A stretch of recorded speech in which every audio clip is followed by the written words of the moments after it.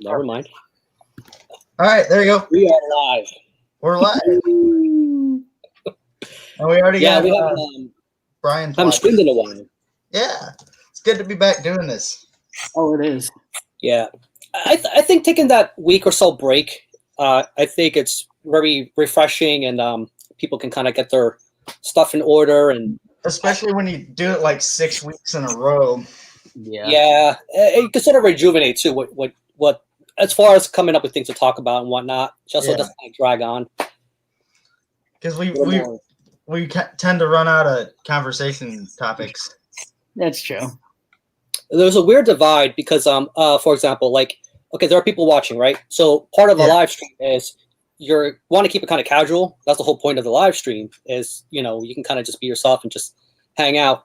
But at the same time, you kind of want to be a little. It's got to be formulated. Substance, you know what I mean? It's got to be some substance. It can't just be this. Yeah. Oh, I could do that. Hey, Rick, I'm glad you accepted that challenge I gave you. Yeah, no problem, man. Dude, that was a hard one, man. It usually is. But the thing is, like, I realize that some people do really good with the instantaneous kind of content, but someone like myself, I have to usually ruminate and put those thoughts together. Yeah, I had to think about that one a couple of days. But it was definitely fun to shoot. Something different for once in a while. For once, It was. The 10 questions were, I think, varied enough and kind of spread out in a way where they weren't too similar, but you can also keep it kind of interesting. Which of this is from my video. Which of my answers surprised you about me the most? I might have to rewatch it just in general. You're good. God. I actually started watching the other ones right before I started recording. So it's kind of everything just kind of what you call it, kind of mishmashed together right now at the moment. I liked Azag's video. He did a good job with that. He's the one I didn't finish. He was the last one because I was thinking about tagging him, but then I realized, oh wait, he already did one. What the hell am I doing? We should have got Stefan in on it.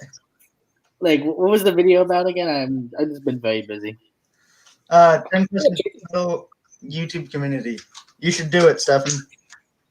Oh, sorry. Can you say the question again, Nick? I'm sorry. Turn that shit off. Sorry. What was it, Stefan? I know. What was the question you asked me? I'm sorry. We should get you in on that tag. Do a video. 10 questions to the metal YouTube community. All right. From the Death Doom Metalhead. Stefan, do it. Yeah. Yeah, Steph, you gotta do it, man. Jacob's the one that talked me into doing it. It's kind of like, why did you start a channel? What are your genres you go to? What kind of music you cannot get your head around? I'm sure there's plenty for you. You know what, guys? That's my next video. I'm doing it. Yeah, it was fun to do. Thanks for making me do that, Jacob. I enjoyed it. Stefan likes polka. That was definitely some, I don't know, like easy content. Not necessarily easy, but it's like somebody's already gave you the formula. And it's fun to do something different once in a while. You don't have to pull out new records. Like, it's just shit that's already in your collection. You'd be like, oh, what do you hate the most? And like, well, I guess that's a bit of work too, because you may have. Of course, the second I finished, there were a couple of albums I was like, oh shit, I should have put those in here. But that's the way it is with just about everything. Yeah, I should have reformed. There were a couple of questions I didn't really have great answers to. I should have just kind of put a new spin on the question, like the hero, who's your like idol in music. I should have just been like changed it to like who would I like to sit down and like have a beer with. Probably I don't like money. Idolize anybody. Dead or alive? Yeah, that would have been cool. For me, it would have to be Lemmy 110%. Well, for me, it would have to be Chuck Schuldiner. That's a good one. Although I heard he could be an asshole at times. I would look away from that. I would be like, I would just want to actually talk to him because there's a lot of things that I've seen in interviews and stuff that he looks like a person I would want to hang out with. This is a stupid question. Does he drink beer? I don't even remember that. If he, I don't know that he did. if he doesn't, I'll just drink whatever he wants. Hey, Here's he the deal, can drink man. a Bush NA though. Here's the deal. Like, okay, Chuck, I almost see him like an Eddie Van Halen. Like they're so focused and they're like technical creatures of their craft that it can go either way. It's like you're so into what you're doing, you don't have time for those vices. You know what I mean? You need to keep your head clear. But then, like, then you got guys like Eddie Van Halen, who was a chronic ass smoker. You know what I mean? I feel like he needed that just to operate. Dude, that fucking bit him in the ass there. Mm. What's up, Brian? Thanks for joining us. Quit, Nick. What? I said that should be a lesson for you. Quit while you can. I don't really do that shit. Half the shit I say about on here, I'm joking about. So, rule Hey, of thumb, Nick, don't believe a thing I say. You heard about the Bojangles guy, huh? Yeah, Jerry Walker, man. I had a fucking shit week in terms of people I love. I lost one of my best friends here in the St. Louis music scene Tuesday, and then last night, Oh, shit. one of our neighbors who was like a third grandfather to me fucking died at age 98. Damn, dude. Yeah. But we're getting through. Yeah. I caught a, you know how it is, you get in one of those rabbit holes. So I was watching some Eddie Van Halen stuff. I don't know if you guys caught this one video, but this was back in, I want to say 1998. This is when Wolfgang was still a baby, was still quite very young. Anyway, so they're talking to, and they're interviewing him, and he's like chain smoking the whole time. It was pretty cool. He's talking about his studio, and they were talking about how his studio is kind of illegal. So he's like, I built a racquetball court to get around the zoning, and the guy doing the zoning is like, there's all this thick concrete and all this shit going on. He's like, yeah, you know how it is, the neighbors, and I'm trying to keep it quiet and all this stuff. You know what I mean? So he was able to get around that, doing the racquetball court, and then next thing you know, he's got a whole full-fledged fucking studio, with all his shit, all his gear. He's got the wires running through everything. He's like, this is where you record? He's like, yeah. The guy's a machine, man. Like, yeah. So they're running around. He's talking about his wife. She's like, why do you got to do all that squealing? He's like, well, I bought you a house, didn't it? What was really insane is, now remember, this is back in 1998. So computers or whatever were not, as far as like music editing, digital music editing was not what it is now. So he had a whole storage like of these DAT tapes, and trying to archive all that shit, because I think he said he tried to archive that stuff digitally, but then his computer flopped or something, and then he said he's the only one that knows all the shit that's on there, so there's nobody to take over for what he was doing to be able to archive all this unreleased, recorded shit that he was working on. Man, bummer. Yeah, we're talking like thousands and thousands of tracks. This is back in 1998. I don't know how many he's done since then. I'm sure he probably hired somebody since then to come in there and, back up all that, all those recordings, But since he passed away, I mean, I don't know how much of that's going to get released, how much of those B-side stuff, it's going to come out. But I expect something, man. I don't know. Yeah, not much probably, though. How much depends on how greedy his family is, I guess. Yeah. They want to keep cash grabbing.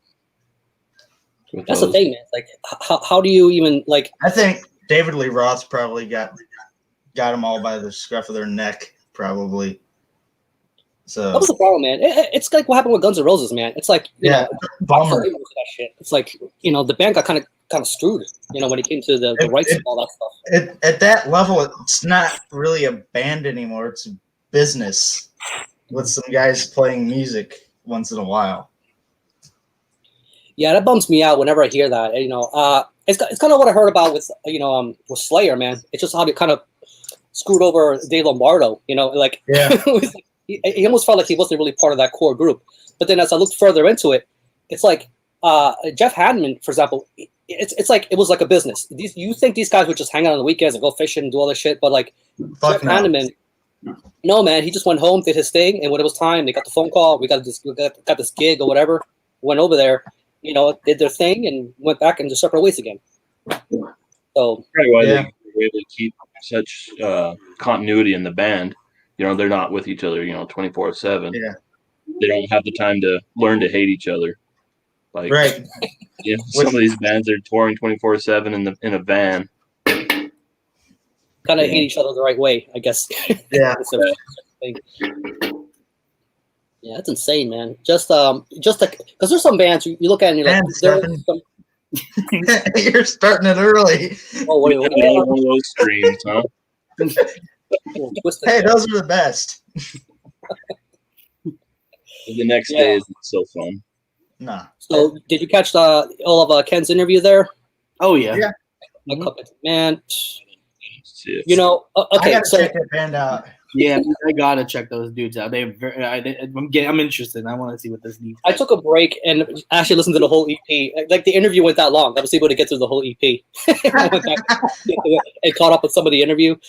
Dude, okay, number one, those guys are real fans of death metal. Like they're showing shit. They're showing all this, fucking really good stuff. Some of it I'm like, it's already on my want list. But it's cool, like just to see them just kind of being in their living room, just kind of really casual, hanging out. I think that's the format I think Ken kind of wants. He wants to keep everything kind of just, not so studio and not so, just relaxed. Yeah. He just wants to keep it a hangout.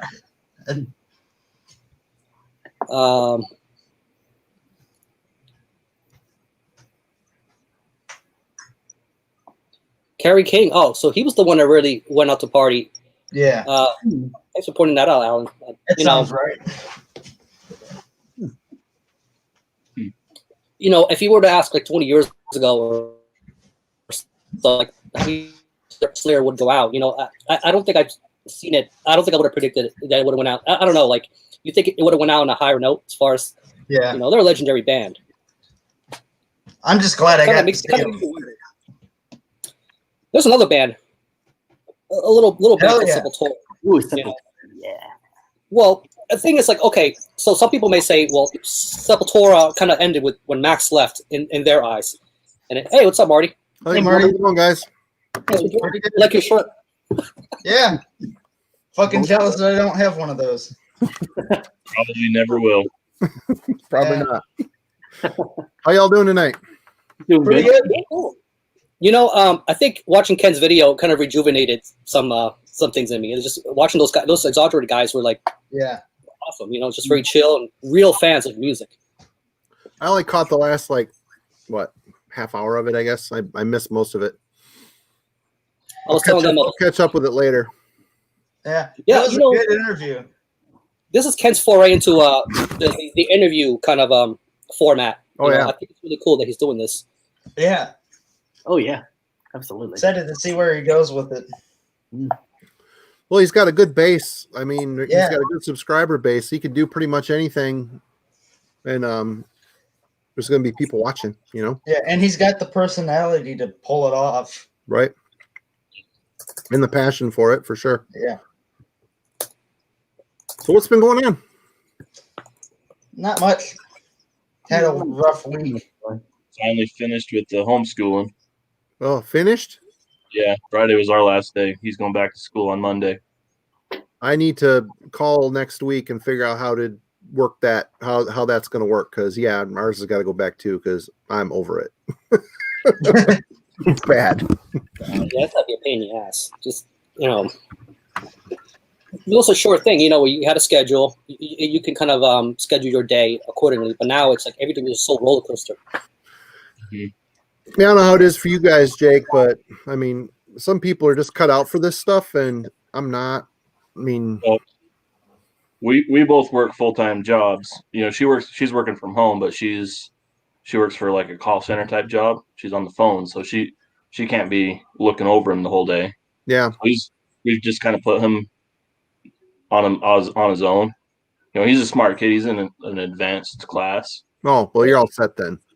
Well, he just doesn't have the focus here at home and somebody with him. So yeah, he wasn't doing well. He was going to fail if we kept him because he was completely coasting on his work.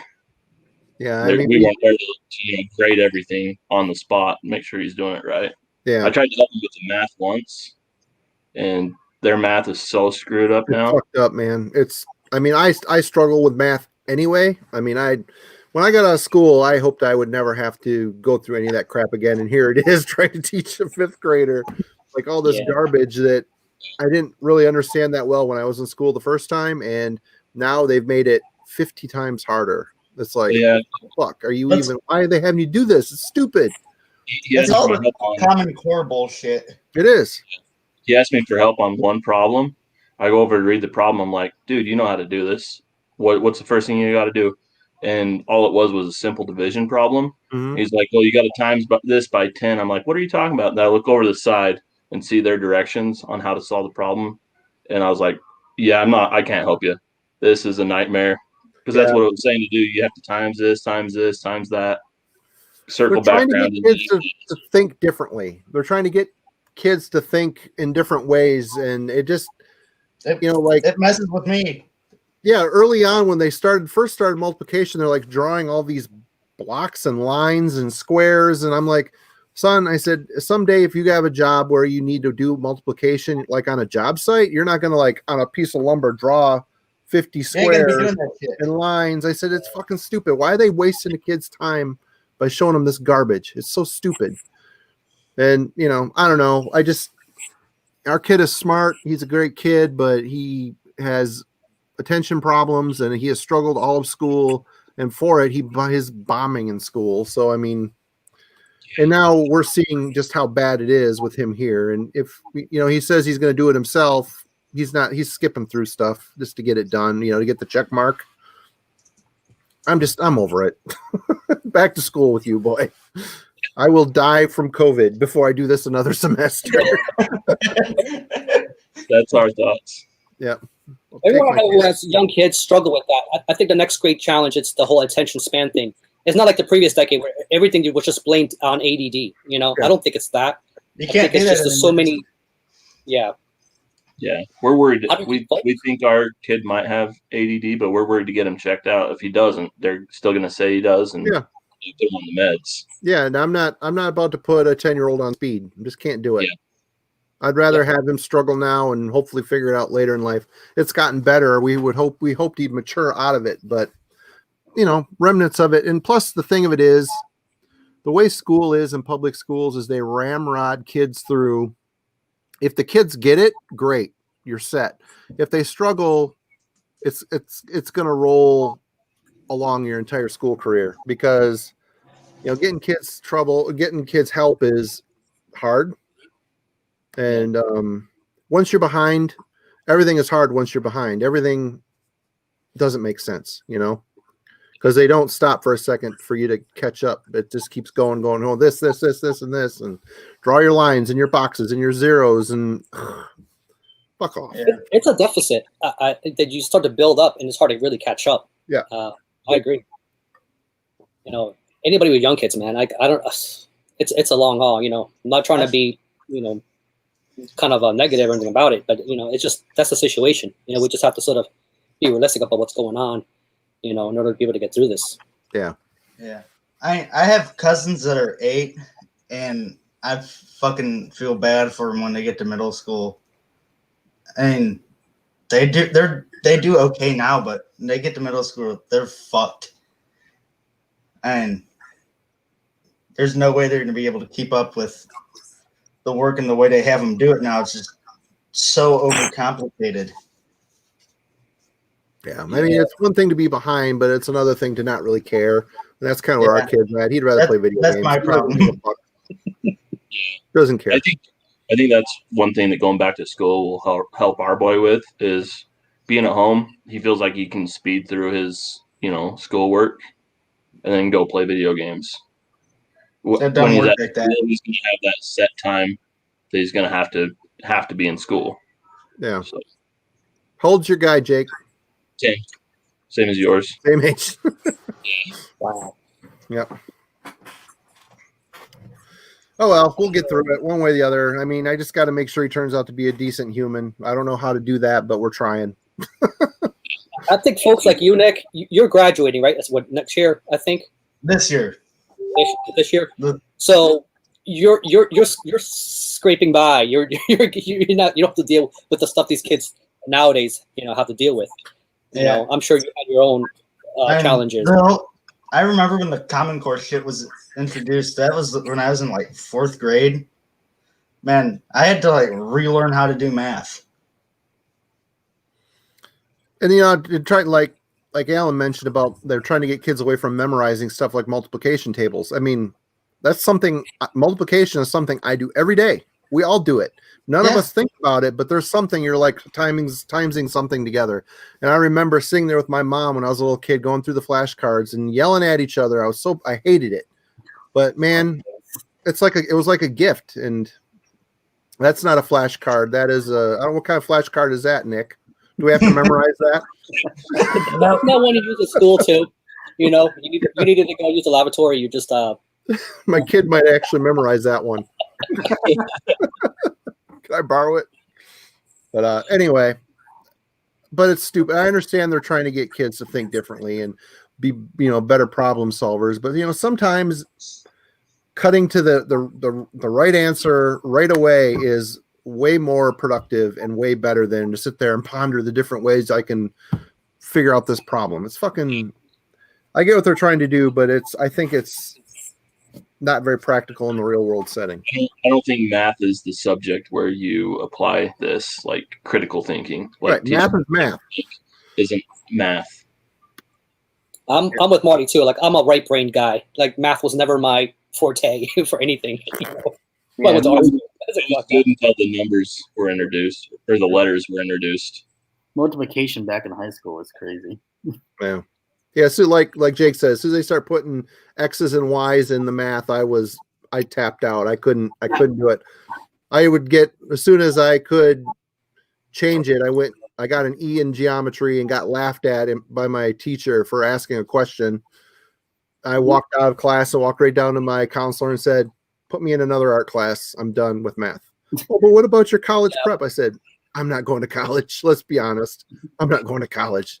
I'm getting back out in of high school. school when I saw that A for algebra, I was like, I went to vocational school. I was like, I did half the day. I'm like, I don't have to deal with these extracurriculars. I'm like, I'd rather do wood shop or more of that other kind of stuff. I still got the credits. No, one thing's for sure. Since I was never good at math and back in high school as well that much, I made sure to never take a math class in college because I don't want to have to do that either. Yeah. And it boiled over. I mean, you start getting into the X and Y's. I mean, it boiled over into chemistry class. I fucking bombed chemistry class. I mean, all that junk. I mean, it snowballs and just keep putting me in art classes. But it also might be the rest of the world. I mean, we're trying to catch up with the rest of the world too. Like, I feel like we're falling behind in a lot of things. Yep. I mean, whoever decided to introduce the Common Core thing needs to be set up in the town square and have everybody kick them in the nuts at least once. They're just fucking stupid. Line them up. Line them up. I'm kind of fucked either way I go because I have to do Gen Eds at State Tech next year. I had to take 2 years of math no matter what program I do, which fucking sucks because I'm going to bomb it and do well in everything else. That's right, Cad. Me too. I got my learning on the streets. What's a death metal university? What is that like? Yeah, I have Ken, you need to set us up with that. I have a PhD in slams. Love your video, Ken. I think what you had going there. Want to see more of it. I mean, yeah, we need to see more interviews, Ken. Yeah, please do that. I can see his little black book of bands. I mean, it's got to be freaking impressive. It's got to be the size of a textbook. The size of the Battalion Slayer Mag Diaries book. Right. Yeah.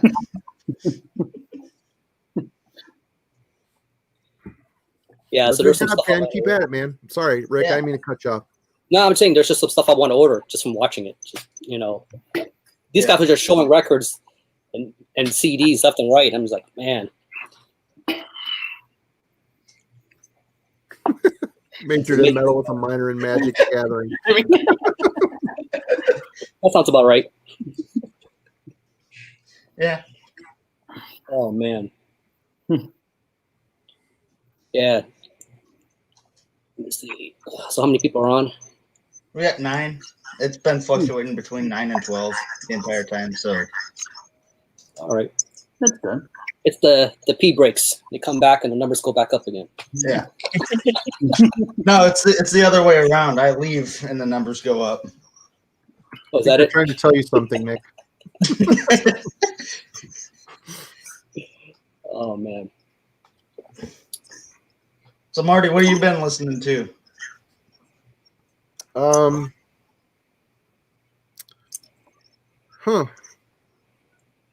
You know, I haven't really listened to a lot this week. I've been trying to, my CD racks are about filled up, so I've been trying to reorganize some stuff, and I still have like boxes of shit I haven't listened to. So I've been going through that, sorting stuff, and I don't know. Yeah. I've been listening to a lot of old thrash.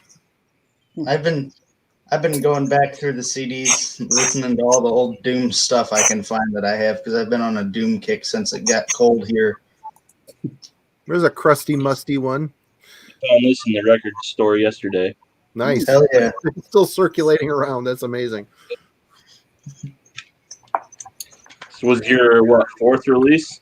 Yes. Yep. I took the picture on that cover. Yeah, I noticed that in the book that it said you and Tanner did all the photography. Pretty What's cool. up, Jeff? Hey Jeff. Yo, Hey Jeff. what's going on, guys? Oh, Jeff. I've been How listening y'all to this one doing? a lot. What's that? This is Frowning Extinct. Like I played this in my last video. Oh yeah. Some real it's kind of almost funeral doom, but not really. That's really good stuff though. I always wonder about some of those albums. Is that only in Digipack? I know some Yeah. bands are good about releasing Jewel and Digipack. Black Lion Records does mostly digipacks, which is kind of annoying, but They do. I like they do them. pretty good digipacks, so they're decent Yeah. quality. Yeah, they won't get fucked up unless you chuck it at a wall. But If you put them in sleeves, no, I know that's going to get some eye rolls. Some people- I have a few empty ones. I keep over there. I'm too lazy. Put them in. I mean, I can put them in if I want. I could be a bit of a craftsman with the X-Acto knife and all that stuff. I've actually made my own sleeves. You know what I mean? I'll give you just a quick demonstration. been listening to this one a lot, Marty. Oh, yeah. Good stuff. So Yeah. the follow up to the one I just showed. What was that, Nick? Falls of Rose. Celestial. Second Oh. Celestial album. They ever gonna do another album? I don't know. I Because don't I think really it's really on his radar right now. He's pretty busy. Obsequiae kind of took precedence over everything. yeah. Oh, I'd that's like to hear a Tanner's follow-up. other thing. Yeah. Is that Tanner's other project? Yeah. Celestial is Tanner also. I haven't checked that one out. I know the Obsequia. What's the Celestial like? Is that black metal or Funeral It's- Doom. Funeral Doom? Like atmospherics. Yeah. He's got another project coming out with Carl from I can't remember the fucking name of the band. I can't remember the name of the new band, but it's like very Swedish melodic death metal inspired. That's Oh, gonna that'll come be out. cool. Yeah, I don't know which. I think that's on $20 spin as well. But Oh wow, cool. yeah, I heard demos of it years ago, and it sounds really cool. What does Tanner do for a living? Is he just a musician? He works at Hammerheart Brewing Company. Oh, okay. Does he work up there with Austin? Yep. Oh, cool. I didn't know he was in Minnesota. I thought he was in. I don't know why I thought he was in Ohio or something like that. Nope. He's a Minneapolis guy. Oh, cool. Minnetonka. Has he played with Austin live before? Yeah, he's in the live band. He plays keyboard. He's in the live band. Okay, that's what I Yeah. thought. Okay. I thought I'd read that or heard that somewhere. Cool. Yep. Nice. Well, like I was saying, I was going through organizing a bunch of CDs I haven't listened to yet and stuff I bought. And I don't know if you guys have done this. Anybody that's got a big collection. I typically have gotten away and done really well with this, but I recently this year bought a Sacrilege CD off of Discogs for cheap, and I was going to file it the other day and realized I already had it. Uh-oh. Yep. And I think I got after that right. Ellen made me that this here Armored Angel CDR with all the Armored Angel stuff, I'm like, I'm going to get some of this crap. So I bought a couple CDs off of Hell's Headbangers early in the late last week. They arrived today, and I went down to look in my CD collection. I already had one. Shit. So stupid. Might as well just take money and just throw it out the window. Woo! There it goes. You know what's funny? Rotted Life. I would not expect this, but they have an Armored Angel in their store for Stick Martyr and I guess anthology CD. So that was curious. They're not a label I'd expect, but still more about the guts and the gore and whatnot. Armored Angel didn't seem like something that should be in a Rolodex, but that was cool to see. It's good stuff too, Rick. If you haven't heard it, I mean, obviously I've owned it, and I just forgot that I had it. Thanks to Alan. Alan, got me going. I'm like, God, this shit's really killer. It's, something someone probably sent to me, and I listened to once or twice, and stuck. I kept it. I liked it, and it just, you forget. Yeah, I've done it a handful of times. Not a lot, but maybe 3 or 4 times. Then you feel like a dumbass. Yep. I mentioned this in my response video about how I was going through my collection and I realized there's some stuff here I actually have not listened to just because it came in some bundle or whatever. I'm like, oh shit. I think it's a little more. I think it's a little more forgivable when you're out somewhere and you're shopping in like a record store in a city or someplace you haven't been in a long time or something like that, and you're kind of going through everything and you go, man, do I have this or don't I have this? But when you're actually sitting at home and you're ordering online and your collection's right downstairs, and you don't go look at it. Down to look, and you don't. That's also a sign of old age, Marty. Right, laziness. Old age. What I'm saying? Yep. Yeah, for sure. Especially if you have to go to the store and you're like, do we have eggs? I don't know, but you go in. Oh well. That's not a big deal because you can just eat more eggs. You know what I mean? But when you got CDs that you already have, it's kind of like, shit, I've done that before too. You buy the big double pack, the 24 packs of eggs, and we need eggs. Get home and there's the side case is filled, and then there you have another 24 one, and they haven't been broken into yet. So you've got like kind of make some big omelets. Yeah. If you got kids or whatever at home too, it's like you think you have something, and you go home, you're like, shit, I just came from the store and the eggs are gone. That's the opposite effect. Every time I go out, I know I just got to buy milk. I mean, my kid's 10 and he's drinking it like a madman, like a gallon of milk. He could probably go through that a day if I didn't yell at him to stop. We drink a lot of coffee around here, so we need milk and everything. We do a lot of coffee and iced tea here. So I don't usually use milk. I just buy creamers. Oh, speaking of iced tea. So everybody going on crazy buying sprees here of late? I'm the only one that always comes on and says I haven't bought anything in months. Yeah, I'm basically going to start buying things for Christmas. I bought some new boots today, but Now I'm buying shit again. I fell off the wagon. Did you? Stupid. I'm buying things I already have. That's how stupid I am. I did get something from Nuclear War Now just today, and that's the first Sentenced album. They listed that. And I just got that too. Did you? Yeah. It wasn't. I thought I'd be sold out like right away, and it was still there. I was like, shit, I better get on that now. Did you get the colored vinyl, the blue one? You know what's funny? I don't even know. I just wanted the LP.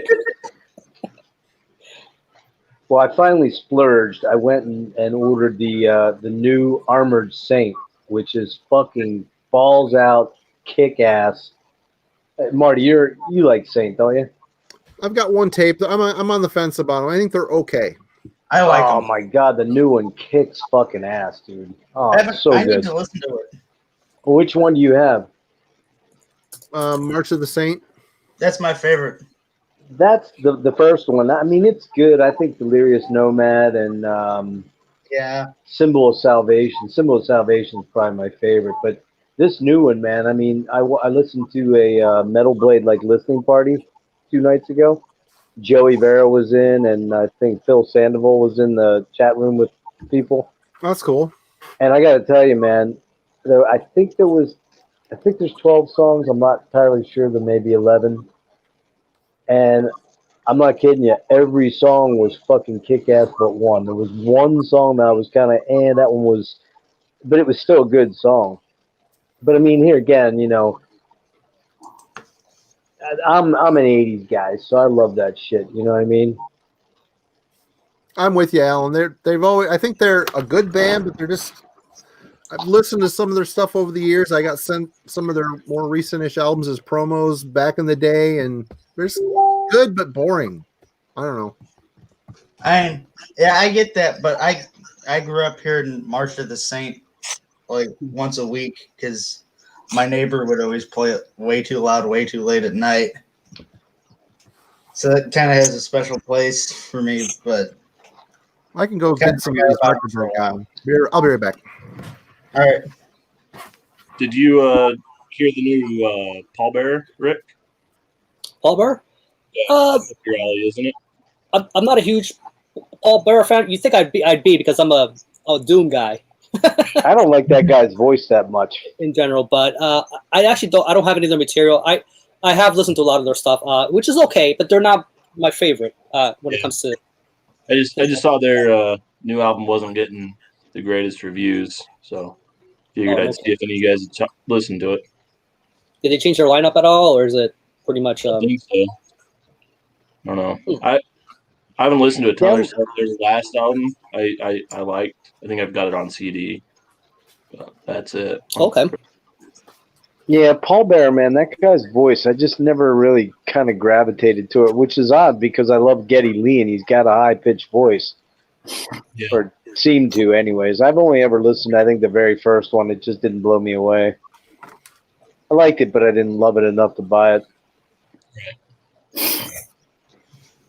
Yeah, like what Alan said. I mean, they're all right. I mean, I don't think they're a bad band or anything. I mean, they're just never quite swayed me.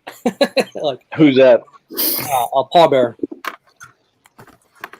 I just got a package last week from Hell's Headbangers. I got another one today, but I'm not going to show them all. But Oh, I love that album. Oh, there we go. Who is that? Waiting for that one in the mail. Sentenced. Oh, Sentence. Yeah. First That's a album. really good album. That is a good album, yeah. That's a fantastic album. I love that one. Oh I was yeah, just wearing that shirt yesterday. they just listed that. one. Sacramento? Yep. Yeah.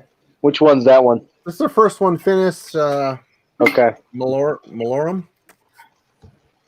I never had it. I've always had just a download of it. And this thing came. They must have. The production company must have fucked up because it came with 2 jackets. One of which has What? the silver skull, and the other one doesn't have it. Oh, that's weird. That is crazy. Well, now you get one with just the pure artwork you could frame or I something. kept the lyric sheet in the one just because it made it feel like it needed to do something. That's actually interesting. But they must have got the first batch without the foil, and they said, "Fuck it, we're Yeah. gonna include them out with the orders." You can Yeah. frame that. I got 2 the 2 I didn't have from Death Hammer. Stupidest covers ever. Forever ripping. This is Past. Still cheap. is this the stuff you were waiting on that you thought was lost, Marty? Oh, that is funny. No, yeah, it is. This is the stuff. Yeah. These 2 albums were pre-orders. When I ordered it, I didn't realize that. I've seen that stuff flying around on Hell's I never listened to them. What are they like? They're Norwegian. They're like jacked up black thrash with a heavy destruction influence, old destruction influence. Oh, cool. I got all their records now. I like them a lot, actually. They sent me one of their records just because I bought a lot of stuff. They always throw in free stuff. And I Right. never listened to it because it had such a stupid fucking cover, but I put it on one day and went, holy shit, this rips. And so I got them all now. That's I- cool. Yeah, I got some other stuff today, but I'll eventually show all this stuff in a video, I'm sure. I've been seeing all that album being flying around on Hell's Headbangers a lot.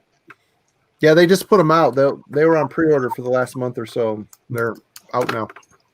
Good stuff. Have you guys ever heard of the death metal band Convulse? From Finland, yeah. Yeah, Yeah. Finland. Yeah, The album, World Without God. Oh, yeah, God. yeah. I was just listening to that one It's a classic. last one. Like, Classic. I want to say, like, I think it was the second track of that album that really kind of kicked it off for me. It was like it had like that cool drum, like that cool cymbal like type of beat onto it. It had like that cool guitar tone on it. Like, if you know what I'm talking about, actually. Very Well, good. it's got that classic Finnish sound. Oh, yeah. Yeah, it does. Although everything I've listened to them after that has kind of left me not really that impressed.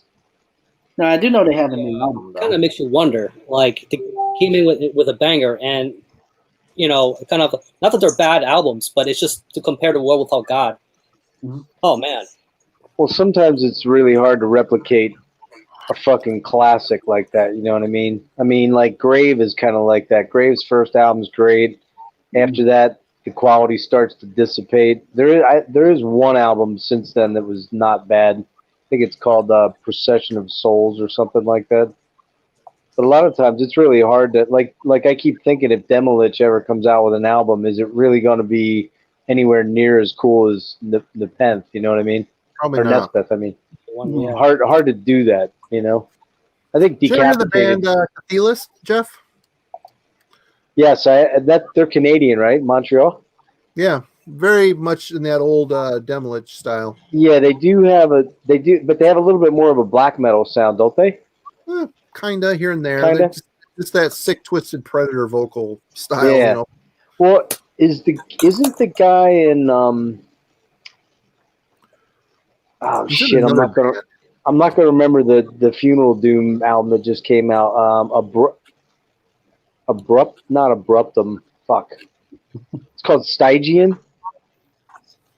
I don't know. It's on I've 20 heard- bucks spin. Hmm. Fuck, I can't remember the name of that album. But it's like a super, super slow death Funeral Doom album. Just came out maybe about a month and a half ago. Hmm. I think that's the Cathelist guy, isn't it? Yeah, I don't know. Yeah, I'm pretty sure it is. Yeah, I have checked them out though. They're pretty cool, Cathelist. I don't own anything by them, but they were pretty impressive. The one I listened to. Yeah, they're good. Good stuff. It's in that Demolich vein a little bit. Yeah.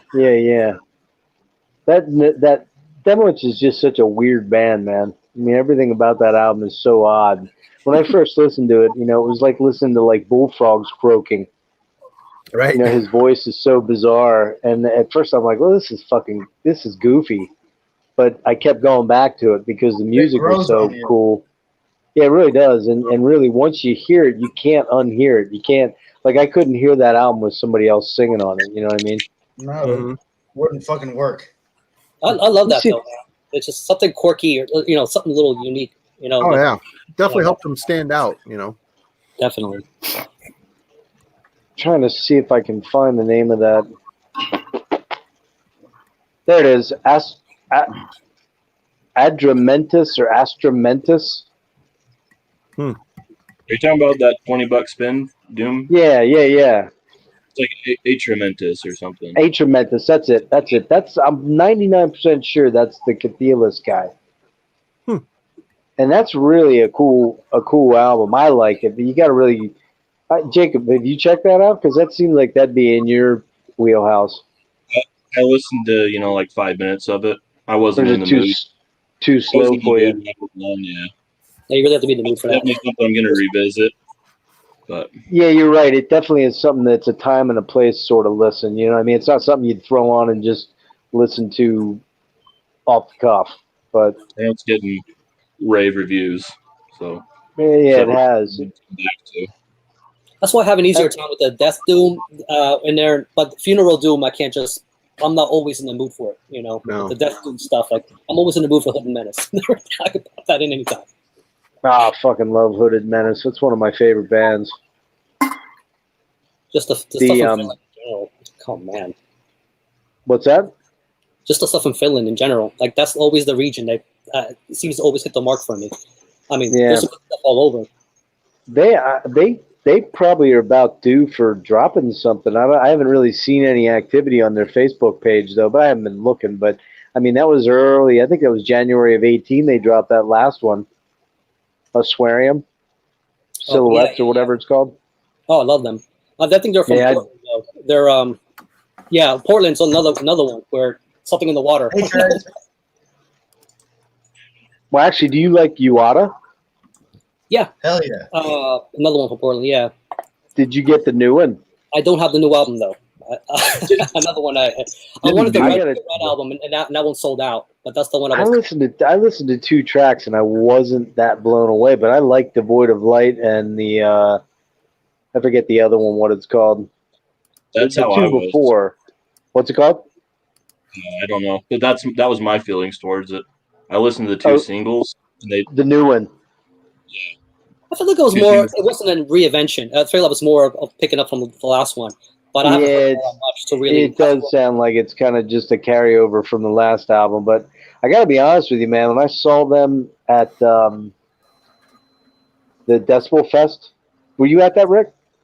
The one 2019? No, I didn't go to that one.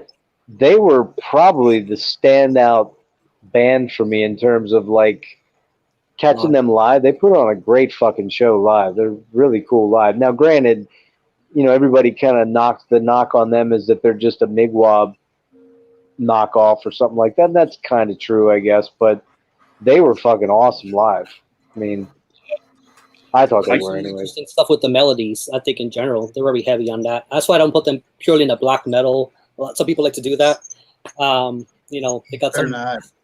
They got the death. They're a weird category. I can't take him seriously. I can't take him seriously ever since that Mexico City incident. Oh, where he got carried off the stage or whatever. Yeah, he said he gave himself heat stroke or something. Yeah, But they wouldn't take off their leather jackets and their hoods. Yeah, that was kind of goofy. It was like 90-degree weather. It wasn't like in the 110s or anything. It was like 95 degrees. Can you imagine Maybe maybe a little on stage in Bermuda shorts and no shirts on? It's like, kind just of go hard on to the be black beach. metal that way, huh? And a couple hats with the dual beers with the straw so they can play and hydrate as they play. They would have passed out if they just would have been more sensible. That's why they need to Nothing book, screams black metal like the dual beer hat. That's They right. should book with a bath. I think if they book with a bath, I think it'll be a hell of a show. Actually, I met Jake after the show. He's a really nice dude, man. He's a cool guy, but I think there is a little bit of poserishness going on there, just slightly. Just, taking themselves a little too serious. Yeah, exactly. Yeah, a little bit. Smelling their little own bit. fart. Yeah, right. Well, and that's the whole thing, wasn't it? Migwa who did the whole hoodie thing where they had the hands in front of their face, and then I think Uada started doing the same thing with all their promo pictures and shit. It's like, Sounds right. But then again, all those bands rip each other off. You know what I mean? Image-wise and sound-wise, it's all incestuous. I found if one band gets popular wearing hoods and stuff, you're going to have 50 others that pop Exactly. up. Very similar to that. Exactly. It gets trendy. What I'm kind of shocked by is the fact that, and I found that video of Varg playing all of his songs on the guitar where he's using the wooden table as his amp. His amplifier, yeah. That shit fucking cracks me up, man. When Every you're in time jail I that throw long, that on. you come up with some creative things. Well, the best part is he'll be doing like a melody line, and then he'll be doing the other melody line with the doo doo doo doo doo doo, and then he's fucking playing the other melody line. You're just like, dude, if you just really looked at how goofy you look right now, fucking hysterical. Yeah. He's such a dingus. That's a word for it, yeah, for sure. I wonder how Marty, did you people- watch The Shining yet? I've never seen that movie. No. I know we talked about that. You going to get it? Gonna rent it? I just tried to watch Beetlejuice with the family tonight. I'm trying to get our kid into trying to pick something spooky but not spooky. And he got bored and laughed, and my wife fell asleep through it. So basically, I watched Beetlejuice. Nah. Well, actually, the reason I said that is that a bad thing, bro? cable TV's been running The Shining every night now the last week or so. So it's probably on TV out there somewhere. Which there's nothing in that they would cut out. There's nothing like nudity or any weird shit like that. Yeah. Fucking great movie, man. That's actually kind of funny that you say that because I actually have not seen that movie ever either. I should clip from it and stuff, you know. Like I want to. It's so good. I want to see it, but I still never got. If you got kids, I mean, it's between The Shining and like this. You know, it's this might win out. You know, Jack Skellington. Yep. We just watched that the other night. That's a good movie. That's a great fucking movie. Okay, are you gonna let your boy go trick or treating? If it's open to, yeah. So I'll have him put him. He's got a Sans mask. I'll just have him put a mask on underneath it. It'll be fine. Hey, Alan, those are good albums. The Old Night, the early moods. You wrote early minds, but it's early moods. But really good Doom. But the Old Night, the first one and that latest one. I mean, the production. Let me know. The production's amazing, right? That Nader marked label. Put it out. How many of those have you drank, Stefan? I just had one. This is the second.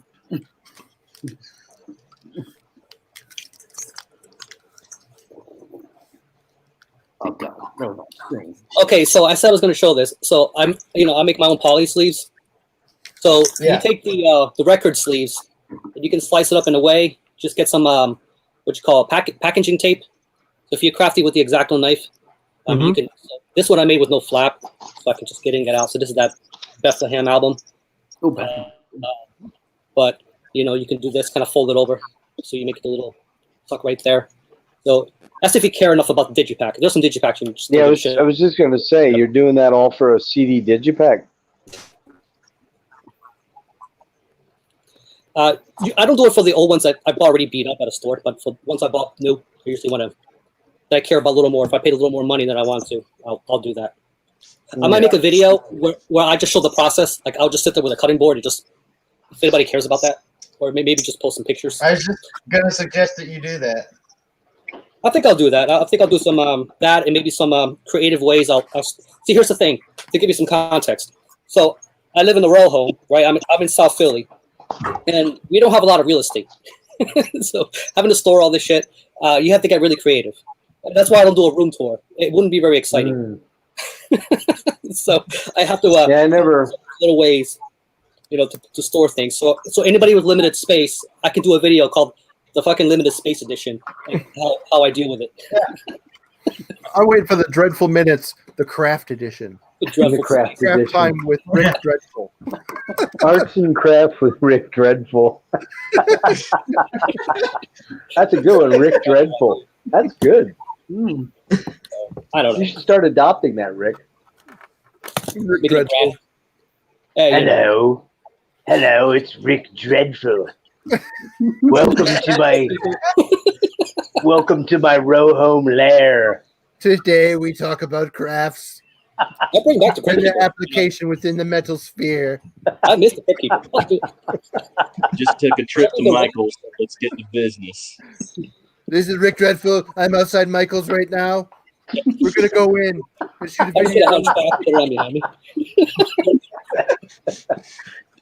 You might be a Dreadful company, but they've got the goods that Rick Dreadful needs. This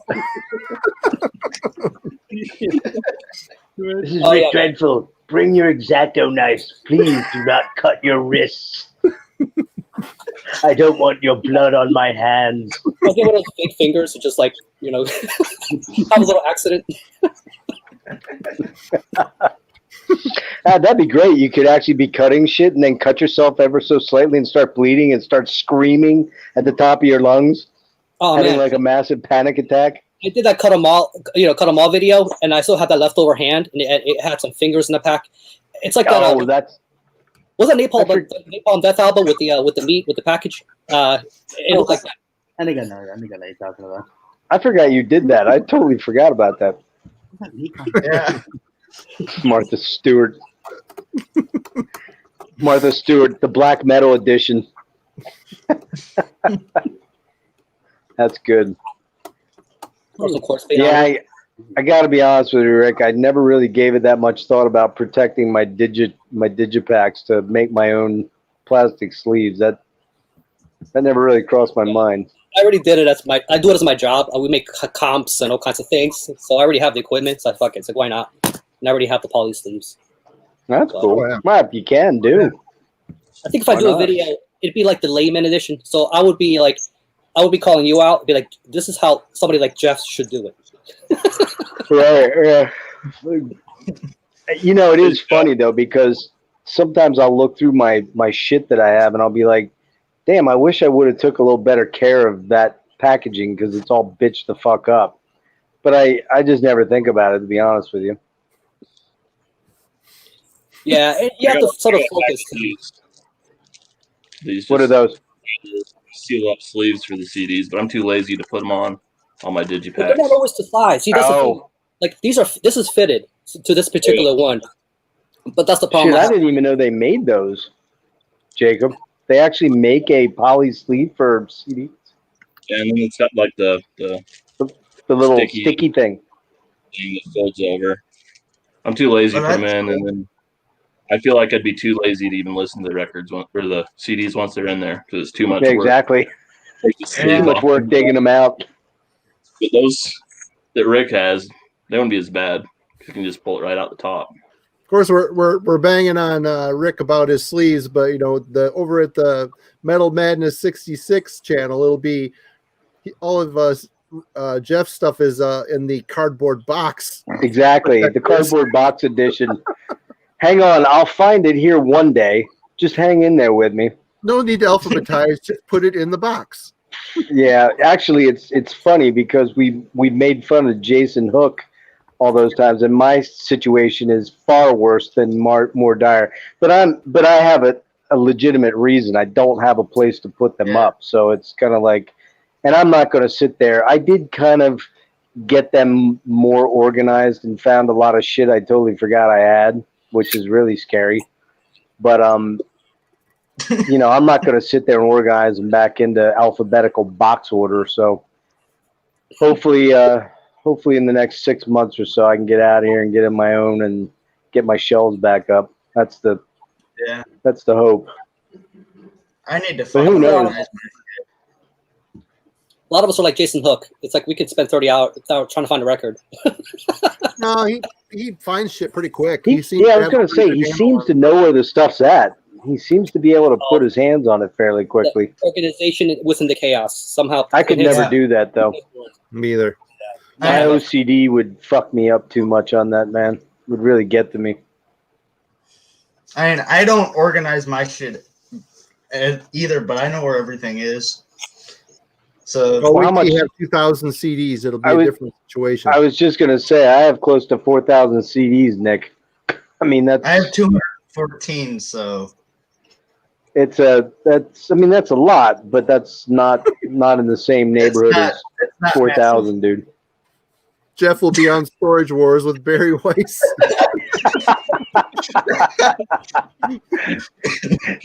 I'll be clubbing Dave to death with a fucking scythe or something like that. What's that guy's name? Dave? Yep. Guy. Yep. Christ, I haven't watched that show. Is it still on or is it in reruns now? Anymore. I think it's just reruns at this point. There's never been a new one. Well, the one dude, the one guy committed suicide. You remember that? Oh no! What happened? Yeah, there was a dude that was. I think he was like Russian, or he came in. He was in for a few episodes, and he was somehow in cahoots with Dave. What was that last name of that? Dave White, was it, or I can't remember his last name.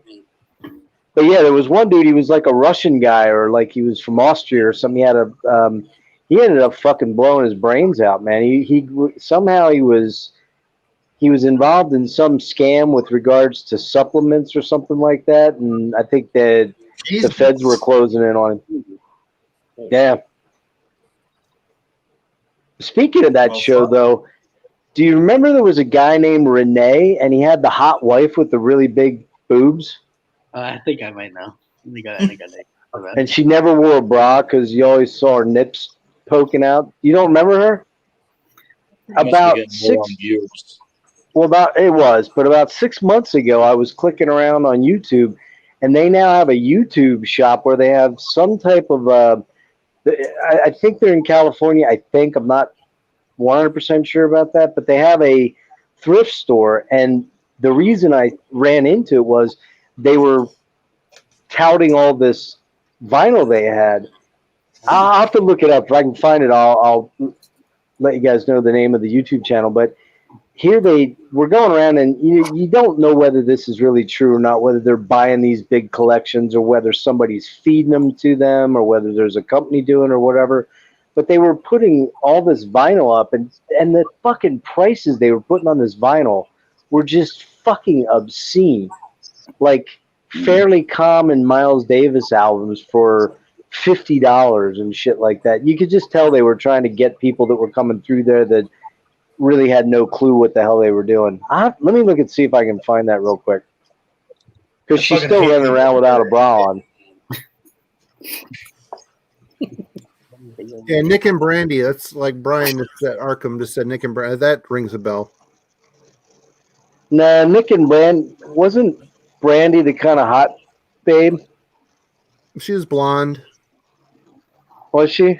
Yeah, I guess. Let me see here. Barry Weiss.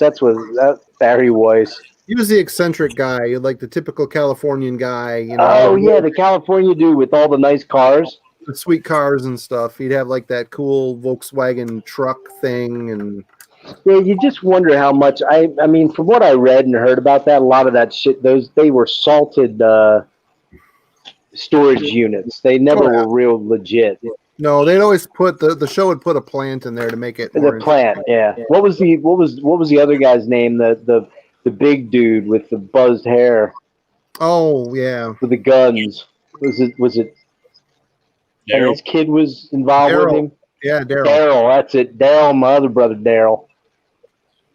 Yeah, that show was, The reality of storage sheds has got to be mostly like shit, stained up queen size mattresses and porno tapes, and boxes of hangers. Hey, wait a minute, Marty. Were you in my storage unit recently, or what, dude? Yeah. Oh, and all these random boxes of Rush. What the fuck? No, I was referencing the porno tapes from the 80s. Box of Rush, box of porno, box of Rush, box of porno. Old Stain Mattress 1, old CAD television systems. Yeah, fucking garbage. Oh, look, a video called Ugly Fucklings. It's got Jeff's name written on it. Ass Blasters 2.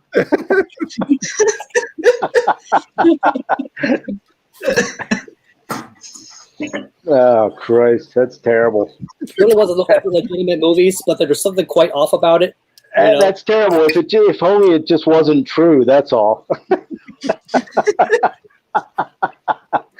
Oh, Christ. The one thing my storage unit doesn't have in it anymore is any albums, tapes, or CDs. They've all been salvaged and extricated. There may be other stuff in there. I'm not really sure. Actually, I'm getting over there pretty soon to start clearing some of that shit out because I got to downsize that thing, man. Talk about a waste of money. $86 every month. It's like a small car payment. Right. A used car payment. Right. Everything is a fucking money pit.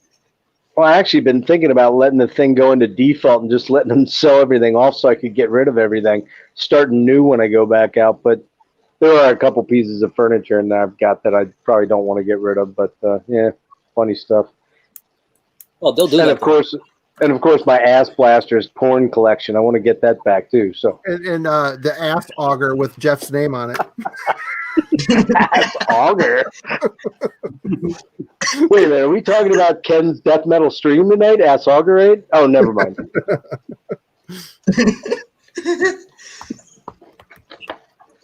Oh yeah. No, the porn title. The porn titles in front of little kids. Yeah, that is funny actually. Oh shit. Hey, Marty, I was talking to Devin earlier. He actually watched The Exorcist tonight, and I said, "Hey, report back to me after you watch it. Let me know how it was." Of course, he didn't find any of it fucking scary at all, because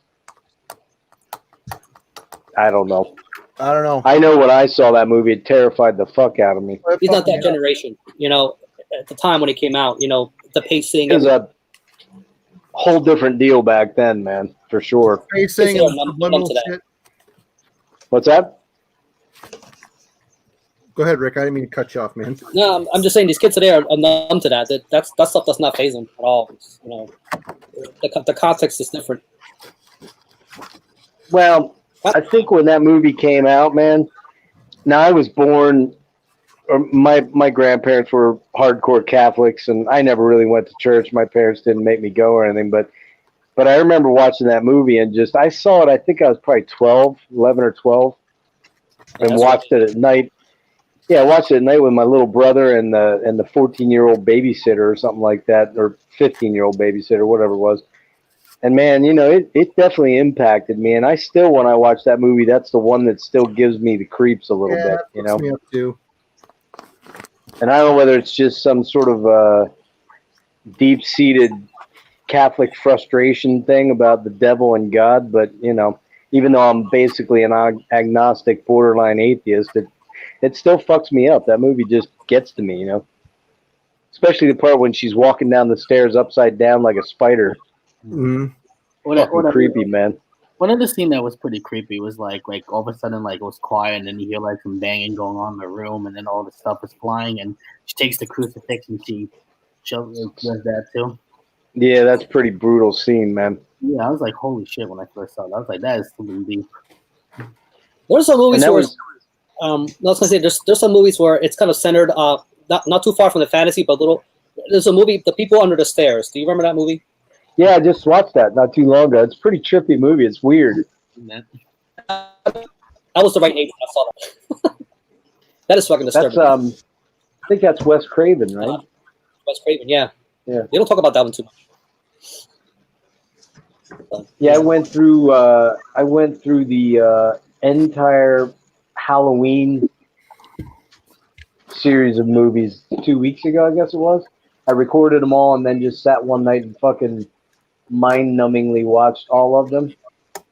And, I'd always liked the first three, but man, there are some really bad movies in that group. I mean, they just get progressively worse and worse and worse, Have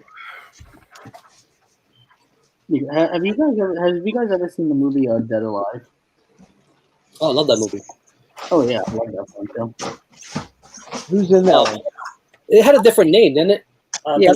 That's an Australian movie, isn't it?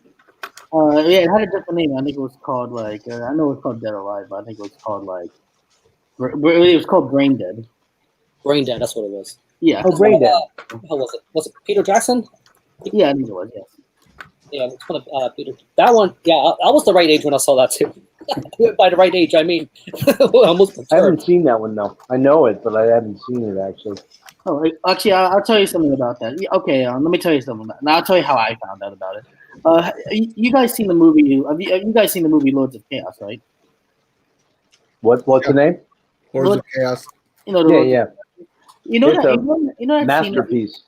You know that scene where you know that scene in Helvetia when you see you see it at the TV and then there's a horror movie playing and the guy's using that lawnmower to kill the zombies. Yeah.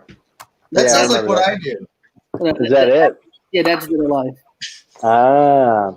That's how I found out about that movie. I just saw it in that Lords of Chaos, and I was like, "What is this movie?" Looked it up, and I was like, "Oh, so that's where they got that from." Okay, so then I got into it because of seeing it on that movie. There's some good one-liners in there too. Like I kick ass for the Lord. That was a funny part. I was like, "What?" One of my friends got a kick out of that. He thought it was funny. Do you like that Lords of Chaos movie, Stefan? It's good as like a movie wise, but it's not accurate to the history of black metal. Kind of cheese baggy. It is kind of like it's a good movie. Don't get me wrong. It's like fun to watch, but it's not the greatest. It's not accurate to what really happened. Like not like the documentaries and stuff I've read online. Right. Like I just wish that kind of. You tell me Varg wasn't out there killing it with the ladies. Yeah, I was like, I never read anything about that or heard anything about that. He was on that American diet when I was going to say, I think Varg was not very happy about the chubby guy that played him in the movie, was he? No, he was not. He called him a fat Jew. Ooh. Mm-hmm. Wait, Varg said that? Come on. Yeah. There was an old That sounds very out of character. Is he a fat Jew? Let's find out. There's a video that was surprisingly a good impression. I gotta admit, when he was doing that YouTube channel, what was that, like 2017 maybe? Yeah. 2016, 2017? I think it was. I found myself oddly fascinated with watching those videos. Oh, it was your goal. They are gold. Found myself feeling quite dirty over it as well too. But it was very bizarre how I was like, man, I gotta watch another one of these. This is terrible. It was like being on crack or something, you know. The only videos I baby, like my club. I didn't even care about any of the other videos he made at all. I was like, I don't care about these other videos. I want to see what he talks about black metal.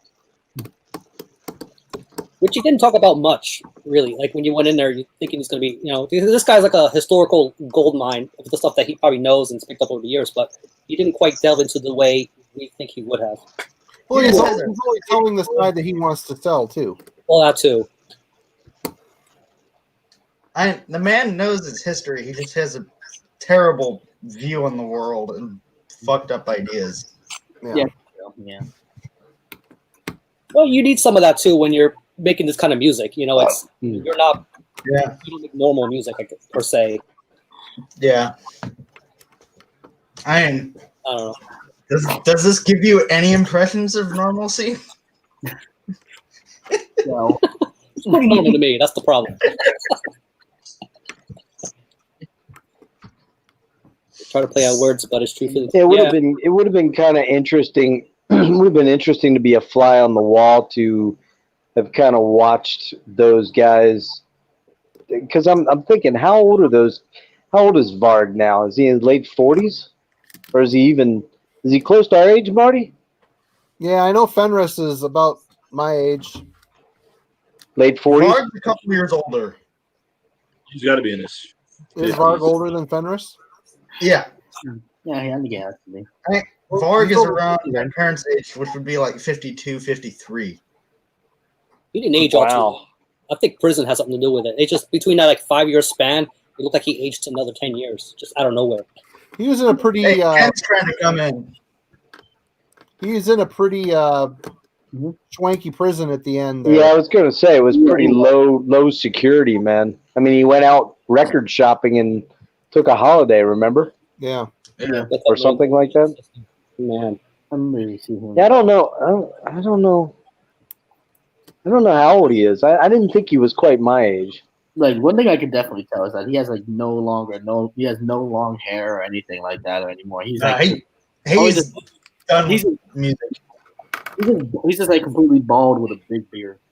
Well, he's a survivalist now, man. Living off the land. Yeah, he lives like in the outskirts of France with his family. His hand-painted truck with his 18 kids. How many kids do you have now? Like 18 or something? I think he has like 4 kids. At least. But isn't his wife somebody that's like, she's some kind of French, like her family has money, doesn't she? Yeah. I have no idea what's going on with that guy. Marty, did you check out? You're not a huge fan of Ray Alder, right? No. Okay. I was gonna say I wondered if you checked out the new Fates. That's coming out in 2 weeks, I think. Or no, November 4th or something like that.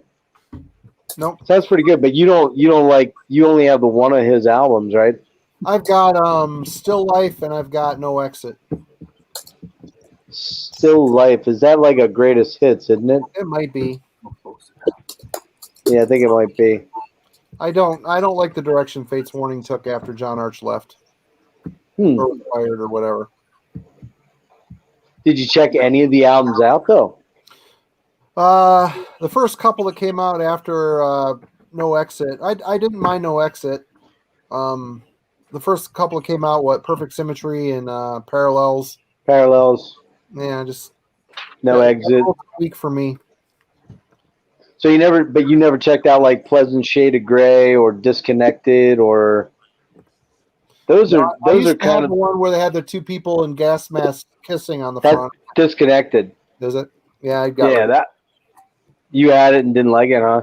Yeah. Of course, that was during a time where I was like too death metal or too black metal to listen to anything melodic. Well, I mean they're melodic. They're melodic metal. They're definitely not death metal or anything like remotely brutal. Disconnected's fucking heavy album, man. I mean, really heavy. Did you get? Oh, go ahead. Well, do you have any of the Arch Matheos? Oh yeah, I got the John Arch EP and the two Arch Matheos albums. See, the weird thing is though, I don't really think that the music on Arch Matheos is that much different than the music in the more current Fates.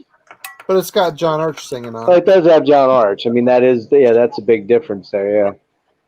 See, I love Ray's voice, man. I mean, I love them both. If you had to make me choose, man, that would be a tough choice for me because I love John, and I got into Fates with Awaken the Guardian and Spectre Within. I mean, those were the two albums I bought first from them. First Awaken, but it's just I really do like Ray, man. I think his voice, and actually I like him more as he got away from trying to be the real histrionic high singer. I liked him when he went more towards his natural voice, you know what I mean, which was less screamy and shrieky.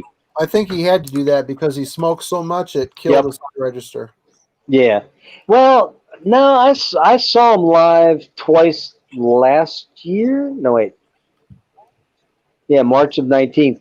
He can't do the high screams, but he can still do a pretty nice approximation of the high voice as long as they're not doing it like he couldn't sing all of Awaken the Guardian, the entire album.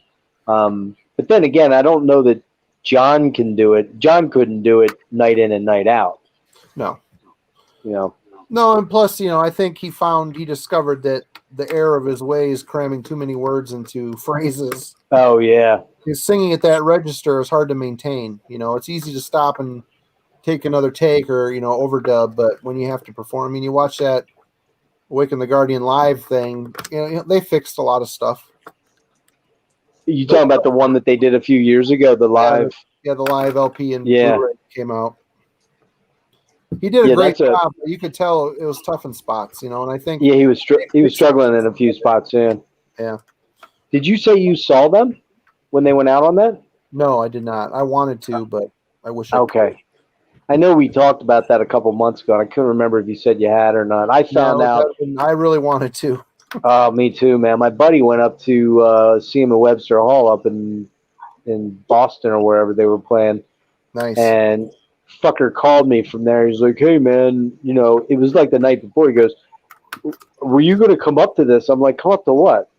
Because I didn't know about it until the night before. I'm like, "You fucker, why didn't you call me a couple weeks ago and let me know this was going on?" It was during a period where I was going through some stuff with my fiance and I wasn't paying attention. And at that point in time, I probably would have just taken off and driven up to catch the show, Yeah. But yeah, I wish I would have saw that. I wonder about all those people who pre-ordered tickets for next year. It's just kind of isn't that rolling dice, basically? Yeah. Especially with everything spiking again. Yeah. What were you say, Jacob? I didn't mean to cut you off, man. Sorry. I wasn't saying anything. I was just Okay. agreeing. Well, a lot of the bands, I've seen bands that have put shows up for the summer and stuff like that, or I'm sorry, like in the spring, and a lot of those shows are already being called off now. So, I mean, I wouldn't buy a ticket to anything right now. What's the point? Yeah. I mean, I think you're right about Maryland Death Fest, Marty. I got a hard time believing that's going to go off. They have such a good lineup, though, too. Oh yeah, all the really great bands are from Europe, and right now, I mean, they're not even allowing any Americans to come to Europe right now. That is a key issue right there. They already canceled the rescheduled Rotting Christ tour. Yeah. Oh, yeah. It's only Was a that matter of supposed to be next year? Yeah, it was supposed to be this year. Then they rescheduled it to next, and now they just canceled it. Yeah, I got a strong suspicion. Well, I guess we're going to find out in a couple of weeks here. We're going to see how things play out. If this was all just some big political move. It's not. I don't think it is either. It was politicized, but I mean, people are getting sick. It's a thing. You have opportunists, who kind of ride on that, it's circumstance. Yeah. You're going to have those. Speaking of which, Trump is literally going to be a mile and a half from my house on Monday afternoon. Oh, you gonna go check it out? Shit at him. He's yeah, I'm gonna just run right over there. Can't wait. I actually have to have an MRI. Requirement, so. Well, he's coming into the Lancaster airport. And Rick, you know where Lancaster is, right? Yeah. I've been there. Yeah, I know where. that's right. You have. He's flying into Lancaster Airport, and I literally live a mile and a half down the street from it, maybe 2 at most. And he's flying in at 10:30. I have to go downtown to the hospital to have an MRI done at 8:30 in the morning. They're already talking about all the traffic issues that are going to be ensuing from it. It's like that motherfucker makes me have to reschedule my MRI appointment. I may just have to pay him a visit. What's going on with your MRI? Everything okay? I got some stuff going on with neurological issues, and so we're gonna get it looked at and see what's happening. I've been having some balance problems and numbness and tingling in my hands and feet, which is kind of pretty alarming. So it's a little concerning. They're hoping to. I had cancer about 11 years ago. Let's see, where are we at here? Yeah, 2009. I had they found a tumor in my appendix. Ugh. Yeah, it was weird. I was out playing soccer and I got this pain in my right side, and it, I thought maybe it was gas, or maybe I just took a weird turn and pulled something in my midriff, and it got worse and worse and worse. By the 3rd day, I was like, well, this ain't gas. There's something going on here. Went in, and they said it was appendicitis, and my appendix was about ready to explode. So they went in, they put me in, in the ICU, and it was really fucked up, dude, because I'm laying there, and the anesthesiologist comes down to talk to me about giving me medicine, and Michael Jackson had died like 2 days before, and if you guys remember, some of you might not remember, but he died of a drug overdose from an anesthetic that his personal doctor was given called propofol. I think it was. Yeah, and they forgot to get him to jumpstart breathing, and he died from it. Well, so I'm talking to the anesthesiologist, and I'm like, hey, how are you putting me out? And he's like, oh, we're just going to give you this drug called propofol. I'm like, whoa, what? It kind of freaked me out. And just as soon as I'm talking to the guy, this old man next to me code blues right in front of me, man. Like, the guy fucking is dying right next to me. That's not, and I'm going into fucking surgery where they're going to be taking, cutting my stomach, and they couldn't do it laparoscopically. They had to actually cut me open. Yeah, it was a trippy thing. And then I get out of there and I go in to see my surgeon like 10 days later for my recovery. And I walk in and the guy says, I'm like, hey man, I'm already running. I'm jogging. I'm doing really well, healing up. And he says, that's great. He goes, so have you ever seen shit, I just blanked out. Oncologist. I'm like, what?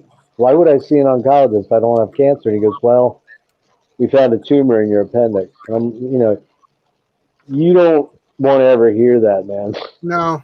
Oh, man. Like, I literally went into a situation where I felt like I was watching myself talk to the doctor at that point. Like, I became depersonalized. I was out of my body because anxiety hit me. I started having a panic attack. I'm like, wait, what? And so that was kind of trippy. But the good news was that they cut it out and they felt fairly certain they had gotten it. But I had to go see an oncologist a couple times. Had to have, several blood workups and all that kind of stuff. And man, when you go through that shit, it's kind of scary, man. It's not kind of scary. It's fucking terrifying. Oh, terrifying. And because I had grandparents, most of my grandparents died of cancer, and my stepmother died of cancer right around that time. So it was kind of a trip. And so I'm not gonna lie, I'm a little bit concerned right now because I'm well aware that cancer's been in my body once before. Isn't that the biggest flag? Is the family history thing? Yep. I think in your case. Yep. Yeah, and I lost my grandfather on my mom's side to cancer, pancreatic cancer. I lost my grandmother on my mom's side to. Yeah, my grandpa died from pancreatic cancer too. And that's brutal, fucking brutal. That's one of the worst ones. Lost my stepsister to that at 46 2 years ago. Man. Yeah, so I've had 3 out of 4 grandparents die of cancer. And so, yeah, I'm not going to lie to you. Monday, I'm going to be pretty fucking uptight, man. I mean, last thing I want to hear is I have a brain tumor. But I got to go get checked out and see what's going on. Well, we'll keep you in our thoughts, Jeff. Yeah. Appreciate that, guys. Appreciate it. Everything changes when you're formally diagnosed, too, man. It's like not having answers. That's really confusing. And then it's hard to, I don't know what kind of insurance you have if you do, but, that all comes into play. Yeah, the insurance part of it's, I'm good there, thankfully. But that's been a big concern, man, because it took me a while to get insurance that I could trust to get some of these tests done because I've not been feeling right for a couple months. So, there's that worry that, did I wait too long if it is something bad? So we'll see what happens. I mean, I am an old fucker. So. But not that old. Yes, you are. Yes, I am. I'm just happy I'm not the oldest guy in the room for once. Like that Chadwick Boseman thing, it came as a surprise to everybody. And he was only like 43. Yeah, 43. Yeah. So who's that? Not whether you're too young or too old. The Black Panther dude. Oh yeah. Right. Yeah. I think he was, but I think he had colon cancer, wasn't it? Mm-hmm. Yeah. And he had it for about 4 years. I think he'd been, but it is weird. Like I remember watching like I don't know if any of you guys are sports guys, but ESPN had an anchor named Stu. Yeah. I'm not. What is it? Jacob, did you say a name? I know who you're talking about. I can't think of the name. Yeah, he had glasses, good looking black dude, real well spoken, real cool guy. He had the same kind of appendiceal cancer I had, and he was fucking in great health, man. I mean, the dude was like, but he had the same kind of appendiceal cancer I had, and I think he died probably in late 40s, something like that. Stuart so when Scott. you see Brian, what's that? Brian Arkham said Stuart Scott. That's it, Stuart Scott. Yep. And I think he was maybe 48, 49, 50 at most. And, so, I'm 11 years beyond when I had my my appendiceal cancer, so it's kind of unlikely because I've had a couple of CAT scans done throughout the years to check on certain things, but I'm a little bit worried about the neurological symptoms that are going on right now, that they could be, it could be something scary, and so we'll see what happens. It is what it is. Hope for the best, man. That's Yeah, let's Appreciate it, guys. Yeah. Appreciate it. the worst part of it is, feeling alone in all this. If you don't have a support group, believe me, man. Like, when you have to take care of somebody, the worst thing is, having them feel like they're alone. They have nobody. You know what I mean? Like, I wouldn't wish that on anybody. Well, I mean, I have my kids, and I have my parents, and my dad, and my mom, and I mean, but there's not a lot they can do. You know You're what I gonna mean? be fine. Yeah, hopefully. If not, I'll be having a fire sale on my CD collection, Marty. The arms is probably carpal tunnel, and I've got some shit on especially in my left leg. My middle 3 toes of my foot go numb all the time. I don't know what it is. My dad's got atherosclerosis, which is hereditary, so I'm looking forward to all sorts of great things when I get older. Can't wait. It's growing old sucks. There's no real way to put it nicely to you young guys. It does. And I mean, I will say this, and I don't want to sound like Mr. fucking preachy guy, but doing things like smoking, excessive drinking, sugar intake. Well, you know what I'm saying, Marty. I'm talking about drinking all the time. And I'll tell you, one of the biggest things, man, for me was just, I was pretty athletic. I was until a year or two ago. And I played a lot of sports and ran and biked and hiked and shit like that. But I was always a fucking sugar junkie, man. Like, I always ate fucking candy and chocolate and junk food because I could keep it off because I was very active. And I'll tell you what, man, like, I'm borderline diabetic right now, even though I'm 5'8" and I weigh 140 pounds dripping wet.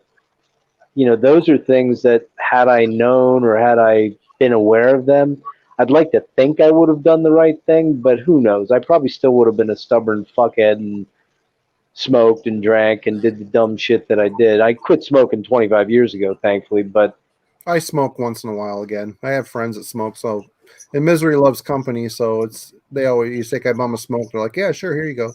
Yeah, you don't smoke every day regularly, right? No, I could really use it. I'm a chain smoker. Big giant You bongs. are a chain smoker. What'd you say, Rick? You know him, the big giant bongs. Yeah.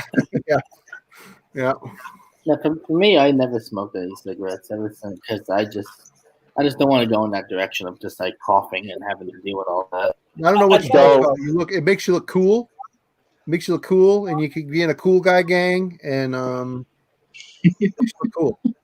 I'd rather the Glorious Dead stay death metal, and I'll turn into a stoner metal band at some point. Yes. I smoked probably from the time I was like 16 to about 24. Man, when I stopped, I went back for a brief 2 or 3 month period when I had my son in like 95, and man, I fucking hated it. It didn't take me more than about 3 weeks to go, yeah, I don't ever want to do this again. But ironically, last year when I was having some issues with gut pain, they gave me a medical marijuana thing, and I did that for off and on for about a year. I didn't really get much out of it, and I didn't get much pain relief out of it. And quite frankly, I'm not condemning it. That's a choice everyone needs to make. But man, I mean, I smoked the actual leaf because I didn't really get the same effect out of the vape pens. And man, after about 6 or 8 months of that, my lungs were saying, nah, enough's enough, man. Don't do this. So that was about 2 years ago. But, smoking weed, actual weed leaf, it's pretty tough on your lungs. Yeah. So, but again, not being preachy on that. That's just was my own personal experience there.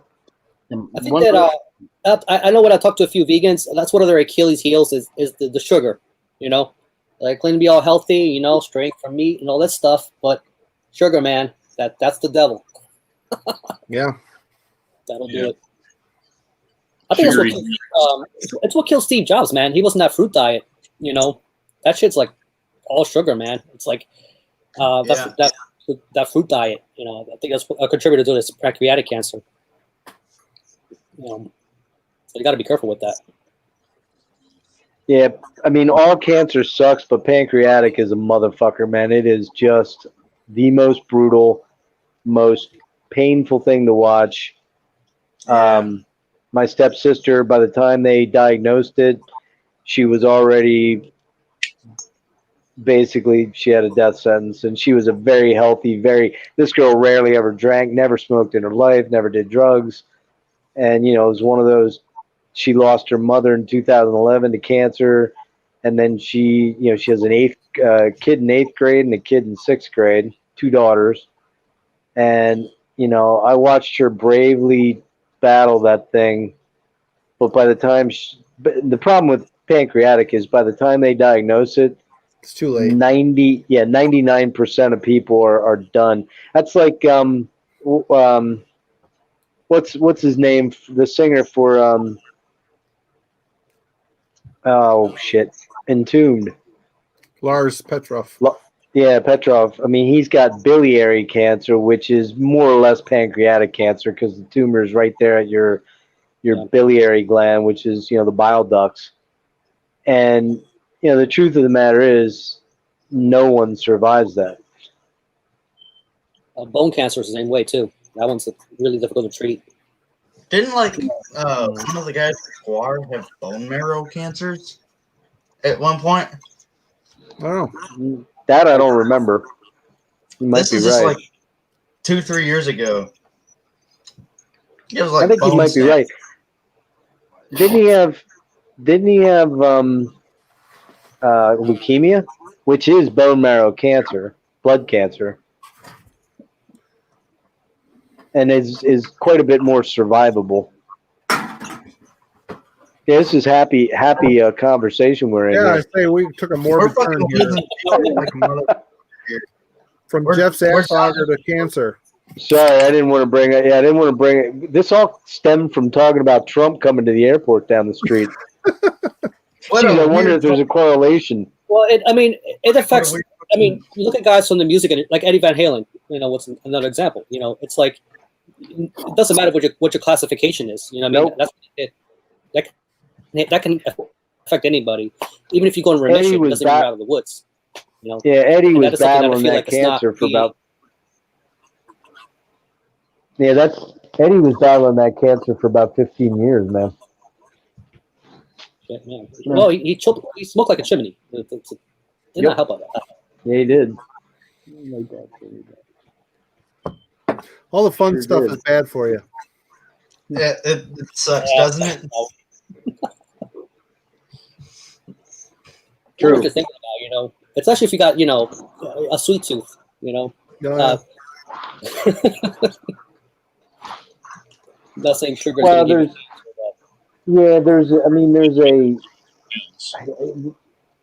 a moderation thing that most of us as human beings have issues with. Yeah. You know what I mean? And it all depends on your genetics too, how much your body can take. Yep. Yeah, exactly. Genetically, I wasn't aware of it, but my dad and his dad had diabetes that was late diagnosed, later in their lives. And so I wasn't really aware of it until, you know, probably the last 5 years or so. So I've been kind of watching that, and I go in spurts. I'll go, you know, where I don't really drink soda, and I rarely drink, you know, sugar drinks, but that's only been the last 5 years, you know. I mean, I try to stay away from alcohol pretty much as I can, realistically. I don't like to drink that much anymore. The hangovers are just too brutal. It makes me feel like shit. Yeah, do you get hangovers? Oh, yeah, bad. Do you? Yeah, I never used to get hangovers as a young guy in my 20s, 30s, and even into my 40s I didn't, although I was sober most of my 40s. But, man, now, if I have more than 4 beers, I wake up feeling like shit all day. I drink myself into hangovers. I'll be drinking and get drunk, and shortly after I'll feel like dog shit before I even go to bed. Oh, really? Mm-hmm. Well, that's probably your body telling you. Compound that with a caffeine issue. So if you're addicted to caffeine, Yeah. I get it, man. No, but what you guys were saying before, like about like you were saying about cancer and all that. Like my father passed away from cancer just last year. Sorry, man. Oh, sorry to hear that stuff. It sucks. Yeah, it's really been rough on us here in the house too. Like just today, we had a eulogy for my father and everything. We visited the grave and everything, and just paid respects to him again. And then after that, we went to like a place for dinner to celebrate his life. How old was he? He was like in his he was born in 1949 and he died just last year. So in his 70s, early 70s. Yeah, It sucks, man. That's tough, buddy. Tough. it really is I that. I'm going to this week. Hmm? Lost one of my best friends. That's awful. No, really, it is. Yeah, you mentioned that. No, and not just that as well, but like From for what, even both. Nick? Yeah, What did he die from? he had a bad case of 98. What the fuck is that? Yeah, what is that? It was 98. He killed himself? No, he died of old No, age. it's just old. He died of old Oh, age. you said your best friend. Oh, he was okay. 98. Oh. Oh, right on. Yeah, old age. Well, I'll be I'll tell fucking you lucky what. if I see 98. That's I was crazy. just going to say, I don't want to see 98, it. 98, You don't wanna look man, like- there you don't ain't wanna look too like many Phil. people that make that. Yeah. I don't want to look like that thing that's hanging up behind Rick. It's different when you're in that position. I mean, I always thought hitting 40 was an old bastard. And then I hit it, and I'm like, holy shit, I'm an old bastard. And then 50 is a matter of months away. I'm like, holy shit, that's fucking really old. Oh, you're going to be 50? When's your birthday? June 26th. Oh. June next year. Okay. Yeah. I'll be 55 in March, man. I'll be Man. 27. Big 6-0 And the is weird- staring you down. What's that? The big 6-0 is staring you down. Yeah, I know, man. And the weird thing is that up until about 3 years ago, maybe at most, I didn't feel any older than my 30s. But man, in the last 3 years, it's been a brutal reality check. Some of it's been stress, anxiety, and job situations and finances. Those kind of things really fuck you up. And Stress, yeah. you don't feel it when you're in your 20s and 30s and even 40s. You don't feel that, but man, stress is a fucking killer. And when you're in it, it's really hard to figure out how to get out of it sometimes, you know. And certainly what's been going on in the world the last 6 to 9 months hasn't made it easy for anyone, you know. Well, let's talk Marty, about you get. Well, I was just gonna say, you getting any printing orders lately? Anything going on? You had mentioned a while back that there might be some stuff coming in. Yeah, I got a couple jobs. Yeah. Well, that's good. Yep. Yeah. Got one done this week, and I got another one to do next week. That's good news. That's good Yeah, news. good news for sure. It always craps out again after Christmas, so I'm just trying to prepare for the long winter. So, Hey, so Marty. January, February, March, those are pretty quiet months for you, I guess. Oh yeah. Well, because a lot of bands don't tour even during those months normally, I guess, right? No one's touring now anyway, so Well, right. Marty, if I hit Yeah. 300 subs by then, I might be sending in an order for some T-shirts. okay. Right on. Just give you a little bit of money. Right on. I'll keep it cheap for you. All right. I like the shirts. I mean, that kind of Steerus, I mean, it's fucking amazing. I always What get about- excited for one of your shirts. You bought one of the Is the bar- Canasters. Oh, that's right. You bought a hoodie, didn't you? Yeah, it was a hoodie. Yeah. Nevertheless, I'm gonna show. I picked up their first album for Bandcamp Friday, so my next video is gonna be like a standard collection update. So that's one of the ones I picked up from them. And you know what's funny is it looks like it wasn't quite moving, but then after Bandcamp Friday, they had like I think 3 copies or whatever left on their Bandcamp page. Awesome. So I'm hoping, you know, I don't know if they're going to do the repress, but goddamn, man, like that their first album sounds nothing like their new stuff. No, they've gotten a lot more experimental. Yeah, I like it. I like both directions. So you know, I'm going to talk about that a little bit on my next video. Just again, because I haven't done what you call a standard collection update. I've been focusing on the theme stuff, but I think as things kind of dwindle down, I figured I got a backlog of shit coming in. I'm like, I need to do like an actual collection update for you guys. Right on. Well, I've been enjoying them, Rick. Good job.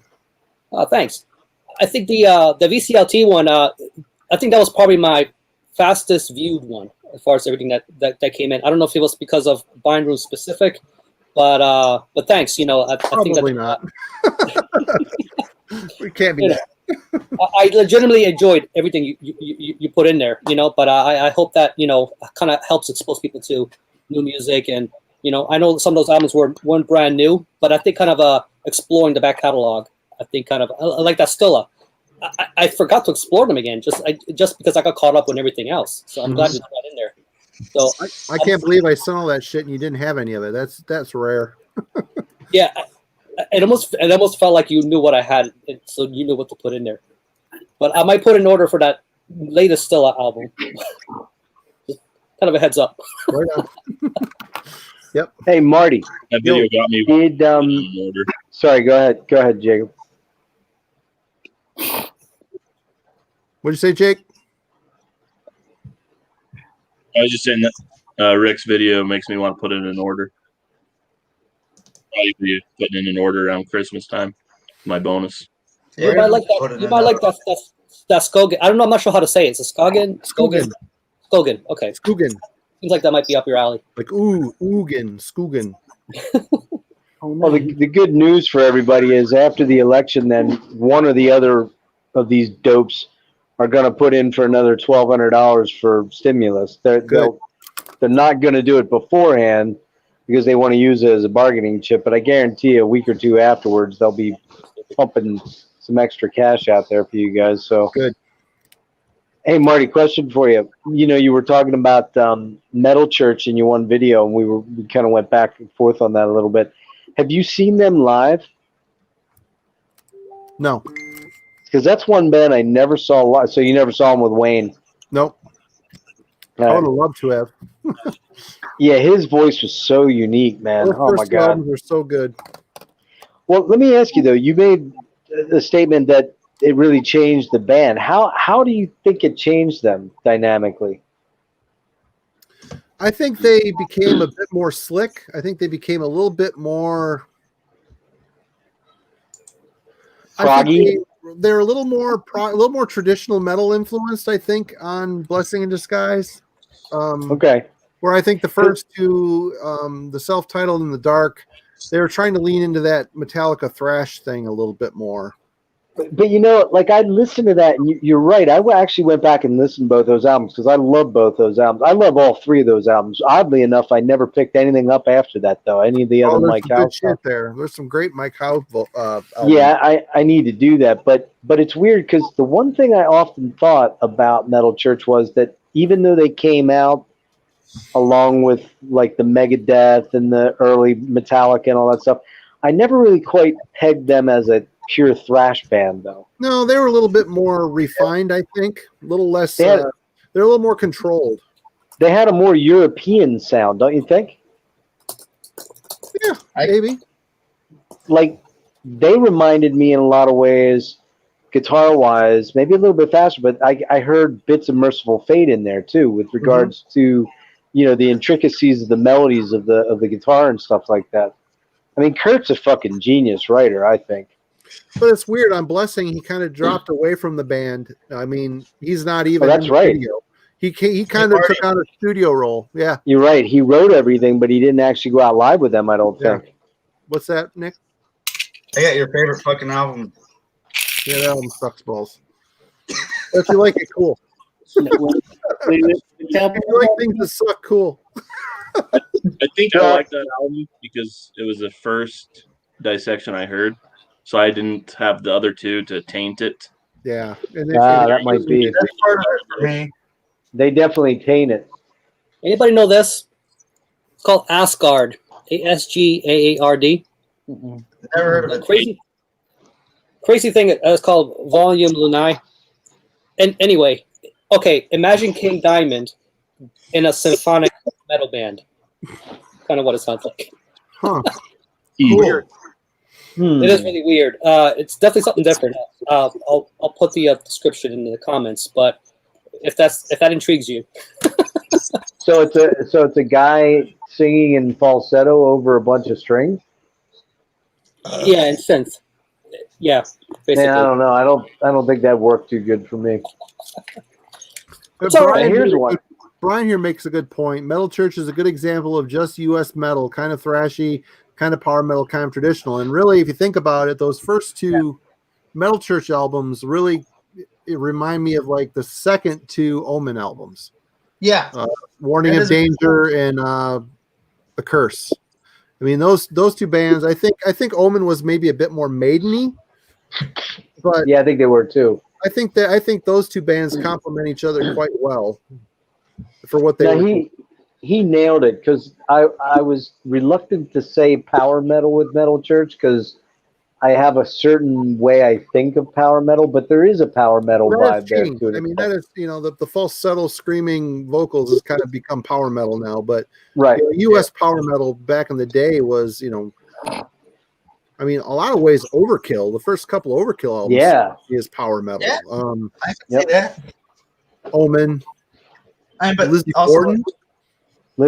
Lizzie Borden, I would say, is definitely that. Yep.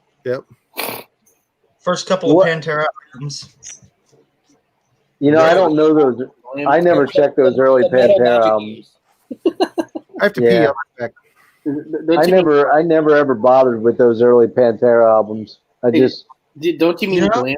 Don't you mean glam terror? Glam terror. That's kind. They're not terrible. Yeah, they're not glammy. They. You're right. They do have a bit of a power metal vibe to them. The one guy, what's his name? Terry. What was the singer's name? Terry something. Terry Glaze. Terry Glaze. That's it.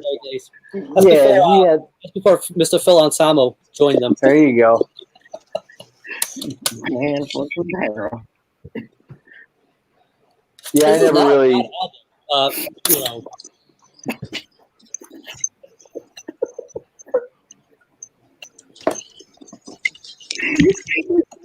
But actually, that Marty's video made me go listen to an album I haven't listened to in probably 30 years, and that is Cold Lake.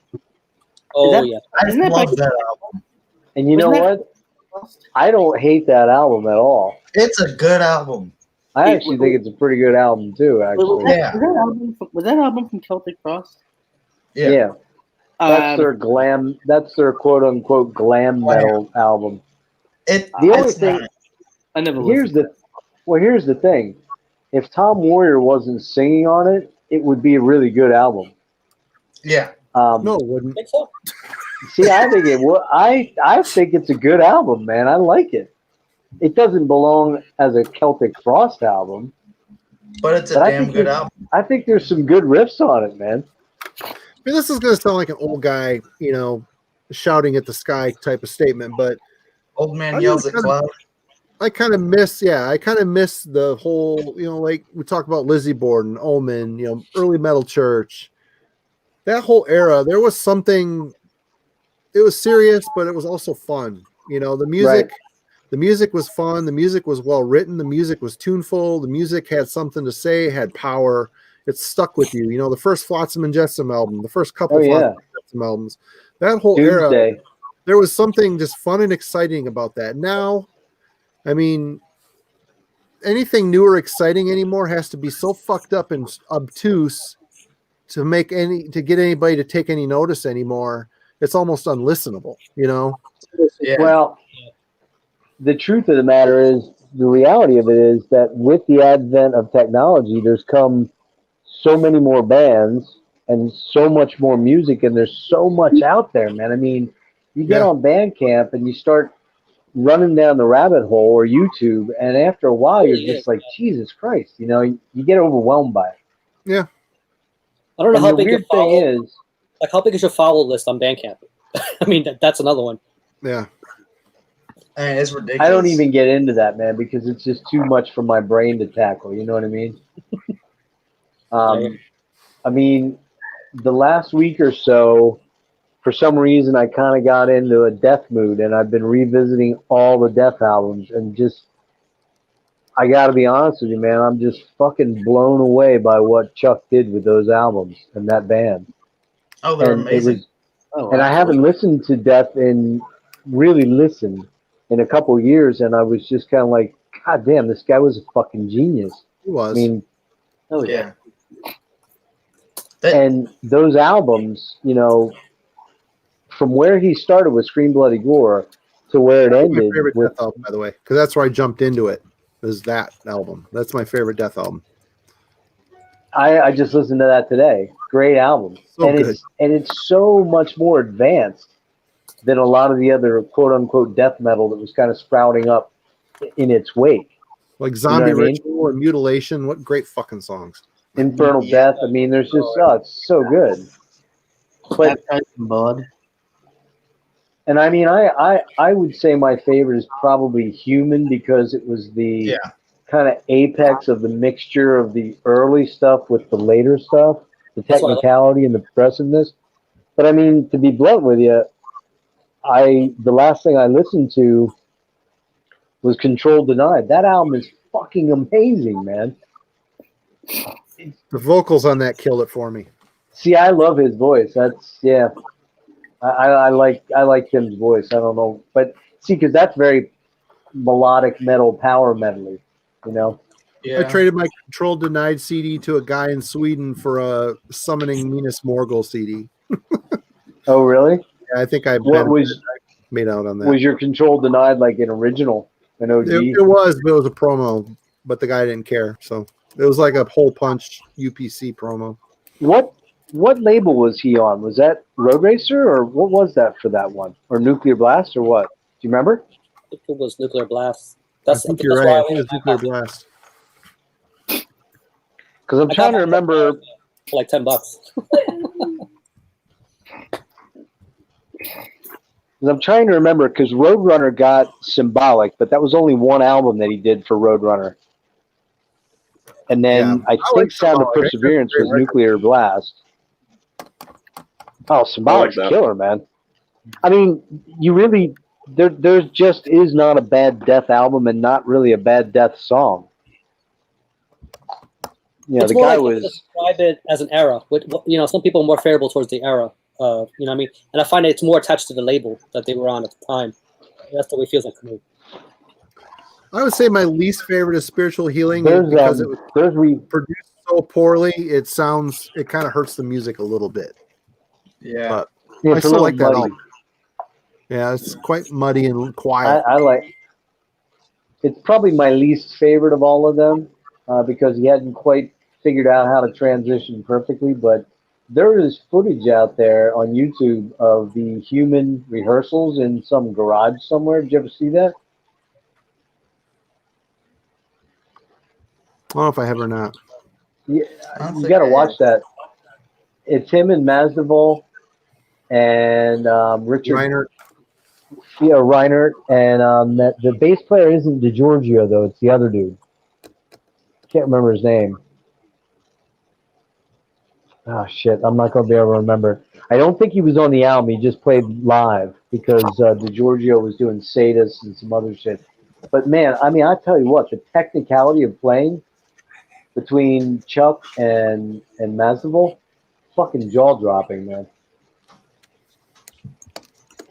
You look at the era when Spiritual Healing came out too. It's like it came out at a time when there was a flood of death metal bands.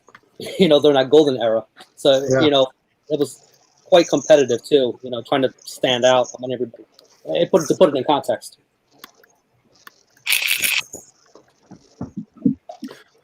Good era. Probably around the time this came out.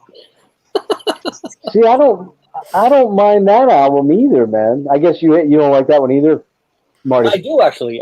They tried hard. They tried harder to right the wrongs of Cold Lake, but I think it redeems quite a few. I don't love it. come on, it's all about wine in my hand. Mine in my hand, yeah. Third from the sun. I don't know. I have a hard time not liking pretty much everything Warrior does, but you know. You like Monotheist a lot, right, Marty? Oh yeah. Yeah, that's a fantastic album. I mean, Devin and I were talking about that, and he's not a big fan of it because he doesn't like Triptychon, and you could argue that it's the first Triptychon album, I guess. I think that album's dark and fucking heavy as shit. I think it's a little bit different than Triptychon. I think the Aeon contribution to that album made it a little more artsy. It made a little more Celtic Frost spirit. There's a couple songs on there that date back that they had in demo form like for years. Yeah. So I mean, it was cool to finally hear them in the proper context, and I think Triptychon took the blueprint for Monotheist and ran with it. I don't know if is Triptychon even a thing anymore. I don't know if he's still doing it. It is. I saw him play live album not too long ago. Oh, that's right. Roadburn. Yeah. Well, he was doing the Triumph of Death thing, right? Yep. Which I got to be honest with you, I'm not real familiar with that. Isn't that just kind of Hellhammer? It's basically just playing Hellhammer songs. Yeah. But I like Triptychon a lot. I just do. Yep. And seeing them live, and they headlined Decibel Fest, and it was fucking killer, I thought. And they've got Hannes Grossman playing drums. Dude's a fucking monster on the drums. V Santer's playing guitar. He's in Dark Fortress, I think. Yeah. Pretty sure, yeah. Which there's a band I didn't really check out until the last album, and I was kind of impressed by them. Their first couple albums are really good. Are they? Yeah. Are those guys all German or Austrian or something? German. Here's one for you, Marty. I never really jumped into Creator very much. Where would you start there? Pleasure to Kill or? Oh, yeah, that's fantastic. I think Pleasure to Kill of their super early era to me is their best, but I think my favorite Creator album is Extreme Aggression. So good. I need to jump into them a little bit. I know them, but I don't know them. Nice, Nick. Yeah. Well, that's nice. Did you see him, Nick? No, our record store had got in some rich dead doctor's collection a couple of years ago. Jake. And like 95% of the stuff was autographed or had ticket stubs in it. So, cool. It's a nice little. Do you like the newer stuff, Marty? You know, it doesn't really sound like Creator to me, but I got their latest one, and I like it. It sounds like Swedish death metal, Swedish melodic death metal. But Maybe that's why I like it so much. Yeah, I like it. I don't know if it's got a ton of staying power, but I like it. I thought it was good. I like it too. I remember listening. Like that Sweden has influence. You know, I mean, just they're enough from Sweden. It's just like a gigantic Rolodex. I picked up that Carnation album. It's great, but it's basically Swedish worship. Yeah. Where are they? They're not Swedish, are they? They're from Belgium. From Belgium, right? But it's good. I like it.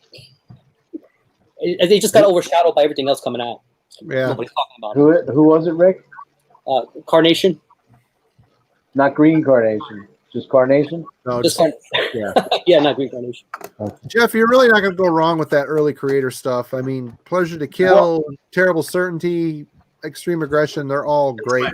Endless Pain's great too. It's just very juvenile, you know. It's all Is Endless. What's the first one? Endless Pain. Great live. Endless Pain. That's the one I listened to. And does it have a real tinny drum sound on it? It was probably recorded in a bunker somewhere in Germany. Exactly. Yeah, I remember listening to that years ago and thinking, man, that drum sound is irritating as fuck. And Miller's voice, it takes a little bit of getting used to. Well, see, the thing of it is, the first two albums, Milla sang some songs, and the drummer Ventor sang some songs. So I mean, Ventor sang a lot more on "Endless Pain" than he did on "Pleasure to Kill." That may be what kind of turned me off a little bit. Milla's Okay, got really harsh black metal type vocals, and Ventor is more of a drunken shout kind of style. Yeah, that's what it was, and I didn't realize there was a different singer on there. I was thinking that was Milla. No. What's your take on Coroner? Amazing. Yeah. In fact, I've got What's your favorite album? up in my truck now. I've been listening to it all week. What's your favorite album? R.I.P. What do you think about No Color or Mental Vortex? Love them. Mental Vortex, they started to slip a little bit for me, but I ended up loving that record. But for me, the first three are fantastic. I think Punishment for Decadence, the vocals are a little too quiet. They did that on purpose, but I think it's annoying.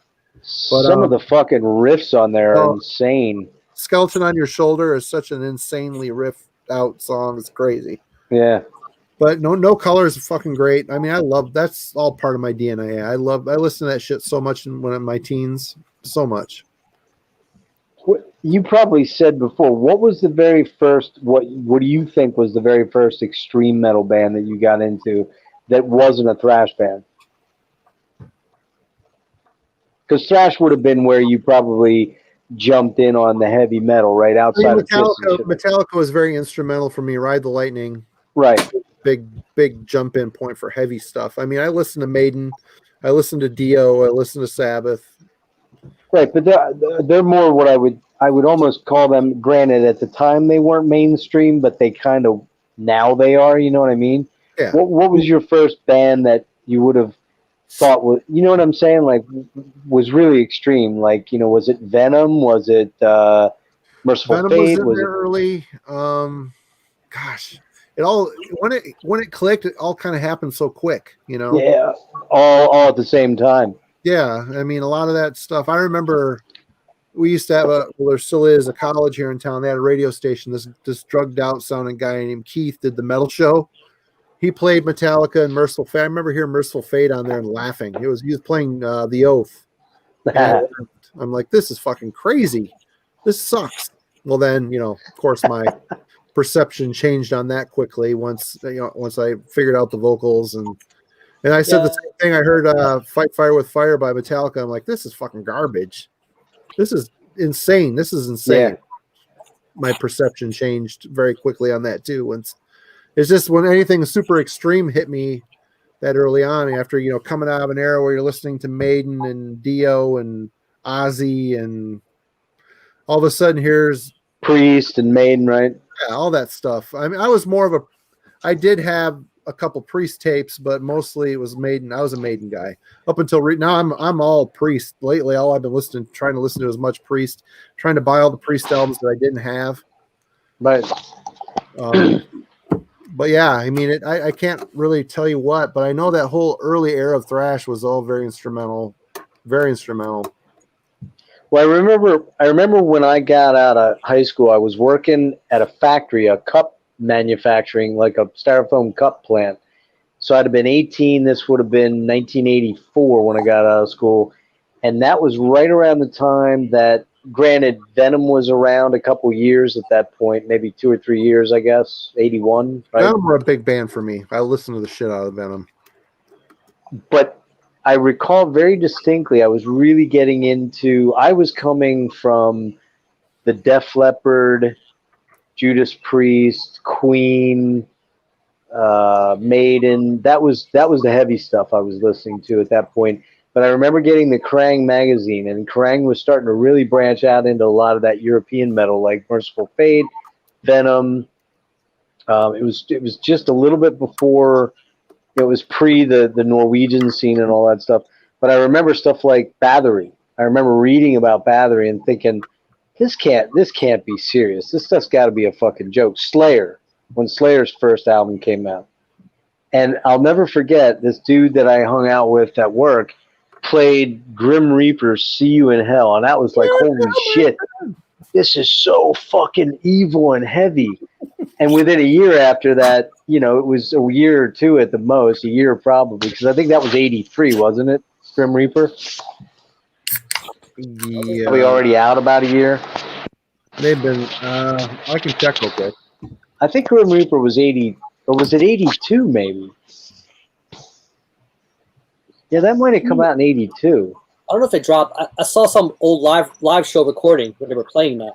It was around 83. I'm not sure if But the see, album. this would have See You in Hell came out in 83. 83. Okay, that's what I thought. So this was summer of 84 when I heard that song. So it was already out about a year or 6 or 8 months or something. And that was like super fucking heavy. And now I listen to See You in Hell. I love that song, but it's not heavy at all. It's just new album. Yeah.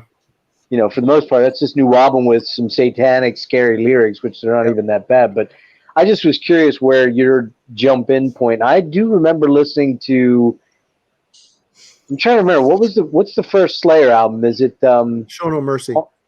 Show No Mercy, and then what? It was the Haunting the Chapel Yep. And then EP, and then Hell Awaits. Yeah. Okay, I think the first Slayer I heard was Hell Awaits, and that Show No would have been Mercy. 80. And that would have been 83, right? Hell Awaits. I'll tell you, I got it open. Hold on.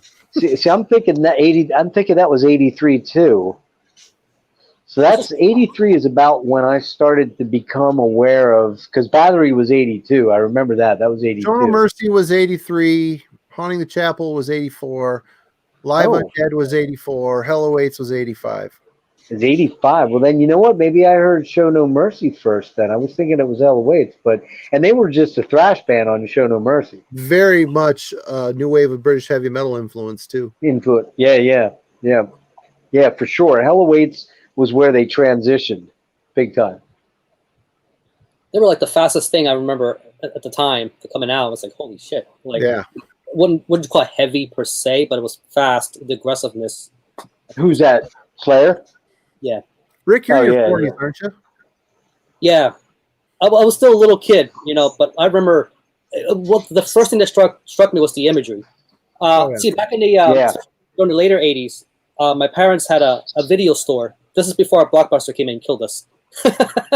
we had records, arcade machines. Wow, rotating. very cool.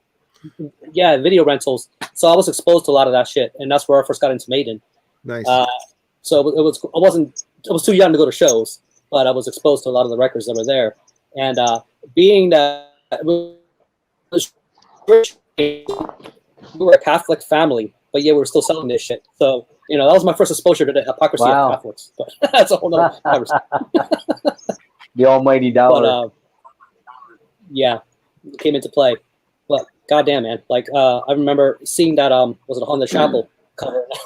And I was like, this is before I found out about all the other guys later on. Sarcophago went out. I was like, okay, just shit more. What? I remember very distinctly the pictures in Kerrang of the Slayer guys, and there was a naked chick with her, you know, her breasts exposed, and she was covered in blood, and they had like they had knives. corpse paint on. They had like the little crap under their Yep. eyes. Yeah, they had the corpse paint on. You're right, man. That was, and you know, if you watch, which Marty, I think you saw it, but if you watch the Murder in the Front Row, Yeah. when Slayer went up to San Francisco to play like Ruthies, they had the makeup on, and all the other, you know, all the fucking Exodus Get that guys shit and off. Metallica guys were like, get that fucking shit off, dude. Yep. Oh man, I feel like I grew up on the wrong coast back in that time era, man. That would have been so fucking cool Oh, to man. grow up out there. Like Dennis from Analog Archives. He was there during that time. And Was Very he cool. really? we'll hear him talk about this collection is sick, man. He's a gold mine of knowledge too. I really love his channel. I do too. Yeah. He's great. He's You know, our it's age? good when he says this shit fucking rips. I know it's good. If I haven't heard it, I know it's a good one. So he's in his late 40s, Marty. He must be. Wow, holy shit! Either that, or he was a kid when he was going to those shows. Well, he's Like got a little son. kid. He's had his son on the show, and his son's a grown man. So yeah, Oh, so he's got to be our age then. Yeah. Yeah, he's Wow. still underage. He's a total metalhead kid, man. It's awesome. yeah. Oh wow. Yeah, I got to watch more of his videos. He's such a cool guy to watch because he's so laid back and chilled. He's totally And, chill. Very California-esque. He'll tell you what he's drinking. Where's he lived? Does he live up near San Francisco then? he was living up there, but now he moved to Reno, Nevada. Oh, he's in Nevada. Oh, okay. So he has a lot of those original demos from that time period. Oh yeah, he shows them too. I mean, Wow. check out his channel. They're fucking good, man. It's good. That shit's they got to be worth some fucking bucks, man. Oh yeah. Man. Yeah.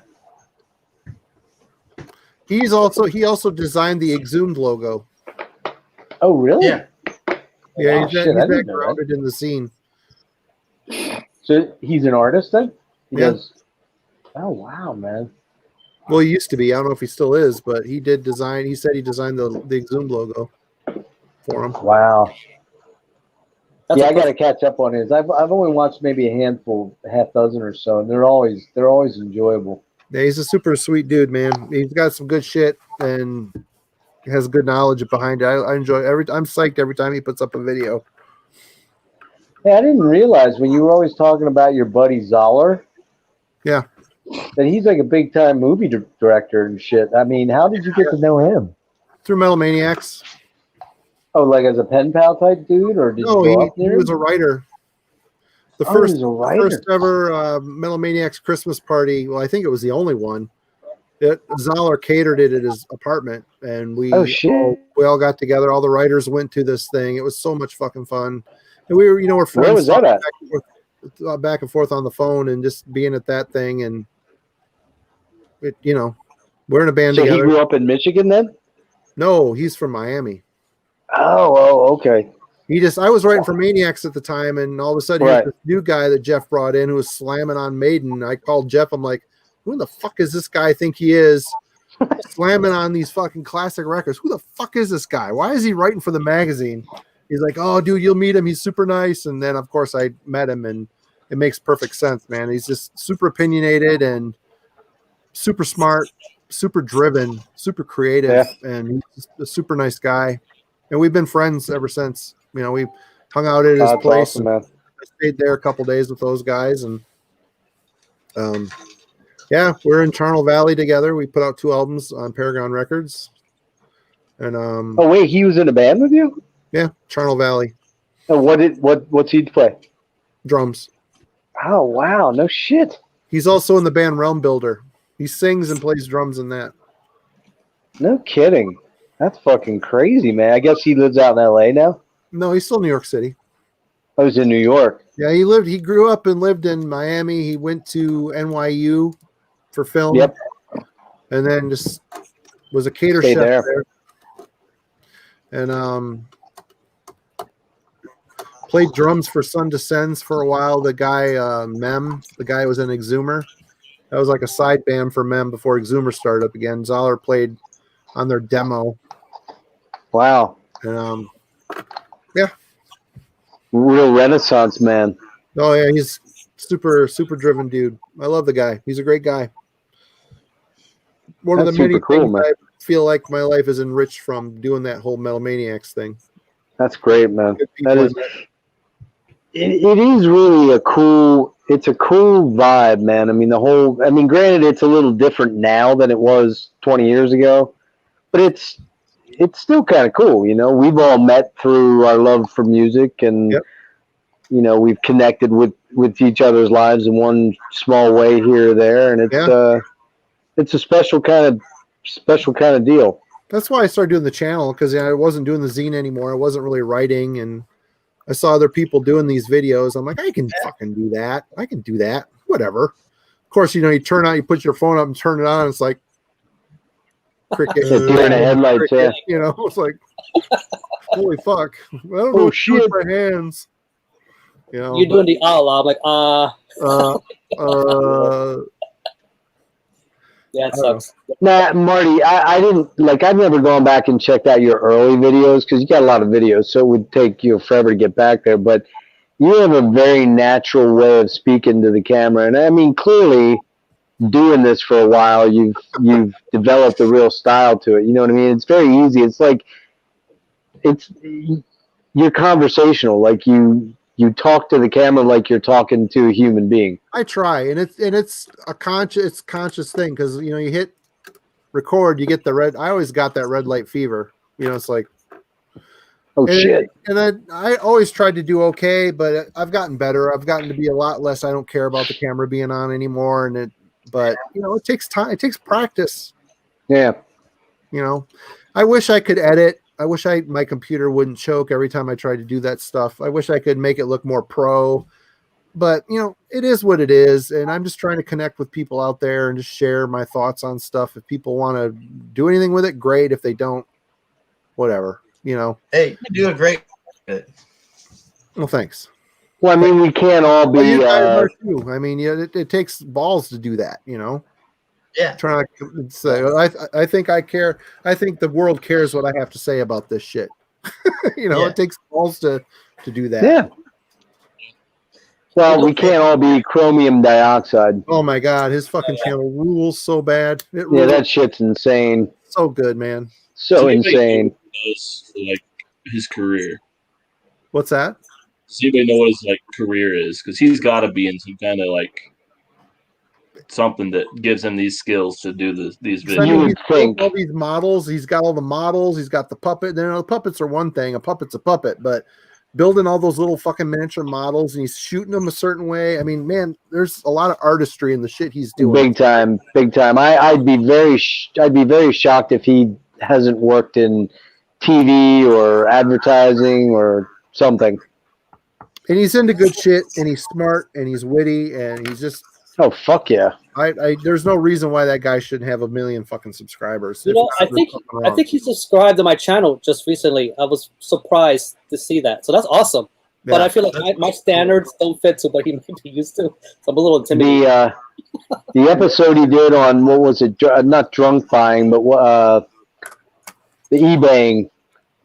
Drunken eBay. Oh, fuck, that was hilarious, man. Just fucking awesome. Samantha Fox video, it was fucking great. Oh, just fucking killer. So, I like that kind of stuff, but I really like watching stuff like Metal Theologian, man, where Aaron just talks to you like you're sitting in the room with him. Yeah. And he's showing off records that he thinks you might dig. That's because he knows what he's talking about. Sometimes I'll spot out some stuff. I'm like, I hope I'm right. But, Fuck yeah! I tell you that the episode that Ben shot, the political one. The one thing I determined from reading the comments in that thing is that I would never want to get into a elevated discussion with Aaron because that guy would fucking eat me alive. Dude, we're all in a chat together, and he's. And he researched. I mean, Aaron's wife was a Bernie. She worked for the Bernie campaign, and he's very studied on two things: religion and politics. Yeah, you can tell. He's very smart. He's very knowledgeable on all of it, and everything that comes out of his mouth on it is. There's a lot of consideration behind it. He's no doubt. He's incredibly informed. And I think his channel is a reflection of that. I mean, he just sits down, turns on the camera, and starts running his mouth. But, I mean, even if he's showing shit I don't care about, I still listen to him because I think his perspective on things is very cool, Well, he flows. He flows incredibly well. Yeah. When he's speaking. And I'll tell you, I'm a college guy, and that don't mean a whole lot in this day and age. And I was a poli-sci double major with accounting, and I think I'm a relatively educated guy, but man, that guy would wipe the floor with me. No questions asked. Super nice guy though. Very nice. Oh, yeah. He's I love his enthusiasm for weird fucking metal. Yeah. It helps me with I struggle with people who are super opinionated, but there's no element of them where they're approachable. That's always where I struggle, because I'm not like that, Well, music. We all approach like let's use Re and Chaos for example. We all approach that album differently, just for the fact of, I think a lot of it is if that's where you jumped into the Dissection catalog with, I can see why you like that record. But if you're coming from the early stuff, right? Yeah, but everybody hears the same piece of music differently. We're all going to have different opinions on it. So, I mean, that makes the channels cool.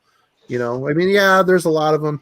Man, I can't fucking take the Metalhead box videos anymore. I just can't do it. Oh, they're terrible. if I see Metalhead box opening, I'm like, I'm not gonna even fucking watch it because you watch one of them, you know what's in the box.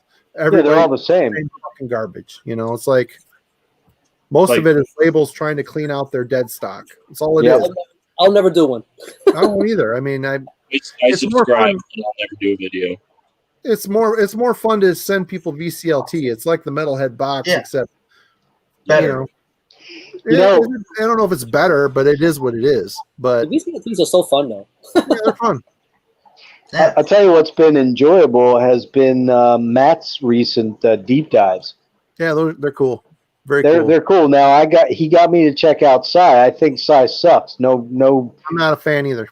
Yeah, it was garbage to me. But he got me to look into it, and his enthusiasm for it was really cool. And he got me to. I listened to the whole thing. I did it in 2 stints, but now I'm going to really be interested to see. You guys are going to do. What are you going to do, Marty? We already shot it. We did a video on Fields of the Nephilim discography. Oh, I can't wait for that, man. He says he's going to probably post it around Halloween. Cool. Another one you guys ought to do is Skinny Puppy. We talked about that too, but we'll see. We'll see what happens. If I ever get off my keep having the same people on there every time, but yeah, if I ever get off my ass and get this channel going, I'd love to do a Frontline Assembly with him, man. I enjoy Frontline Assembly quite a bit too. I have like 14 or 15 albums by them. Yeah, I think I got everything by them. The offer still stands. If you need a logo or whatever, I'll help your channel get going. Man. Right on. We got the Photoshop stuff. I gotta admit, Rick, your intro is really cool. I like your intro a lot, man. Looks good, sounds good. So I might have to hit you up if I. What band is that? It's great. Yeah, who is that? It's a band called Sloven from Australia. It's an EP they put out. The thing is that it doesn't actually sound like that. I sped it up about twice the speed because it wouldn't work. Oh wow! 30-second long intro. Oh. So now, take that, half the speed. Just curious about that because Matt has an intro too from a band. He told me a name of it. I can't remember it. But how are you allowed to use that without their permission?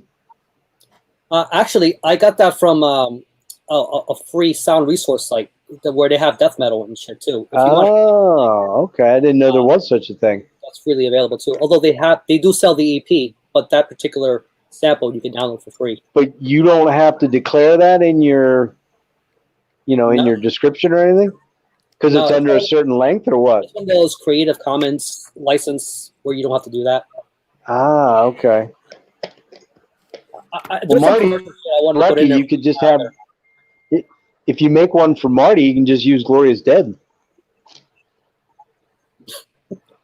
I thought about that.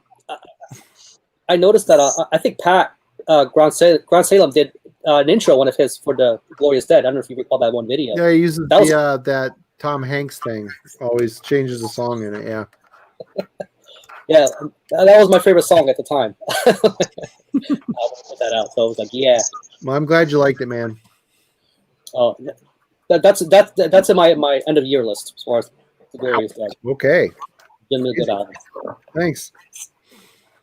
Yeah, well, if we get the stimulus checks, Marty, I will be grabbing a copy. It's not that I haven't wanted to. It's just that I've been fucking broke as broke all hell. Oh, man, I know it. Trust me. I can't. I'm telling you, that Armored Saint album was the first album I bought since, June? Maybe May? June? Somewhere in that range? I've literally had another album for a long time. I've got plenty of shit to listen to, but there's something about the addiction of buying new music and getting new music, and it's like a little bit of fun in life that isn't really there anymore. Like, oh, I got a package. Yay, what is it? Ooh. Even though I know what it is. Even though you know what it is. I paid for it. Yeah. Exactly. Yeah. Well, there is. I mean, you talked about it in your one video. There's that quote unquote collector scum thing. It's just, it's an addictive thing. It is. It is. You get a rush from it. You get a rush from buying new material and seeing the packaging when it comes in and opening up the album and smelling the vinyl and the whole 9 yards. It's a rush. like these Death Hammer albums I bought. They're great. I've listened to them twice. They're probably going to get filed this week, and I probably won't listen to them again for 5 years. You know, they get swallowed by the collection. And how many albums do you have? I have less than 1,000 records, but it's getting close. That's a lot, though. It's a lot, but it's not like Ken. You look at Ken's collection; it's like whatever. Man. Like my CDs, I've got probably about half of what he has. I mean, I got about 2,000 CDs. It was funny. Ken put up, his live stream earlier, and he talks about how, he see all those CDs behind him. He's like, "Well, I'm really a vinyl guy, even though behind me it may not seem so." I'm looking at behind him, and he's got like this, literally the whole wall filled. Wall, yeah, yep. That's not a small room either. No, basically, he said that he has around like 4,000 CDs. I have pretty close to what he has CD wise, but I've got less than 100 albums. It's not all death metal, right? Like it's all mix of stuff. Mine is not all death metal. No, that's what's really bizarre about Ken's. I mean, I've got everything from ABBA to Frank Zappa in my collection, and anything, pretty much anything and everything. I mean, there's Johnny Cash in there. There's Leviathan. There's you name it. It's I feel like I'm the same way. Godspeed You Black Emperor. All kinds of shit like that. Speaking of Godspeed, Jacob, do you know them? That's my shit. name. Oh wow! Oh, man. What is that, Marty? That's my CD collection. That's a nice collection. Wow. That's all metal too. Marty. That's all metal. Yeah, this little stuff over here is all electronic and goth and shit. But the two wood racks is all metal. No ABBA. Let me ask you a question. I like then. ABBA, Do you not have any classic rock like Queen or I don't like Rush? Queen. I have 14 Rush records. And that's in with your metal? No, I've got a section where I've got my Rush, my Kiss, my Thin Lizzy, my Motorhead. So that's your classic rock section then. Yeah, and I have some AC/DC records. I mean, most of that shit I have on vinyl. Okay. Are you a prog guy, Marty? I've never quite got a clear minimal. If you're into prog at all. Like as far as 70s prog goes, last time Zoller was here, he was here. Him and Wagner were here last year, and he bought me a couple Utopia records. I mean, that's about as far as 70s prog goes. Wow.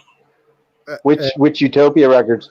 I don't know. It's got Todd Rundgren in it. I don't remember which ones. I listened to them. They're both great, but it's not ever going to be a genre that I'm going to throw myself into like Wagner has. Wagner's like throwing himself into it big time. I had one CD that I got rid of. I mean, it had Peter Gabriel on it. It was good, but I'm like, I'm never going to listen to this. It's not. I like some prog metal, but I'm not well versed in it. Yeah, see, I mean, my collection is pretty, it spans everything from literally ABBA to Frank Zappa and everything in between. So it's like, I would say probably about 35 to maybe 40% is metal. By metal, I'm talking Maiden and Priest and, Dissection and all those type of, everything in Merciful Fate, all that stuff. King Diamond. Let's see if I can get a picture of the record. I'm listening. I'm just going to be right over here. That's cool. But yeah, I mean, like, I don't. For me, music's music to me. I don't. You're a musician, so like you got a very versatile taste and range as far as that kind of stuff. I can understand when you don't like certain genres. I can see why that is. So if you're a guy who's, like you're really into Rush, so I can see why maybe something like grindcore wouldn't be appealing to you. Nah. I mean, I don't. I can listen to a little Napalm Death, but that's not something I'll ever dig into. Oh, shit. I can't see it. Oh, okay. That's your album? It's not a lot, but you looks you about built right. all your shelving. Yeah, I built it. I wasn't about to pay out the ass for one of those fucking Expedits. I built that for $70. Now, did you ever go through a period where you purged? No? Okay. So when, I all wrote that for stuff. Metal, when I wrote for Metal Maniacs and Worm Gear at the same time, I was getting so many fucking CDs, and during that time, I was getting a ton of power metal, which at the time I was too death metal and black metal to fuck with that stuff. And I would just people would come over, I'd have boxes. I'm like, you're not leaving Take unless it. you walk There's out of here my with stuff. 5 Yeah, CDs. Nick, Records. that's your records. Records. Yeah. I don't know if you can see it, but that's the Glorious Dead on the top there. Oh Being boy. displayed. Right. The creme de la creme. It's I don't been know about that. living on the turntable since I got it in, Marty. I'm glad you like it. It's fucking That awesome. boy Nick. Turned out I good. wish I had you sign it before you packaged everything up, but whatever. You should have said something. I've got like 4 or 5 signed ones that the guys wanted to sign a handful of them for some reason. I'm like, okay. Next album you guys do, I'll have you sign it. Hey Marty, if you put it out on Well- tape, I'll request a signed one. Okay. Yeah, I I'm will- Marty. I should have already done it. I haven't done it yet. But Marty, when I order mine, I want it signed okay. so that I can put it up on eBay and charge like 8 times more for it. No one's gonna want it. He wants it scribbled on record by some Surprise. poor fat I old do. dude. Well, truthfully, you're underselling yourself. You guys will be massive No, we won't. in Traverse City, anyways. Yeah. Maybe In Traverse 5 City. people care here. What is the Eh. death metal scene like over there? I have no idea. Like I know about the other like Pan and bands in Michigan and whatnot, but I really do not know that scene very well. I know Chicago's huge. You're not like extremely far from it. We're 6 hours north of Chicago. Yeah. There's a black metal band called Undercroft, and they also have a side project called Wergirth, which are both very good, very cult, old school. And we've played shows with them. They're very good. They're friends. One of the guys in Wergirth and Undercroft has started a death metal band called Draugr, and it's got the drummer from Pan in it. He's going to be in it, and that shit's really cool, old school style. And that's it. And us. Come on. That's it. I got this. Let me see. That's actually quite a few, Yeah. There's another actually. band called How, big, Aurelia, how many people are in that town? new metal style. We And played we some don't shows like with new them too. They're okay what they do. There's some Maiden type stuff in their music, but they also This was, this was worthy of a sleeve. I made a sleeve for this Pan. Pan. Yep, They they make their own. They always do like a small run of shit they hand make. oh, this is here. So they have this sleeve that they made for Driftwoods, and it's stitched right here. Oh, wow. I love it. And it's like literally stamps like a pretty woodcut cool. or something that they did here. Yeah, they're a great band, man. And Chris, the guitar player and singer in that band, is our bass player. Oh, no Oh shit. man, Super. cool. In fact, what is today? 20. They were supposed to have a baby yesterday. Was their due date. They're having a baby any minute now. really? Waiting for the call. I know they have a standard jewel case edition, but I wanted to support them. But they put out this and I think it's a CDR. And here's the And what's that like? What, is it black metal or That is weird. That is before their the Boreal Coast is their latest album, and that's where they're finally kind of falling into a direction. That the one that Rick has shown there is kind of has got a stoner doom feel to it here and there. oh, I love it though. It's good. It's really good. But now they're Like- more in an Opeth, death metal, black metal conglomerate type of style, and it's really good. And I've heard some demo. They got a new album that they're going to be working on here soon. They got demos for it. It sounds really good. They're good stuff. That's like a day one purchase for me. I mean, when you drop the LP on your store, I had to have it. Yeah. I love the CD like so much. Yeah, they're good dudes too. Super nice guys. We played lots of shows with those guys too. Well, it was puzzling why I didn't get that much more exposure. I was like, this is pretty I fucking don't know, good. man. I don't know. We even tried to put it through the Bindrune channels, and it sold more than probably they would have alone. But I don't know. They've been around for a long time. I don't know why they haven't really taken off more, but it is what it is. I might just show this on my collection update or something just to kind of bring it on the radar. They need the exposure. I think They're good. They're good dudes too. Then they put out good music. Good band. Super nice guys. They're Traverse City guys. And I love. He's a great bass player, man. The bass lines he put on the album are fucking awesome. Just the production on Lagoria is Dead. I mean, alone that's enough to convince. I mean, it doesn't convince you right there. Yeah. Yeah, it's well done, Marty. You should feel pretty proud of that, man. Oh, I totally am. It's the best thing I've ever done musically. Best band I've been in for sure. It's fucking great, man. Glad you guys like it. Thanks. I got my religion teacher to listen to it, and he fucking loved it. Really? Jesus, really? Your religion teacher? Yeah. Well, you could tell him the lead singer was in a Christian death metal band called Feast Eternal. No shit. And the funny thing is, about as heavy as he'll go usually is like Slayer, but he fucking loved it. Sweet. So wait, your TJ was in a Christian band? Yeah, Feast Eternal. How about that? They're good. Yeah, they were good. Good music is good music, man. Like there's a channel with the guys. Like he's like a pastor. He's got his son, and he do the reaction videos. Oh, I know exactly what you're talking about. Yeah, I watched him too. Fucking love that channel. Pretty cool. You know, they play Death and everything else. I was like, all right. How'd you hook up with these guys, Marty? They people you just known for years, or through the magazine, I've known or forever. I've known. I would have been in Feast Eternal if they weren't a Christian band, but I couldn't attach my name to that stuff. So, and with Glorious Dead, he's not singing about that, so it's all good. And I've just known them a long time. Chris, our drummer, he was in a band in Traverse City 20 years ago called Reasonable Deception. Kind of a thrashy band, kind of proto-death, and he moved away to Florida, and he just came back like 4 years ago. We ran into him again, and Anthrax played like a mile up the road from my house, which for a teenage me, my teenage me would have been like, no fucking way is Anthrax playing in this town, but they did.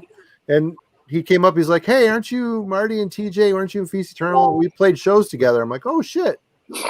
Yeah, hey man. And he was like putting Facebook pictures of him like playing his drums in the middle of the winter in a storage shed. And and that's we bad. asked if we wanted to be in a band because we'd had the Glorious Dead idea for a while, and our drummer left. So we, up here, if your drummer leaves, you're kind of fucked. Yeah, was that when Scotty and still had hair? Was it that long ago? No, it wasn't. It was about 4 years ago. Oh, all right. It was for their latest album. They came through. They played with Slayer the night before in Grand Rapids, and then they came up here, which is about 2 hours north of Grand Rapids. So it was like half of the big tour. Dude, Anthrax live is fucking incredible. They're great. Even fucking great. And I like their last two albums. I think they're really good albums. I do too. Really good. Joey Belladonna, early stuff. Amazing vocalist. Who's that? I'm sorry. Who? Anthrax. Oh yeah, For All Kings and worship songs. Worship music. Or worship music. Yeah, they're good. They're solid. Dude, live, they're so fucking heavy. Yep. They're so fucking heavy live. Testament's played here too, along with Guar. Marty, did you listen to the new Mr. Bungle? It's kind of it's re-recordings of the old stuff. I'm not a fan. Yeah, but have you heard it? No, I heard a song on Sirius XM. It sounded like a thrash or a death metal song. It's total thrash, man. Total fucking thrash. With Mike Patton sort of singing on it. I actually was pretty impressed with it. Because I actually like Mr. Bungle because it's so fucking weird. But now they just sound like a thrash band. Of course, they have Scott Ian and Lombardo in the band now. Oh, really? I did not know that. Yeah. Yeah, Ian's playing guitar and Lombardo's playing drums for him. Boy, Scott Ian has a way of worming himself into anything, doesn't he? Yeah, he pretty much does, doesn't he? I remember like on those VH1 like talking about music things, he was always interviewed. Like, he's a guy I can't tell if I actually think I would like if I met him or if I would think he was a total fucking douchebag. I don't know why. The way him and Charlie treated Joey Belladonna is kind of a tell on how they are, They kind of treated him like shit. They wanted a new singer, and they got John Bush in, which makes no fucking sense. Everybody, Yeah, that loves didn't Armored make Saint, sense. man. I mean, it makes me want to re-listen to the Armored Saints stuff and try to figure out why everybody thinks they're so great. Speaking of which, it doesn't make sense. So I bought this in 1994 or whatever when it came out. Ooh, Oh wow. So what is that? Stomp 242? No, that's Sound of White Sound of Noise. White Noise. Okay, So bringing the you noise. open it up, and there's just images of them in a diner just having breakfast. What? It's not very metal. It's just like, Is Dan Spitz still in the band at this point? Yeah, I think he was. so. But I remember being very disappointed when I got this because I'm like, I was getting into metal, like more extreme metal and shit, and I'm like, I picked this up because I loved Room for One More, which was it was like the hit at the time, and I picked it up. The teenage me is getting this, and I think I picked up Euthanasia around the same time I picked this up, and goddamn, I was like, what the fuck is this breakfast shit? Like around the time. Truth be told, on Anthrax, other than spreading the disease and persistence of time, I've never been a massive Anthrax fan. They're probably my least favorite of the big four. I like them. I just do. And when John Bush went there, I just didn't understand that at all. No. And I love John Bush, and I do, Marty. You do need to go listen to those Armored Saint albums again. I mean, I like it. I bought March of the Saint recently on tape. I got it for like $2 or $3, and I'm like, it's good. Grab Delirious Nomad. I will. What's the other one? Fuck. Raising Fear. Raising Fear is fucking awesome. And Symbol of Salvation. The middle stuff after Symbol, it's not as good. And the new one is fucking great. It just is. Hey, There thanks, you go, Landon. Landon. Glad you liked it, man. That Eve album was the hardest to wrap my head around, but it took me a while to grow into it. And I think I mentioned in my video, it's a very nocturnal album for me. But when it hits the right space, it's fucking awesome. Yeah. Oh yeah, they're a good band. They're working on new stuff too. We're just about ready to send the new Panopticon album and the. I can't wait to fucking hear that. Oh, it's so good. Oh my god, it's so good. My next update, I actually picked up some older. I picked up some older Panopticon before the Bindrune stuff, so I'll talk a little bit about that before then. But it's really interesting because I got into them with their later material and having to kind of reverse back to their older material, just hearing that divide and the evolution that Austin kind of went through musically. Mm-hmm. That's fucking talent any which way you slice it. But just hearing the more primitive form of Panopticon was pretty cool. Well, yeah, that first album, the self-title, is an anarchist record. Yeah. Basically, super raw anarchist. But all that stuff's so fucking good. Does Austin play everything on his albums, like when he's doing a studio album? Yeah. Other than the fiddle, he doesn't play the fiddle. He has Right. always had someone come and play the fiddle. But he's So he playing plays fiddle, drums. he's playing 12-string bass now. No shit. Yeah, everything. He plays everything on the albums. Drums. He's a fantastic drummer. Holy shit. Wow. That man. Everything he touches he's good at. Where does he record at? Does he go to a pro studio? Does he have his own Garage. studio at his house? His garage. No shit. Wow. Yeah, he's got it set up in there. What does he do? Pro Every time Tools I or what's he use? He uses GarageBand. He uses Really? GarageBand? Yeah. You can't No tell. fucking shit. But then he has Wow. Spencer Morris, who mixed our album, and then Colin Marson, who's in Corrales and Gorgat, do all the other stuff to it. So yeah, I mean, Austin captures the images, and then he has his team make it shine. You know. Right. Colin Marston's really fucking talented dude, man. Holy shit. One thing that was striking was when I saw the catalog when I first was getting into Panopticon was, God, he's got so many splits. And Well, then a couple of those splits are one album split up in half. I don't know why he did it initially, but on the subject of mortality, he split up between a Skago split and a Wheels Within Wheels split. What's up, dude? I love both those splits. Right back. They're fucking awesome. yeah, he did two with Wheels Within Wheels, which I thought was curious. And the thing about it is that with his style, because when I first saw he had all those splits, I was just like, why does he need like? But then I realized, God, his sound, the way he does his music, it fits with all those bands. It doesn't always work out with other bands because it feels very jarring. It's just way too different. But the way he does the atmospheric, I think works very well within the range. And this is a guy who's been in different regions of the country.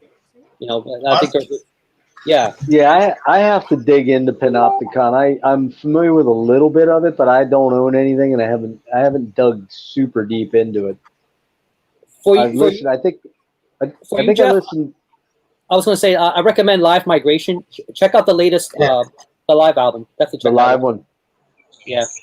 The only one I think I really listened to was there one called Kentucky? Yeah. Yeah. That's the best one. That's the one I think I listened to. I love that album. And it struck me as rather unusual, the mixture. For you, my personal favorite's Rolls of the North. But I like Kentucky too. But for you, I'd say if you don't start with Live Migration, at least check out Rolls of the North. Nah, check out the first album of his double album. What's it called? What's it called? I'm sorry. Let me grab this.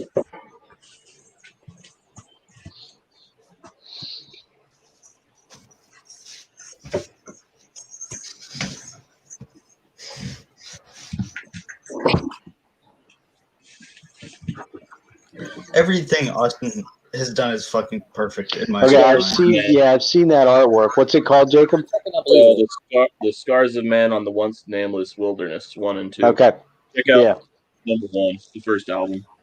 Okay, cool. I think it's fucking gorgeous.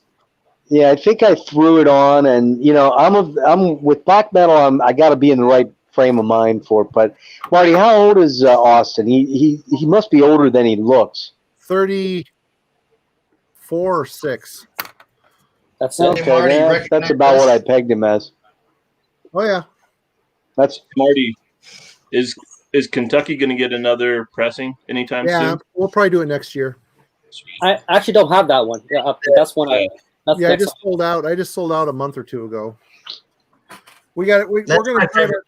It's our goal to keep them all in print, but it's hard. I mean. Well, because it's so fucking good. What's your normal print run on those? 1,000? Panopticon stuff, the first print's 1,000. Yeah. How have those bundles been doing? I think was it Brian? I think mentioned the Eve and the Panopticon bundle. I think he liked that very much, but I don't know how well those sell in that particular. They do well. The bundles is the way to go. I mean, I'm only knocking a couple bucks off each record, but still, it's more enough incentive to get people to buy.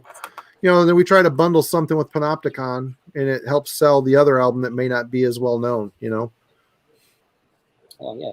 And that was a scary thing with the Eve and the Glorious Dead. We're putting out two bands that no one knew of. One of which being a death metal band, which the label's never done, and they did well, which was weird. So I think that people buying from Buying Room, they know what they're getting, but I think with the Glorious Dead, it's a very curious thing because it's so different from everything else. But I think it's a very welcome addition. I don't know if you perceive it that way, but it's introducing a death metal band just in general. I think the way you guys did it, I think it's very complimentary. I mean, well, thanks. Hey, Marty. Yeah. Did you by chance give a listen to my buddy's podcast? I did not. I am so terrible with podcasts. Well, I'll resend you the link. I think I've got your email. Yeah, because the reason I say is that my best buddy and George, his other partner, there's 6 guys, I believe, and they had some pretty glowing reviews of your album.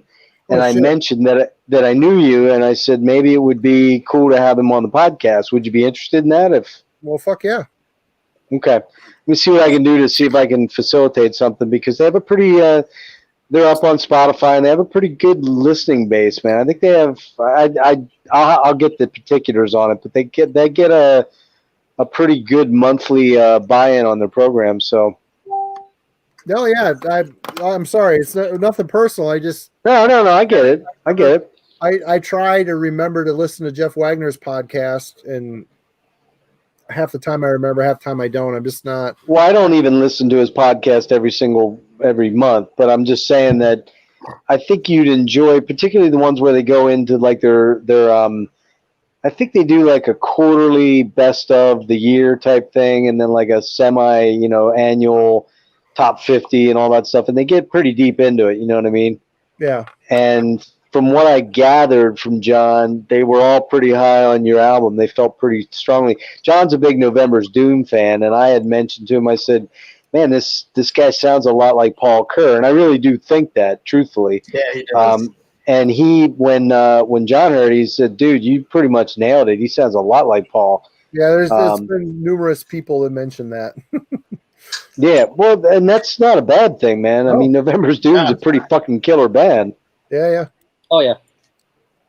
Especially the older November's Doom. I haven't really kept up with the last 2 or 3 albums, but everything from the early stuff on through like Aphotic is pretty killer. Yeah, that's a band I'd like to see live. It's pretty bizarre when you think seen them that. live. I've seen them live twice. Yeah. How were they? They're great.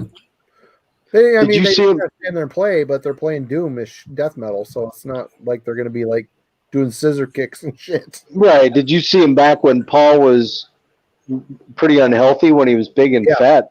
Yeah, that's when I saw them. I didn't know he was in pretty bad shape, man. Like really bad shape. He's a big dude. Oh, is he? He was a big dude. Right. Now he's fucking skinny, man. Yeah. In 2000, was he still in bad shape in 2000?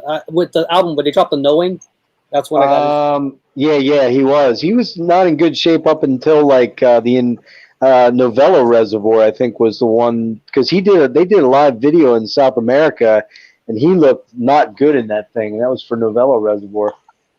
But he had, I don't know what the deal was. He had some kind of back surgery, I believe, and he had, if I recall correctly, reading through the lines, I think he might have had a little bit of a pill addiction thing with painkillers going on for a little while. And once he nailed that and got rid of that, he got very healthy and quit eating shitty, and guy's got a powerful fucking voice, man. Oh man, it's crushing. Yeah. That's a band that quite frankly should have been bigger, I think. They've been consistent, but I noticed they've not been sort of propped up like some of the other bands, and they've had quite a career. Quite consistent. Here's one I just thought of that I'm curious if you guys ever heard of. Have you guys heard of a German band called Dark Suns? Mm-hmm. Oh. They had their very first album was called Swan-like, and it reminds me a lot of very early Opeth, maybe like My Arms, Your Hearse era of Opeth, Still Life, kind of in that vein. Man, that shit's so good. Okay. Very, very killer album. Very killer. I just was curious if you guys ever heard of it. One of my favorite albums of that era. Probably 2000-ish. I think it came out around the time Blackwater Park. What's that, Nick? I need to check that shit out. Check it out. It's called Swan-like, Dark Suns. Now, everything they put out after that Make sure is you way... text me the name, I'll forget it. What's that? Text me the name, I'll forget it. All right, I'll DM it to you. Black Suns. Everything after that, they put out an album called Transcendence. Another one called Orange. That got way more proggy and experimental. Kind of unusual at that point, but I got into them right around the time I got into like November. I think we were talking about November a couple of weeks ago, weren't we? I think I remember that. The Italian black metal band. Wasn't Alan talking about them? I don't remember. Well, maybe it was you. I don't know. I think it was me. I brought it up because I asked you if you knew about them. That's right, because we were talking about how foreign accents sometimes make death metal or black metal vocals sound more intense. Oh, yeah. Yep. And I suggested you check out like Classica or Dreams d'Azur. I think you said you did kind of check them out and you felt they might be a little too proggy for you. I can't recall, but good stuff, man. Good stuff. Not stuff I've revisited in a while though. But If you like November's Doom, there's a band that's kind of an ode to them. But again, if you like that genre, check out called December Noir. I just ordered their new one. Oh, did you? They're pretty good, right? Again, if you're like that range of sort of that sort of death doom, and they're like November's Doom. I think they're pretty comparable. There's a little more far as modern, and the production's a little different, but they fall in that sort of category. Did you order the new one? I don't have the new one though. Did you listen to it? Is it good? It's up for pre-order right now. There's one song. Where are they from? I listened to the song. I ordered it. I'll check it out. Oh, cool. Where are they? A U.S. band or a European band or what? I think they're European. I remember I had to pay. Not U.S. It was a little on the pricey side. I picked it up some time ago, but that's a pretty good release.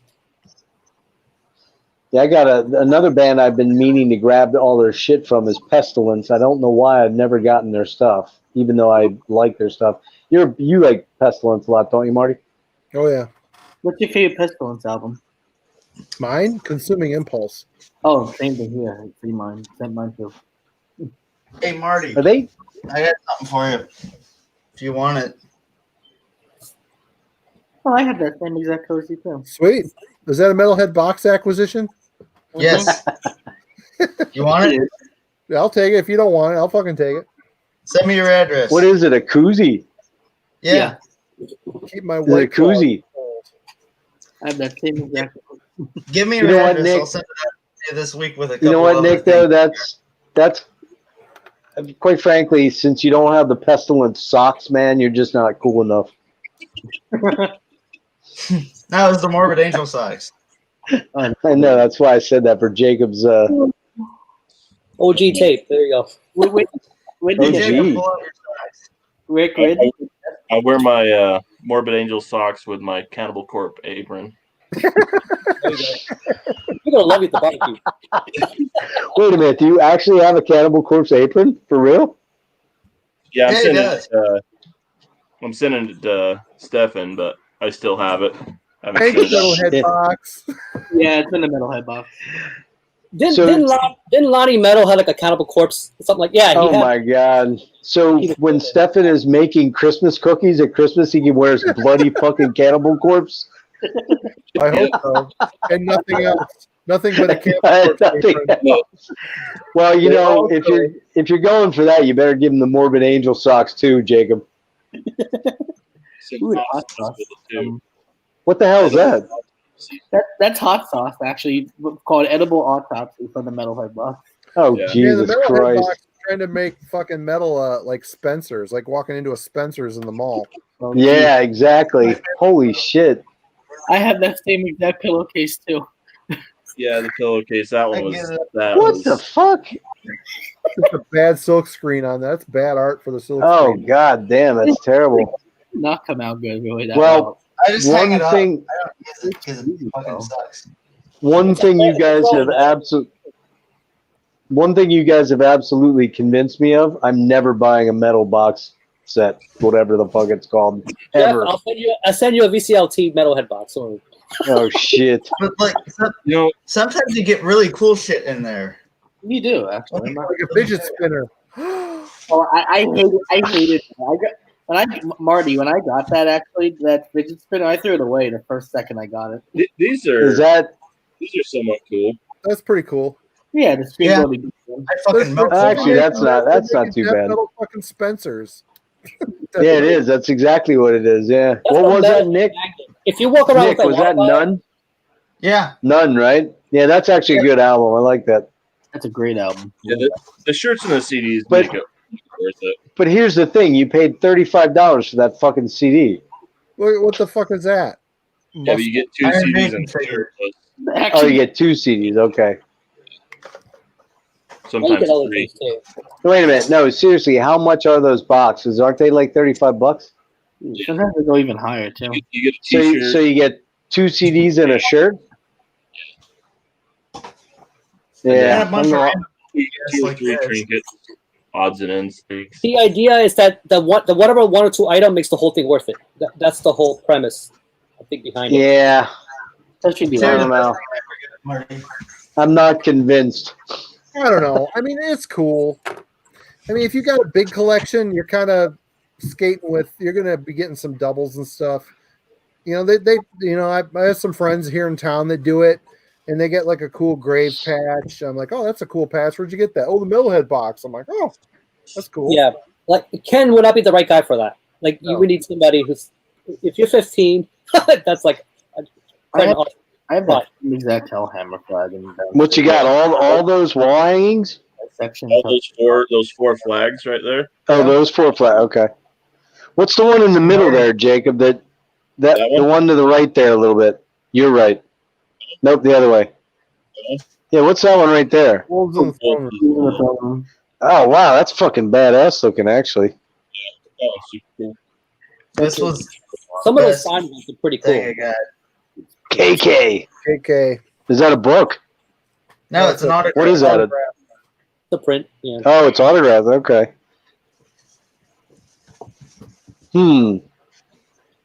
I'm still not convinced, guys. I think with that cannibal apron, I Definitely not for picture everybody. I'm picturing Trez doing a serial killer video with that cannibal apron. I can imagine Wanda out in public and almost like cooking out. I'm thinking. Things are pretty cool too. That they send. Oh yeah, there you go. I got that Defender face on my jacket. The Defender. I got the shirt in the metalhead box. I'm actually thinking, Marty, that we need to somehow procure that Cannibal Corpse apron for Eric Bauer for when he's decanting his coffee. Yeah. Yes. He needs that.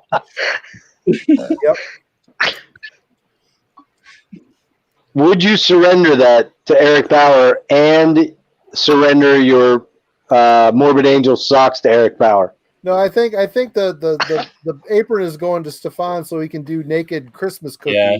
But I was nothing already but a saying smile. Naked, Smile and naked a sand Cannibal tarts. apron. Marty, don't tell him about my videos. The secret We- fun. That's just what the world needs. Naked sand tarts from Stefan and his Cannibal Corpse. You can make it happen, Stefan. So Nick, You you guys- put some You Christmas guys have cookies to with subscribe to Stefan. his Check it for OnlyFans to get pubes. that content. Well, whatever you do, Stefan, Mhm. when you are baking your sand tarts in your Cannibal Corpse get up, please do not be excessively drinking like the last time we were on here. Oh, okay. Yeah, I'll make sure of that. Hey, Marty. You know Yeah. this album? We wouldn't want some kind of an accident to ensue. Yeah, I have that on tape. This was in the metalhead box. Awesome. Hey, here's one. Well, that- Lord Belial. Marty, you know Lord Belial? Yeah, Kiss the Goat and Enter the Moonlight Gate. That Enter the Moonlight Gate is a killer album, man. Yeah. Good shit. Good shit. Yeah.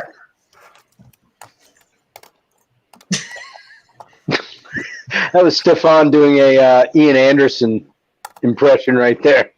Playing his flute. I'm playing my flute. But mostly that's just a guitar solo. Oh, that was your. No, Ah, that's okay. separately. Wild Stallions. Yeah, I thought maybe you were doing a lute impression. Playing your lute. Yeah, mostly I just do that when I say guitar solo. I go like that.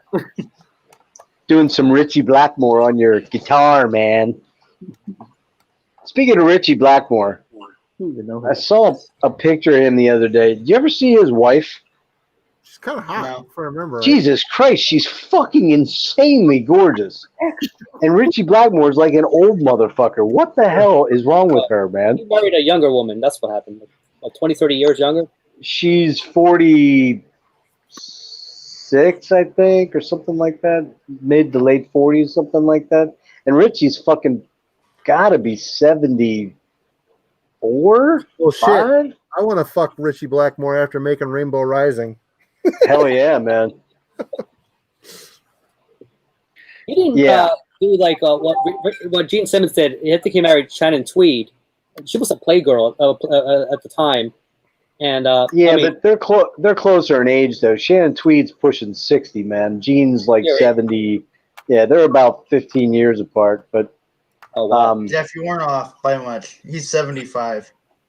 Who? Blackmore? Yeah. Yeah, I thought so. And she's like 40. She might be 48. Tops. Yeah, that's what she's it said. I googled She's it. younger than me. She is fucking insanely gorgeous, man. It's like that's what being a rock star will do for you. But yeah, Marty, Yo, Rainbow Rising is one of the greatest albums ever fucking made. I love it. It's so good. If any of you guys haven't heard it, get it because it's fucking great.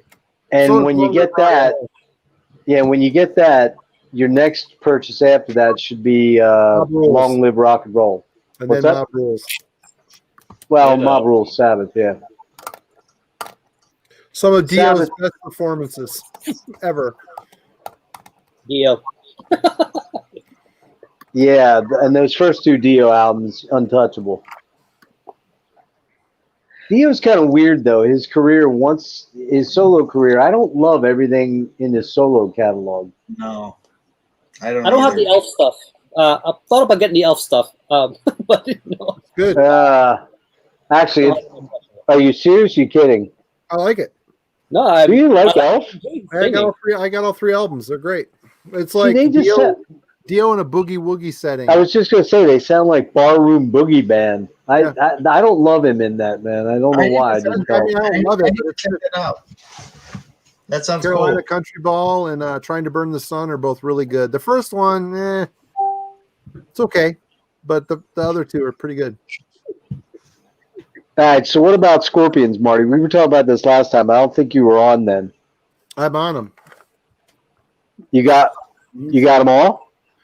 No, I've got my favorite stuff is the Uli John Roth stuff. Hey, Oh, Marty, yeah. would you agree with this? Even bad Scorps is good Scorps. No, No, I wouldn't agree with that at all. I like Scorpions up through Love at First Sting, and then after that they can fuck off. Yep, that's exactly where I stopped. I mean, if Ken was here, he would say Savage Amusement is the best Scorpions album, but he's totally wrong. That's where they took a shit right there, is for me. But I think In Trance, Oh, I love that record. Taken So by good. Force is fucking awesome. Yep, I actually really like Fly to the Rainbow. I There's do some too. great songs on I there. don't have Virgin Killer yet. I will find that eventually. I think our record store has it. That Virgin might be Killer the Virgin Killer is probably the weakest Uli record for me. I like it, but I don't love it. And I got to be honest with you, the very first one, Lonesome Crow, is a fucking weird psychedelic album, but it's fucking Shit, when really did that come cool. out? 69? What's that? When did that come out? 69? Yeah, I believe it was. Michael Schenker was 15. It's that old? Wow. Yeah, he was 15 years old when he laid down all the Came out in solos on there. 72. It came out in 72. I was 1 year old. Yeah, I was going to say, I was thinking it was early 70s. Yeah. But you think about it, fucking Rudy Schenker's got to be in his mid 70s now, too. Him and Klaus they're old fucking dudes, you know? But yeah, Scorpions haven't done anything relevant for me since Love at First Sting. But they put out a string of fucking killer albums, man. And Trance is such a great record. Oh, And if any young guys are Dark not Lady. Scorpions, if any of you young guys are not into Scorpions, check out the song "Sales of Charon." Holy shit! So fucking good. That album, that riff is so killer, Schenker man. 72. Sorry, not brutal enough. I got to see them a couple of years ago live. Were they good? He still put on a pretty good show. You know, you can tell he doesn't quite have the voice. No, Mickey D Yeah. on drums though. That's good. They did good. They Yeah. had to take a break halfway through. Of course they I did. s- It's fucking old. I've only ever seen them one time, and it was on the Monsters of Rock tour in 1988, along with Kingdom Come opened, and then it was Dokken, and then Metallica before Metallica blew up into the biggest band in the world. That was pre And Justice. You know, and then it was go ahead. Sorry. Yeah, and then it was Scorpions, and that was for probably Love at First Sting, I believe. Does that sound about right? Well, it's probably the Worldwide Live came out during that tour. That was it. You're right, Worldwide Live. And then it was OU812 Van Hagar. Yeah. Which I was so fucked up and drunk at, I slept through most of their set when I went out to the parking lot and passed out in the car. That's why everybody talks about bands being so old and whatever. You know, I look at like Scorpions; they're in their 70s. You look at Kiss; they're in their 70s. 70s. I look at my dad. My dad is 74 years old and all sorts of old and fucked up. Yep. I'm thinking, the fact that these old bastards can still get up there and do what they do for hours. I mean, Kiss goes up there. I don't care if Paul Stanley's singing along to a fucking track. They're up there in full garb on 6-inch leather heels, jumping around like they're fucking 14 years old, and they're like my dad's age. It's like, well, let's be honest. Who cares? Let's be honest. I think to some extent, doing what they do, and Paul Stanley and Gene Simmons, to their credit, stayed away from drugs. They stayed away from alcohol for the most part. Paul didn't. Paul drank. I don't know about drugs. He drank, but Gene he wasn't a drunk though. Yeah. Paul wasn't a drunk. I mean, yeah, you look at Paul Stanley, he could almost pass for a 50-year-old guy. Granted, he's had some surgery, but the guy's in good shape and he's sharp mentally. Yeah. Those guys were driven, motivated dudes. And let's be honest, man, whether you like him or you don't, Mick Jagger has more energy than me most days. And that guy's 76 fucking years old. I don't know how he does it, man. Now, granted, Keith Richards looked like he died about 42 years ago. Yeah, he looks like a reanimated cockroach. And that guy has done more damage to his body and is still alive than any human being you could think of. But yeah, I think to some extent, let's be realistic. When you're a multi-millionaire, that really helps with stress. Yeah, you don't have, like Lemmy said, he's like, how do you live so long? I don't have any stress in my life. You know, you don't have stress, then stress is a big thing. How am I going to pay these bills? Yep. You know, how am I going to get my kid through the school? How am I going to do this? How am I going to do that? You know.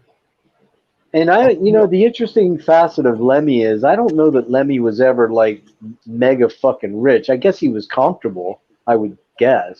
He maybe had more money than you know. He co-wrote some big songs. He co-wrote some songs off of No More Tears by Ozzy. That's true. And he co-wrote No More Tears, which was a big hit. He got paid big bucks. So he was making some bucks. He made bucks. He could probably sit in his shitty little apartment, in his hoarder apartment, and collect checks. And the kind of shocking thing about Lemmy was that Lemmy was a pretty good meth head most of his life. Oh, he was a speed freak all the way up to the end. Yeah. So maybe, I don't know, maybe a functioning alcoholic. Oh, big time functioning alcoholic. He's the rare guy. Him and Keith Richards are the rarities that were Ozzy too. Well, that's true. Yeah. Ozzy's paying the piper now. He's got Parkinson. He's all he don't look so hot lately, man. Oh, he's done, man. He's done. I mean, you look at Tony Iommi, and Tony Iommi's battled cancer, and he looks pretty damn healthy when you see him. Yep. You know. But you're right though, Marty. It is kind of mind-blowing when you look at some of these legacy bands where, some of these guys, like you said, my dad's 79 years old and he looks like a little old man. Yep. And he's not exactly treated his body right most of his life. And mine either. My dad ran it into the ground. Right. But I mean, you look at some of these dudes, you look at Klaus Meine and Rudy Schenker. I mean, Rudy Schenker looks like he could fucking pass for 50s. Yeah. And he's 72. Exactly.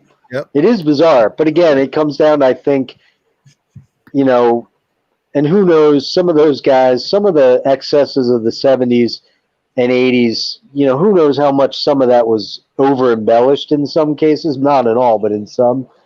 But a lot of those guys steered clear of heroin. Not all of them.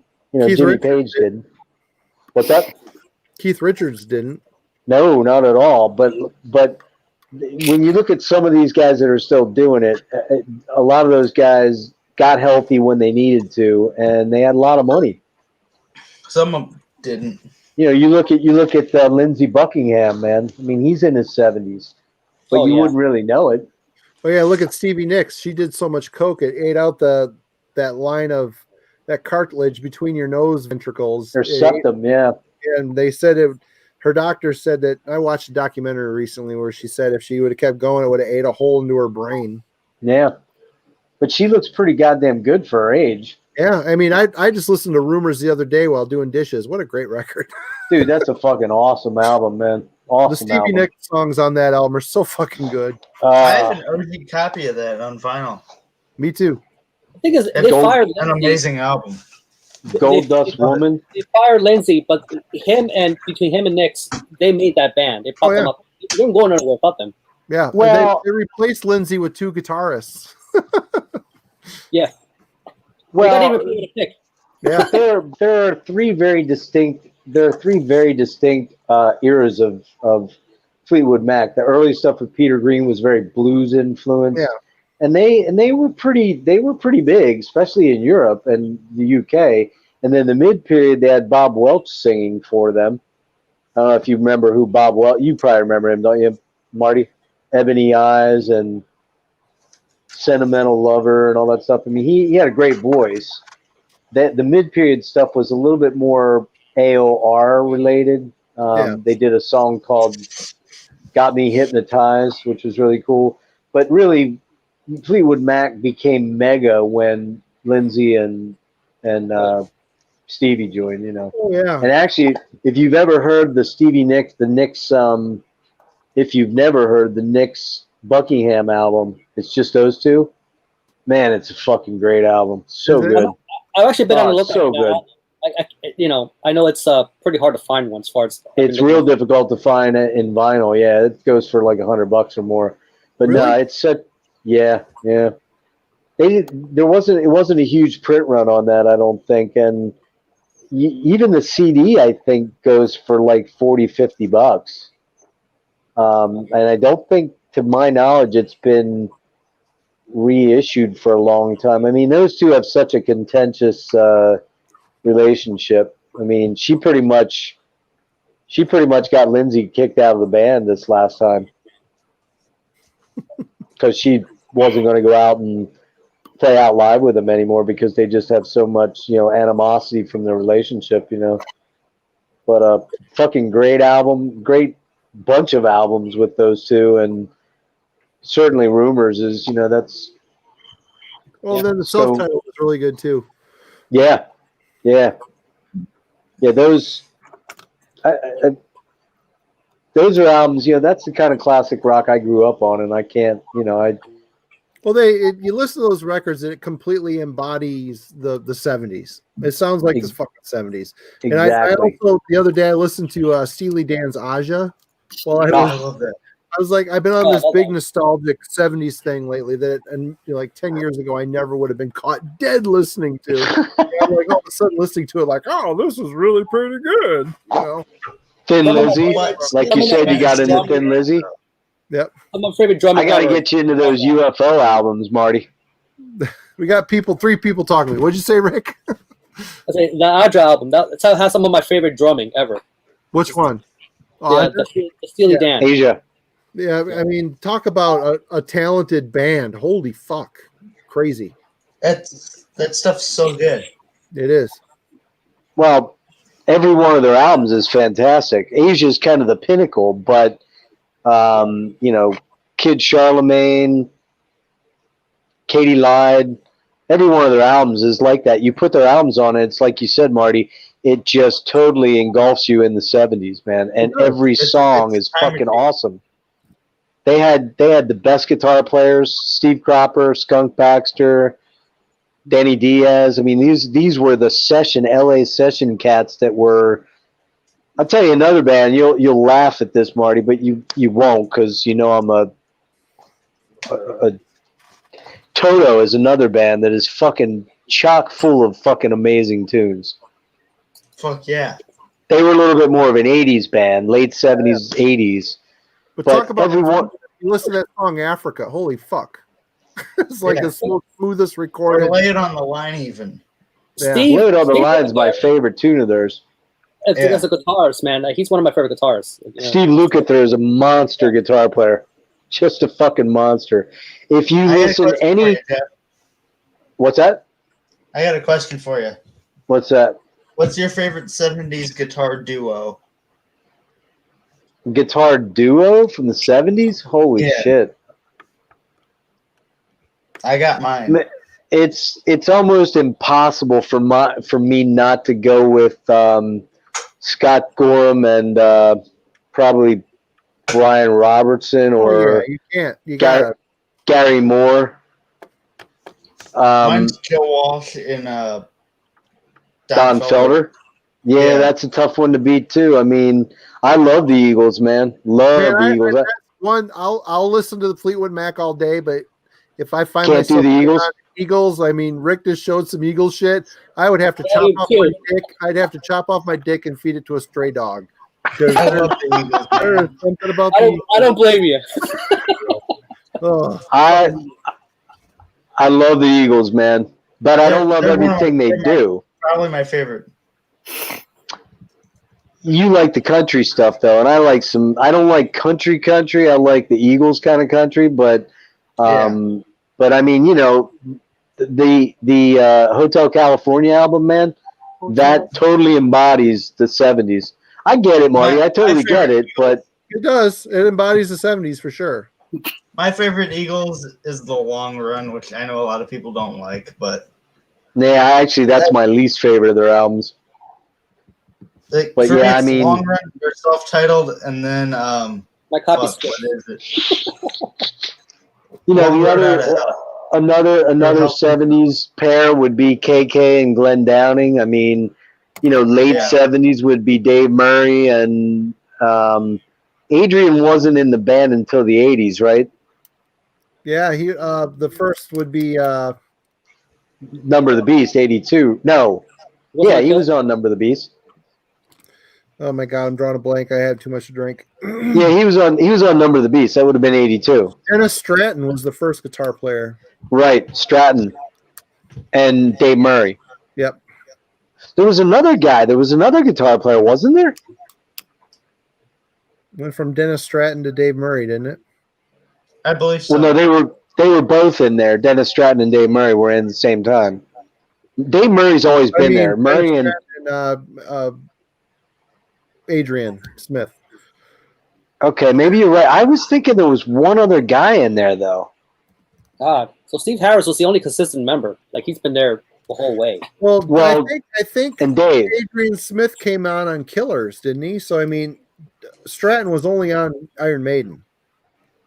I don't think so. I think Adrian came on in Number of the Beast. Let me check. Gotta consult the Oracle. Huh. Yeah, and look at that because I think there's one other guitar player in there other than Stratton. Killers is Adrian Smith, Is it really? On that. Okay. and God damn, I did not know that. Iron Maiden. It should be Dennis Stratton. Let me check. Line up. Yeah, that's definitely right. Dennis The Stratton. production, man. Was there another guitar player though, Marty? Like in the pre-album release? Check. Pre-album release is a Running Free single. Well, let me check that. Line up for Running Free single. Dennis Stratton. Okay. And then Man, we got I don't know the why. Soundhouse tapes is also Doug Sampson. Oh wait, That's it. He was the first guy. Paul Cairns is on the Soundhouse tapes. Okay. I knew there was another guy. But he didn't last very long. And then so I guess Nico came on for Peace of Mind. He came on for Number of the Beast. No, you're right. Number of the Beast was No. Clive Burr. It was still Clive Burr on Number of the Beast. That's because he got sick then during that. Okay. And then so you've had Steve was the original. Yeah. And then Dave's been Dave's been there pretty much since the beginning too, and I think Yannick's been there. What? He's been there since. He was in another new album band called Jaguar or something like that. Jaguar, yeah. They're pretty cool too.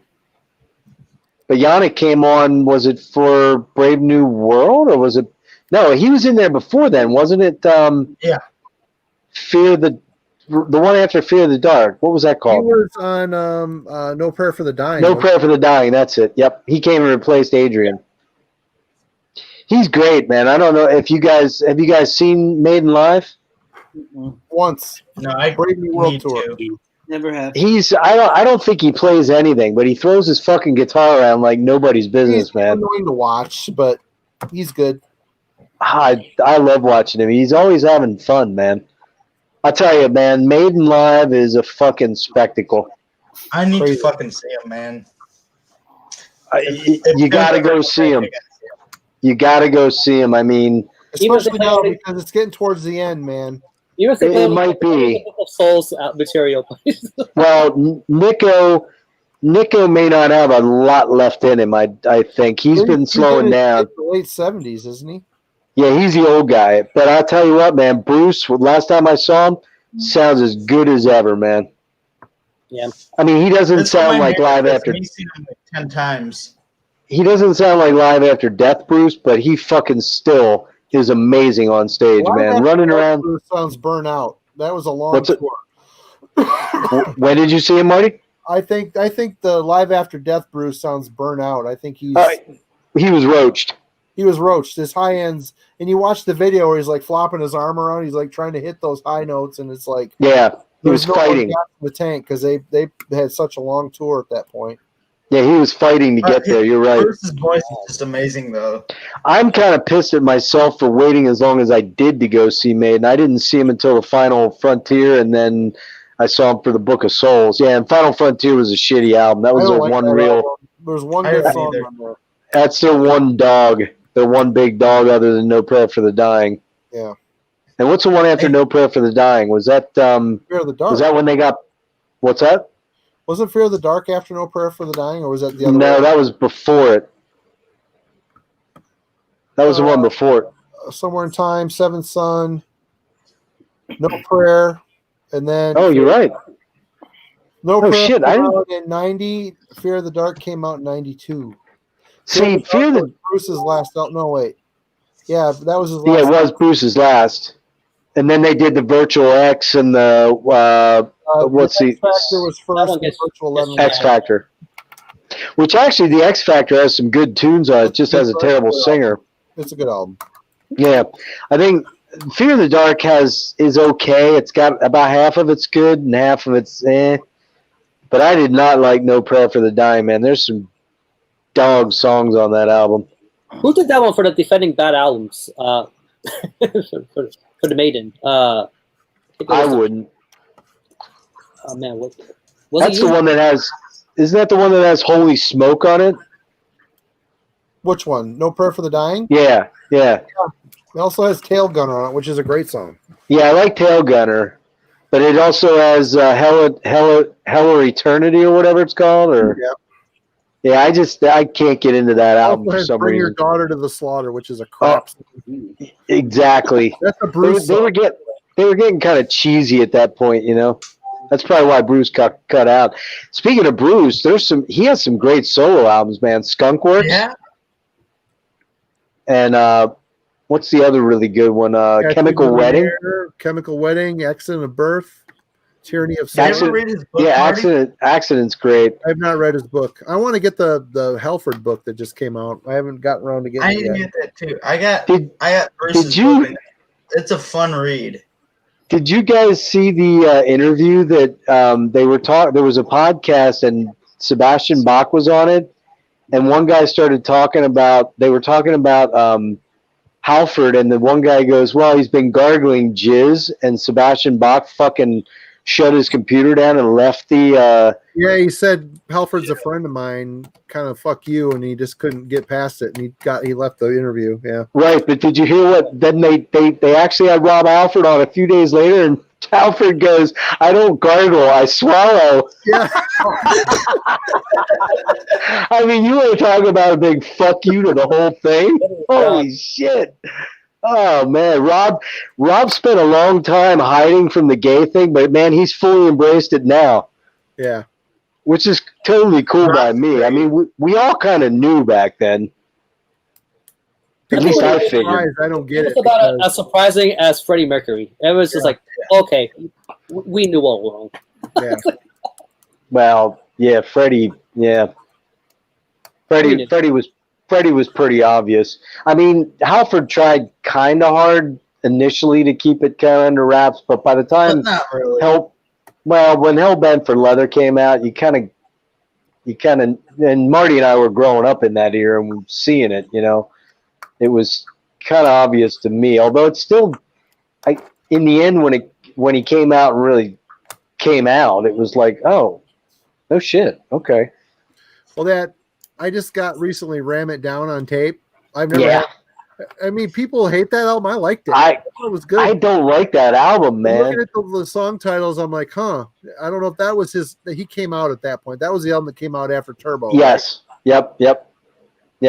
And that was around at that point. Is like a lot of like Hard as Iron and all that other shit and stuff like that. Oh God.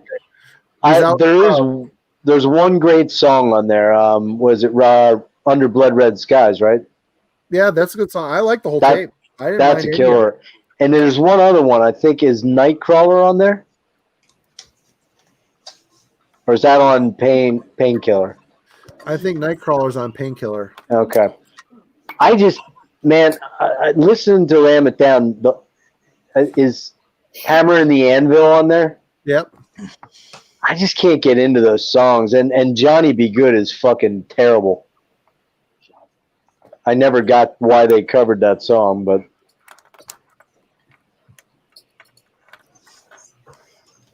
yeah, I kind of kicked myself for ignoring Priest. I was a Maiden guy. I couldn't be into Priest because I was into Maiden. Well, that was stupid.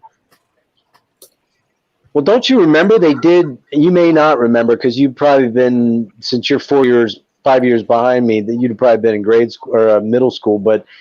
And when I was in 11th grade in 1983, they toured together. They did Priest was on Defenders, and Maiden would have been on Peace of Mind, I think. Yeah.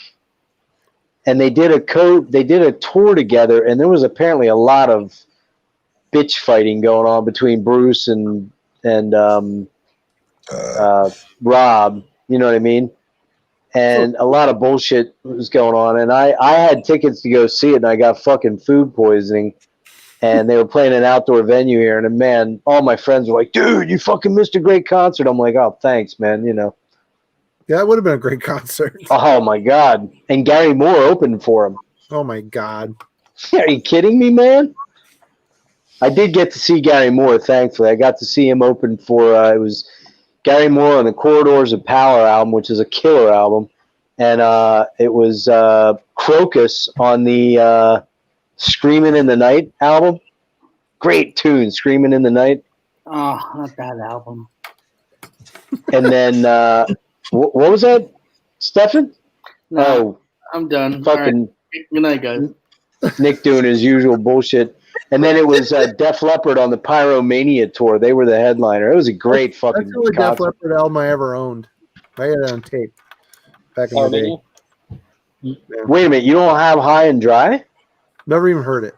Dude, that's the fucking killer album. They were still a great metal band or new album band back then.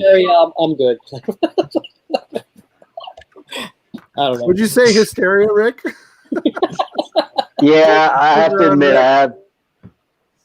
to admit, I saw them on Pyromania and the Hysteria tour. Saw them in Philadelphia, and Tesla opened up for them. Tesla were fucking rocking. Like, hey, you guys want to see a guy play drums with one arm? Like, you got to go see it. Not really. Def Leppard tours Utah once a year religiously. Really? Is it the state fair? The Utah State Fair? No, yeah, probably. They're above that. They actually get a amphitheater, like a pretty big amphitheater. They're like You know, out. you laugh, Marty, but they Def Leppard still is a pretty major draw, man. I mean, and as far as like, you know, there aren't that many arena bands left anymore. You know, there's Metallica and there's Foo Fighters maybe, and some of those old legacy acts, you know. But Def Leppard still actually fucking draws. I mean, granted, they usually go out with another band like Journey, or I guess they were going out with what, Motley Crue. Was that it, Jacob? They were going to go out with Motley Crue. Who's that? Wasn't Leopard going out with Motley Crue? No, Motley Crue is. Or was that Poison? No, Poison, they're back. They announced a tour, like a return tour. It was supposed to happen. Yeah, this wasn't that with? I thought that was with Def Leppard. Yeah, that one actually. I think that one did have Def Leppard. Yeah, it was. It was Def Leppard, Motley Crue, and Poison, and Joan Jett. I don't really think Mick Mars is going to make it to another year. Man, Don't think so. how about that shit? The Crypt Keeper. I'm more worried about Vince. Really? Well, that's the thing. I feel like the Motley guys, with all the years of partying and drugs, I feel like Mick Mars would have been the one in quite better shape than those guys. But Actually, he was the least. Yeah, he was the least fucked up. Tommy still looks like he still does an 8-ball of coke every day, and Vince actually lost a lot of weight. They had him in a fucking training program gearing up for this tour, and he lost a lot of weight. Man, he looked terrible last time I saw him. He can't sing. He mush mouths his way through everything. I mean, we've Well, all he- seen that meme. He's never been able to sing. I mean, Jacob and I. He sings where it counts, but live it's like, you know. Well, he doesn't usually sing. He sings a line, then he lets the crowd sing 2 or 3 lines because he's huffing and puffing. That shit's so annoying to me when the singers let the band they let the crowd sing it. I will say though, I saw Motley Crue on the Shout at the Devil tour, and they were pretty fucking good. They were actually, you know, they were at the apex of their. yeah, For me, anyways, they were pretty. I saw them on that tour, and then the Theater of Pain tour, and that's when they jumped the shark a little bit. But You know, I'm a dreamer. Maybe they pick up their drugs. with a heart of gold, I'm on my way. I wouldn't come home low. You know who you wouldn't recognize today? You see Don Dokken. Like, it just Man, That's- Don. that's when time is not Don- doing well. Don sounds terrible, and Don had one of the better voices of that whole era. But that's what cigarette smoking will do to you, kids. Did he have a great voice? I mean, Yes, I listen under Lock and Key, and he's like, he's like he comes from here. There's Well, no he's power more, in his yeah, voice. he's throaty. He's throaty, Very- you're right. But very feeble fucking vocal style. I don't know. But you know what? I saw Dokken back in the day. I saw them several times, man. I saw him probably 6 or 7 times, and he always sounded pretty fucking good live. And I mean, granted, the main draw for Dokken for me was always George Lynch. And Jeff Pilson would always sing the super high stuff. Jeff Pilson actually has a really good high voice. It was kind of like the early Van Halen. I mean, Michael Anthony really made them sound fucking great live. You know, I had someone tell me that Dokken, that actually the reality of it is that George Lynch is a better singer than Don Dokken, and Don Dokken is a better guitar player than George Lynch. That's bullshit. I don't know. Who Someone told you me that? I don't know. Someone that used to come in my parents' store was like a big Dokken fan. He's like, No. yeah, man, George Lynch is a better singer than Don Dokken, and Don Dokken's a better guitar player than George Lynch. I'm like, huh. I've never once. George is a pretty egotistical dude. If he was that good of a singer, he'd have been singing in all of his bands, and he's always had a singer. Don Dokken is a very good guitar player, but he's not a lead guitar player. He's a good songwriter. Don is a great songwriter. I mean, I would say Don wrote the lion's share of their bigger songs. But I don't buy that at all. But I mean, I've seen Dokken enough in the old days before DAT machines and before, you know, they had fucking shit on tape that they could pipe in. I mean, we're talking the 80s when I saw him, late 80s, mid to late 80s. He always sounded pretty solid, but I'll tell you, man, he sounds like fucking garbage now. I mean, he's embarrassing. It's all legacy stuff. Like, I mean, I don't know what Yeah, but who? I mean, I love Dawkins' albums. I love Tooth and Nail. I like the first album. I love Under Lock and Key. I love Back for the Attack. I even like Dysfunctional when they got back together. But I would never pay fucking $5 to go downtown to see them play with his voice.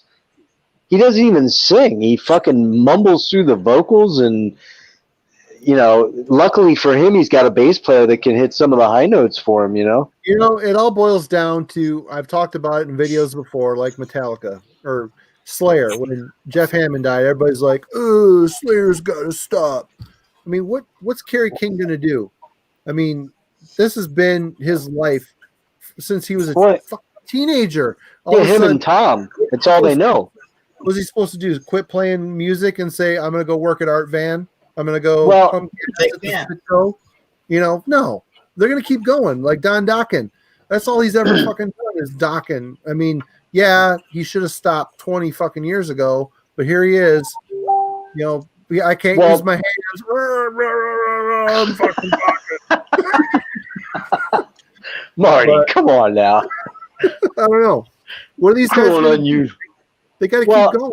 Look, it's like one of my favorite bands is Alice in Chains, and when Lane died, that was pretty heavy. That hit me pretty hard, man. I mean, you know, I feel Lane was one of the best bands out there, or one of the best singers out there, and you know, to be blunt with you, the other guys in the band, they did kind of shut it down for 6 or 7 years, but when they came back, there was this horrible backlash about, you know, fuck, that ain't fucking Alice in Chains. It's like, whoa, dude, Jerry fucking wrote 90% of that music.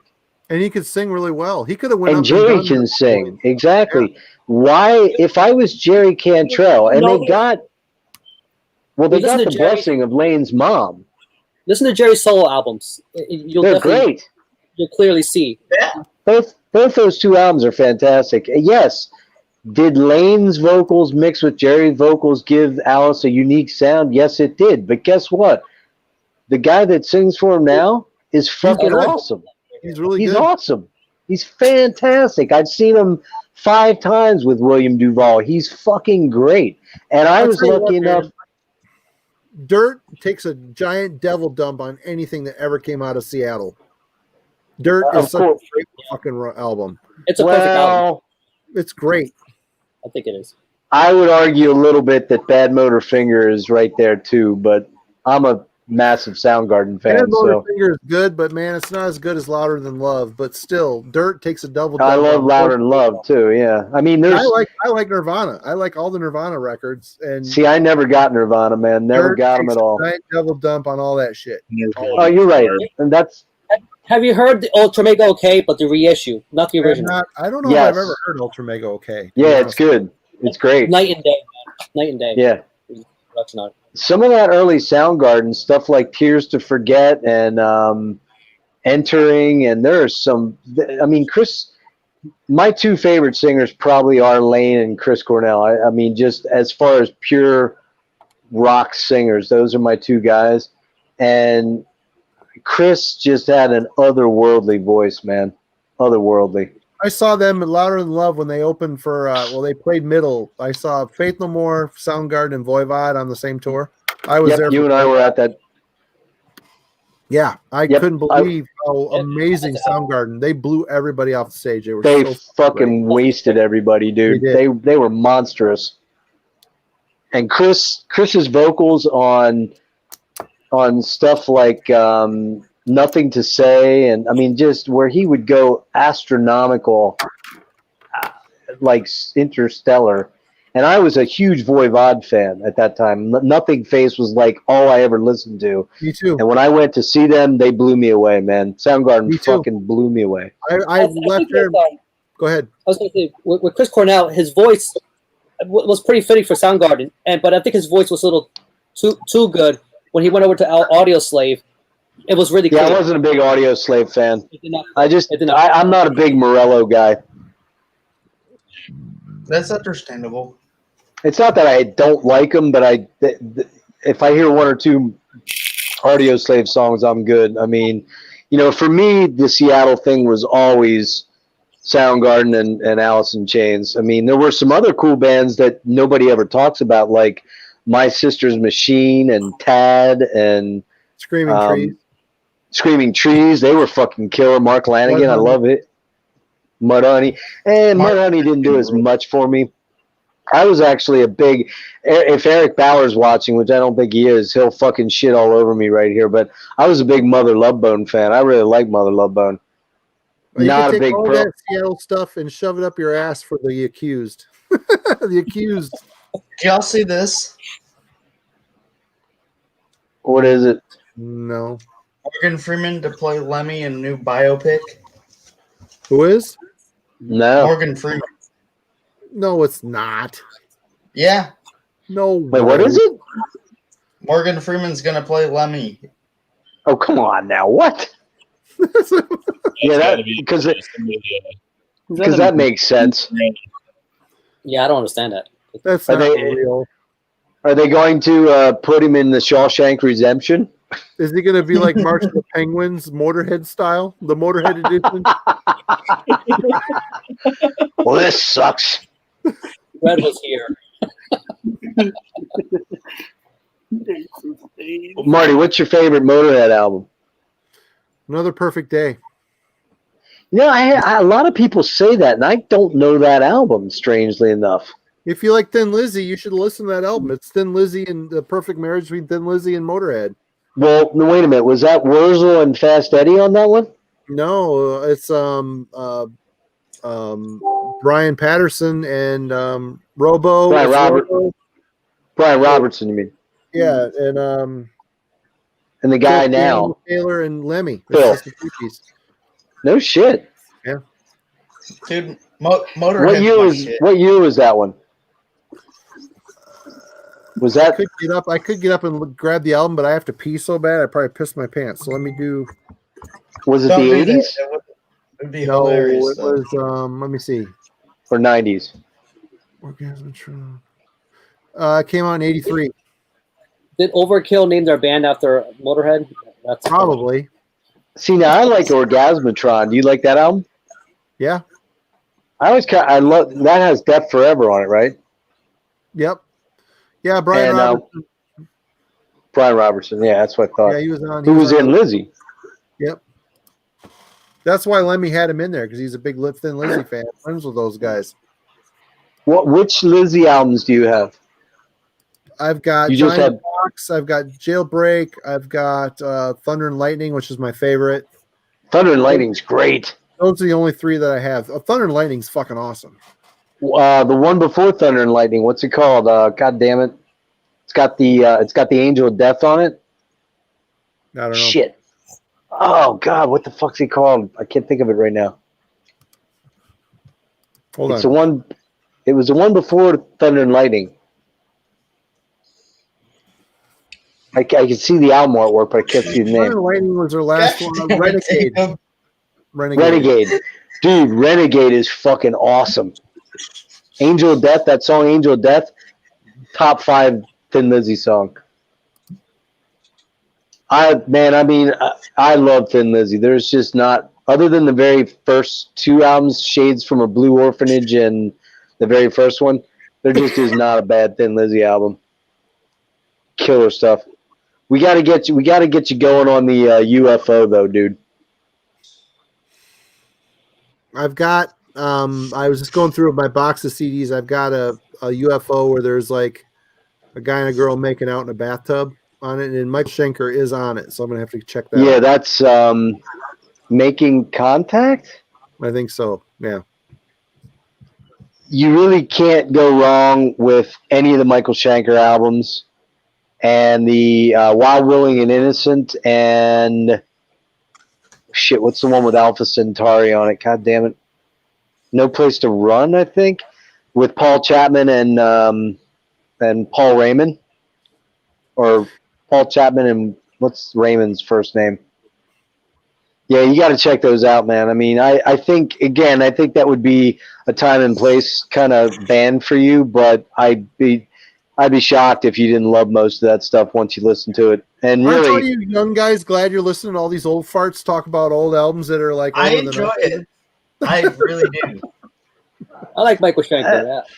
And his brother Rudolph Schenker. Nick's an old soul in an 18-year-old body. Yeah, and it's a problem. Stefan could care less though if it's not Repulsion or if it's not Cannibal Corpse, he doesn't give a fuck. Or Cannibal Corpse or what the fuck was that band with the Thanksgiving shirt we said you should wear? Regurgitation. Yeah, Regurgitation. Yeah, if it's not Regurgitation or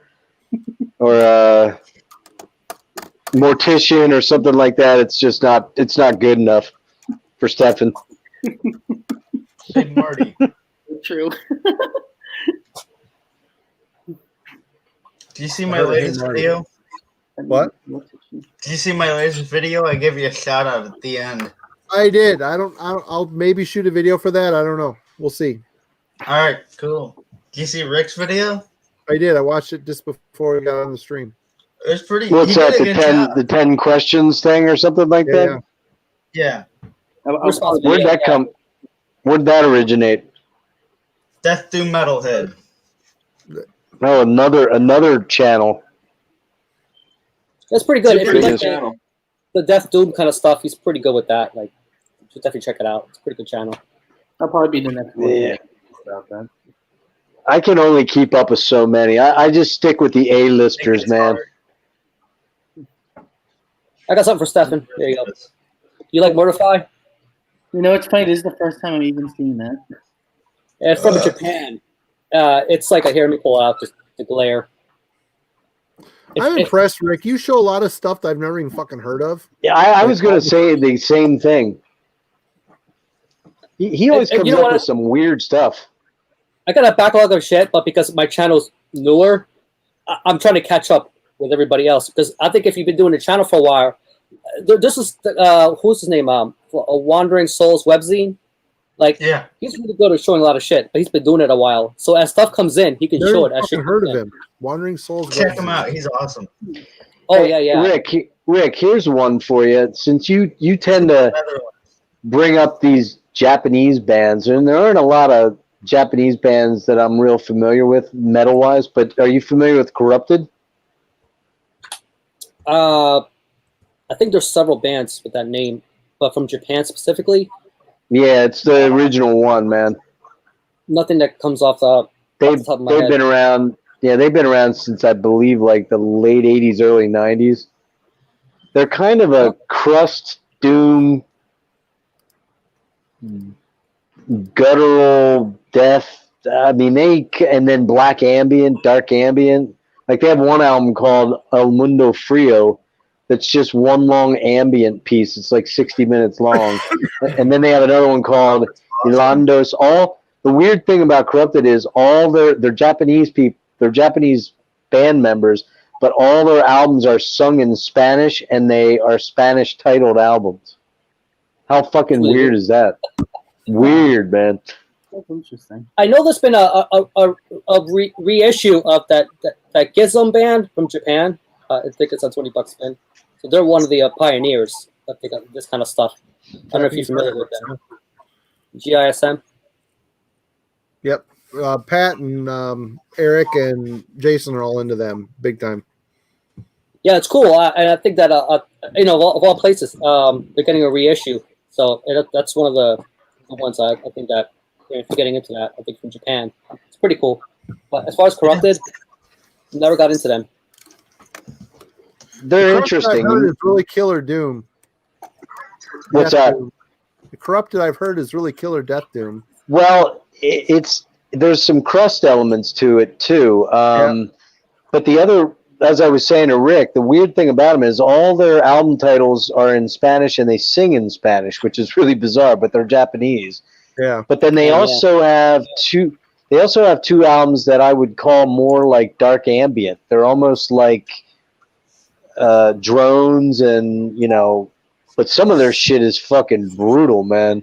I have most of their stuff and I don't even know how I got into them. I just kind of heard about them and grabbed one. The one I grabbed was Feed the Worms, Hilandos de Gusanos. And it's like 3 tracks, 2 CDs, real long songs, real doomy, man, real heavy, Kind of like sleep like, on drugs. with the crusty stuff. There's another one called Floaters that I like from Japan. It's kind of like that. Also like the No kidding. crusty category, which is Yeah, pretty good. Japan's a weird market, man. I mean, Oh no. Yeah. Don't get me hard to really peg what comes out of there. It's almost guaranteed. Like if I want weird and interesting, either I go to Japan or France. Let's Well, just yeah, say- let's just France say always has weird shit. Go ahead, Let's- Stephen. let's just say the stuff I know about Japan is I'm not gonna go there, but like there's like things that are just like you know, especially in the anime. Well, the anime stuff is pretty bizarre, yeah. Well, they have the suicide forest over there. They're all addicted to porn. Like torture porn and weird shit. Squid porn. Yeah, it's called. You ever see this? You ever see the squid video? Oh no, no. You never saw that where the chick sticks the squid up her? Yeah, it's pretty gnarly. No, I never seen that. Let's It's just say that there was like this.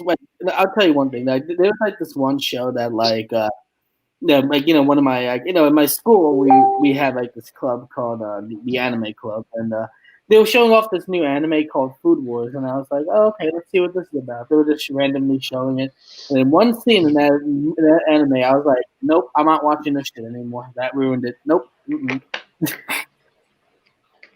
My kid is big into anime, not the weird stuff as far as I know, but I've never understood that, man. Like I just don't get it. I've been a fan of anime for quite a while now, ever since I was a kid. Like, but everything today that they're showing now is just fan service. Yeah, they don't have the filters we have here in the U.S. Marty, you missed it's it. like anything goes. Yeah, basically, there's even like one of my Yeah, it some of my is weird. favorite, like some of my other favorite animes I used to watch. So like actually, I watched like the Japanese version of it, and there's a lot of stuff that they cut out, which I was like, wow, no wonder this was not aired in the U.S. That's some heavy stuff. You guys were talking about France. Yeah. A minute ago. Anime is bizarre. I just don't get it. Oh, what you got there? There's a lot of bizarre things about You it. guys were What's talking that? about France. Didn't you guys check this one out from last year? No, what's that? What is it? No, Vehemence. Who is it? I don't know that I've heard of it. Vehemence. Okay, Behemoths. No. I'll have to check that out. Vehemence. Oh, yeah, yeah. I would say. Yeah, we'll pick up right What are they like? black metal, medieval black metal. It's actually on my want list. I saw it online. I forgot what channel. Black Metal Promotion, one of those channels. It's a good album. Oh, definitely, check it out. When you stepped away, Marty, we somehow got on the topic of Japan, and I asked Stefan if he ever saw the squid video. You ever see that? I've seen the eels video where they had a funnel and they dumped all these eels down a woman's Vajayjay. vajayjay. Yeah, that's the one. I thought it was an octopus. All out of her pussy. It was pretty disgusting. Dude, that was so fucking disgusting. You know what? The internet just brings people closer together. The internet. Well, it brings That everyone drives them together. further apart. I have to admit, months ago, you brought up the jar incident. I finally found that video a couple weeks back, and I got to You're tell you, welcome. man, You're welcome. I got to tell you, I fucking hate your goddamn guts for that, man. You're welcome. I have to tell you that honestly was the most vile motherfucking thing I've ever seen. The worst And thing I- about it was he didn't even say "ouch" when it happened. He didn't even say anything. I was literally cringing for 2.5 hours after that. What the hell's wrong with you, Marty? My asshole puckered more times in that 2-hour sequence of time than I have ever had it pucker in my life. That's quality. It's quality video. It's quality cinema. What kind Marty, of send it to fuck? me. Look, I know there are kinky fucking weird people out there, but what kind of fucking person in their right fucking mind would jam a fucking glass jar up their asshole? Like, what kind of person would do that? And then have it break. and then have it fucking break into shards of glass that are eviscerating him. How? God. I wonder if the fucking guy. That's like nails on a chalkboard. And then he's pulling the shit out. How that fucking I'm guy having didn't fucking bleed to death? nightmares. Thanks, I don't know how the Jeff. guy didn't bleed to death. Like, I'm what the having fucking fuck? nightmares. Oh, You're welcome. well, thanks. I really got to tell you, I've lived 54 fucking years of my life not seeing something like that. I think I could have gone another 54. Mhm. If you think that's bad, I've seen worse. What? What could possibly be worse than a fucking gushing, bleeding asshole from shards of glass? What? Just keep Yeah, going that's a tough one. deeper and deeper and deeper. And Hold on, Stefan. The only thing I could think of that would be worse is if you took a double-barreled shotgun and shoved up your asshole and pulled the trigger. Then I could say that might be worse. I think I heard of like an album. I think I heard like of an album about like a song about that somewhere. You would. Or it's like an audio clip. Or like an audio clip about something like that. I mean, I got to tell you, there was a thing back in the 80s, maybe it was like the mid-late, maybe early 90s, where there was allegedly this thing that happened with gay dudes where they would put fucking gerbils in their assholes. Do you remember that, Marty? I don't know if it really was real or not. I got to believe it might They have. remove the teeth. They remove the teeth and the nails and their fingernails, so it wouldn't claw their asshole apart. So it was really real then, apparently. That's what I've heard. I don't know if it's real or not. I've never partook in it, but Well, but here's the deal. I would rather watch guys having fucking hamsters run around their assholes any day than see a guy's asshole ripped up by shards of fucking glass any day. And frankly, I don't want to see any of that goddamn shid ever. why not look for it then? Like God damn you, Marty Worm, you motherfucker, you. Why did you go there then? Why did you look? For weeks I kept thinking, this can't be real. It just can't be real. And then I found out it really was real, and it fucking really, it makes me tiny and afraid right now. I think my fucking balls crawled back up in my body after I saw that. The thing that bothered me the most about that is he didn't even say "ouch" or "oh no" or nothing Exactly. Like that. He just went up in there and Exactly. started digging out the shards. It's like, oh my god, all the blood's pouring out of his bottle. He didn't Hey, scream. Marty, I'm It's like, sending you what some the fun shit. Oh god. No, Nick. Nick, you better not have sent that shit to me, or I'll come out there and kick your ass. That's the video you keep in your back pocket when someone goes, I've seen everything. Oh, have you? Yeah. No, you haven't. Better not be in this video.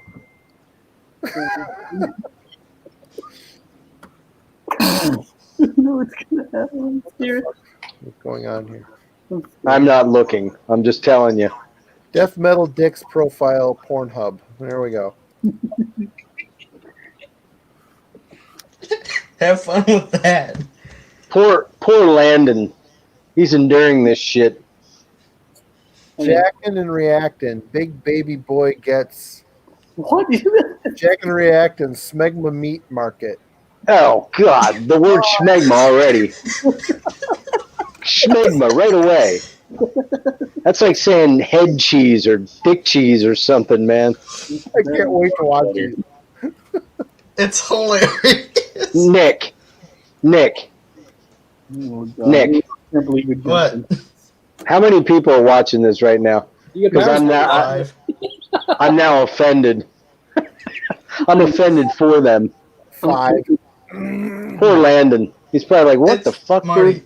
it's like next level hilarious. Well, I thought it was going to be like dicks in the shape of like Euronymous' head or something like that. All right, we're gonna do a reaction video right now. Jackin' and reactin'. Here we go. Oh, no. I'm watching it. I'm staying away from that. Can I I put don't the sound on? want to be scarred for life. Do not screen share it, Marty. That'll get us pulled. All right. Is it Long Dong Silver? I'm skipping ahead these two douchebags. I don't care about these guys.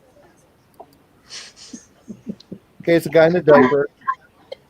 Oh, no. Oh, no. Officer's changing his diaper. Oh, no.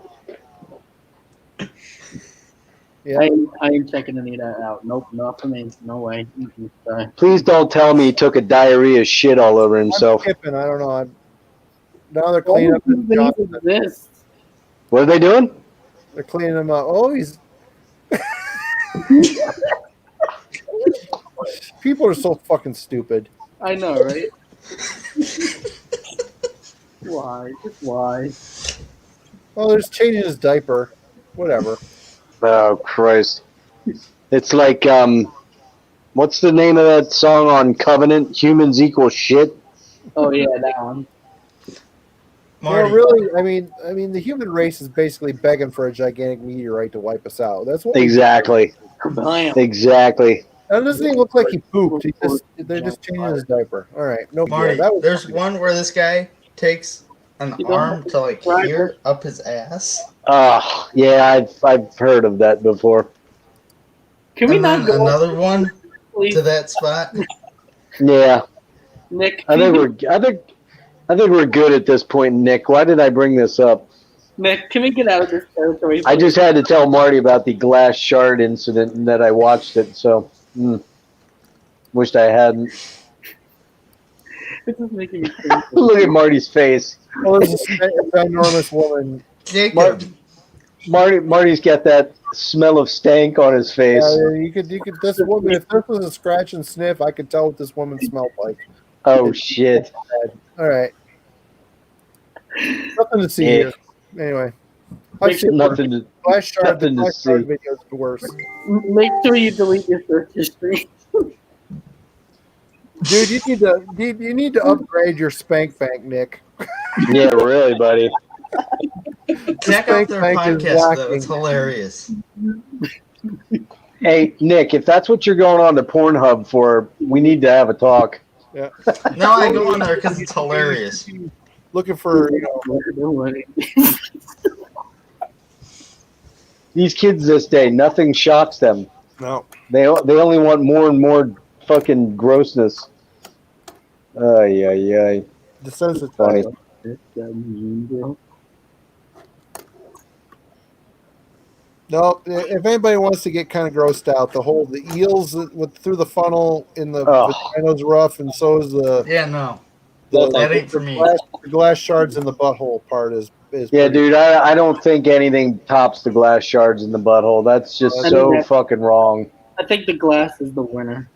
Especially when you're sitting there and you see this guy squat down on this thing and you look at the size of this jar and you go, wait a minute, there's no fucking way that's going in there. And then you see it start going in there and then you hear the fucking glass break and you go, oh my fucking God. And then all you see is pouring out. and all you see is blood gushing out, and you're like, that motherfucker's gonna bleed out right here on this fucking video. He's gonna bleed out. But I guess he survived. I guess. How? How the Everybody's fuck did gotta he have survive? a thing. It's What's like, that? believe it or not. Everybody's got to have a thing that you're good at. You know, think about That's a this though, talent. just for a second. Think about this though. Those glass There jars. must, there must be someone out there other than that guy that knows who that guy is. Yeah. There must be one person, one best friend of that guy who said, dude, hey, they were supposed to go out and pick up dudes or chicks or something the next weekend. Oh, man, I can't go. I've been in the hospital. What's the matter? Oh, I had an accident. What's going on, man? Well, I've been internally bleeding badly. Can you imagine? Somebody knows who that fucking guy is. Yeah, that's the crazy part. I think Mike just outright say it. Go ahead. What's that? Because you have to build up to it. Doesn't David track the lead? I think I saw Mike Seaton was on that stream and he watched Yes. it while we were there. Yes. He did some backstory on it and he found out that the guy went to work that day. I remember. What? Yeah. How Apparently is that? like a normal Tuesday for that guy. How is that even fucking possible, man? The amount of blood that came out of that guy's ass was frightening. It was like, seriously, it was like he was hemorrhaging fucking blood. Oh, That's what he yeah, was. I guess if you're that miserable, whatever, Oh yeah. I don't Yeah. want to get to a stage in my life where I'm that desensitized. Like, you know, I'm Yeah. good with my stimuli as it is at this moment. Man, I'm not. I mean, I'll be honest with you. I don't really like looking at the picture of Dead's brains seeping out all over the floor in the. Yeah, You black know that. Yeah, that ain't too cool to me. I'm not. You know, I'm not squeamish that I can't take the sight of blood or something, but I don't really like fucking innards protruding and seeing that shit. You know, it's gnarly. Really fucking gnarly. If it's illustrated, it's a different thing, you know. But a photograph, quite a lot more vivid. Yeah, it's you know, like It's like the cover of that piss. What is it? Piss grave. I can't handle that one. That's fucking totally fucking disgusting, man. it's like Morticia doesn't phase me at all. Like I watch it, and none of that. But you know, Piss Grave is another. No, which Human humiliation, like that one. Which one? Which cover by Piss Cave were you guys talking about? Posthumous humiliation, is that what it's called? The last one. Yeah, that's the one with his head bashed in. Oh, Yeah. I saw that one. That has to be one of the most disturbing pictures I've ever seen. It's Well, disturbing as hell. You're like, something went on with this guy. What is the story behind it? Like, Yeah, that's you're gonna read the story. I don't know Well, why. he either got run over by a tank on his head, or he blew his fucking brains out, man, like big time. Yeah, like I can deal with gore, but that was just kind of a little bit too much. Yeah, that's excessive. That's And half his head would be just. missing. Yeah, I don't know why. And allegedly, Rick, that what's the name of that band with the guy's face rotting off? Lectophilia. Yeah.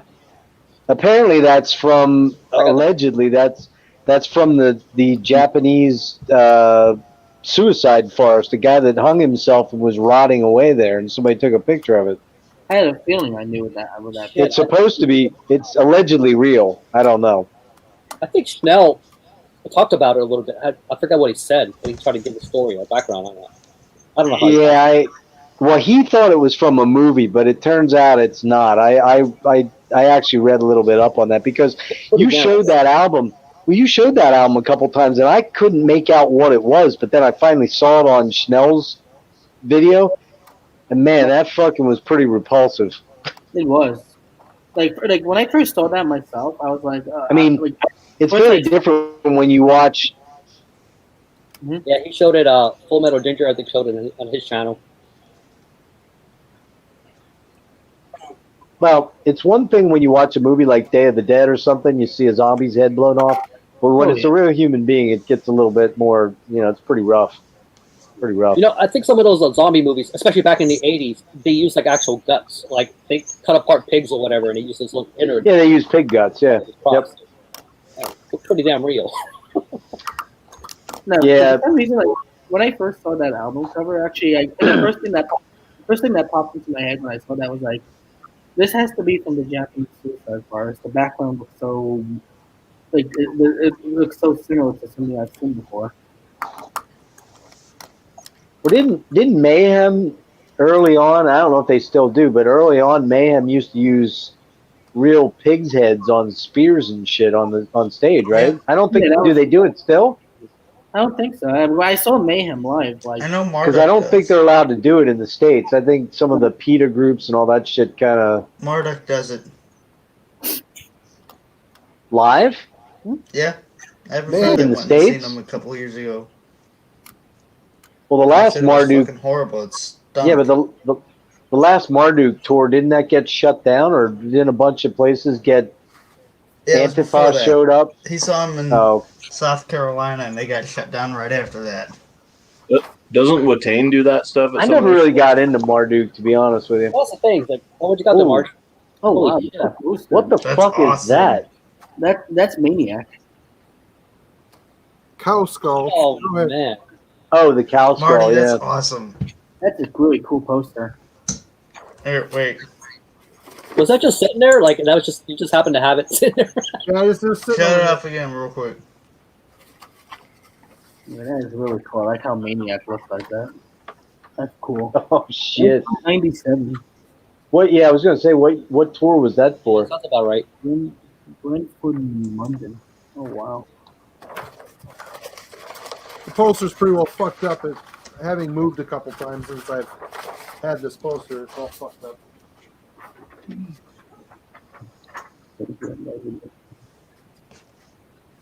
That's probably, if that was in good shape, probably get some good bucks for it Yeah, probably.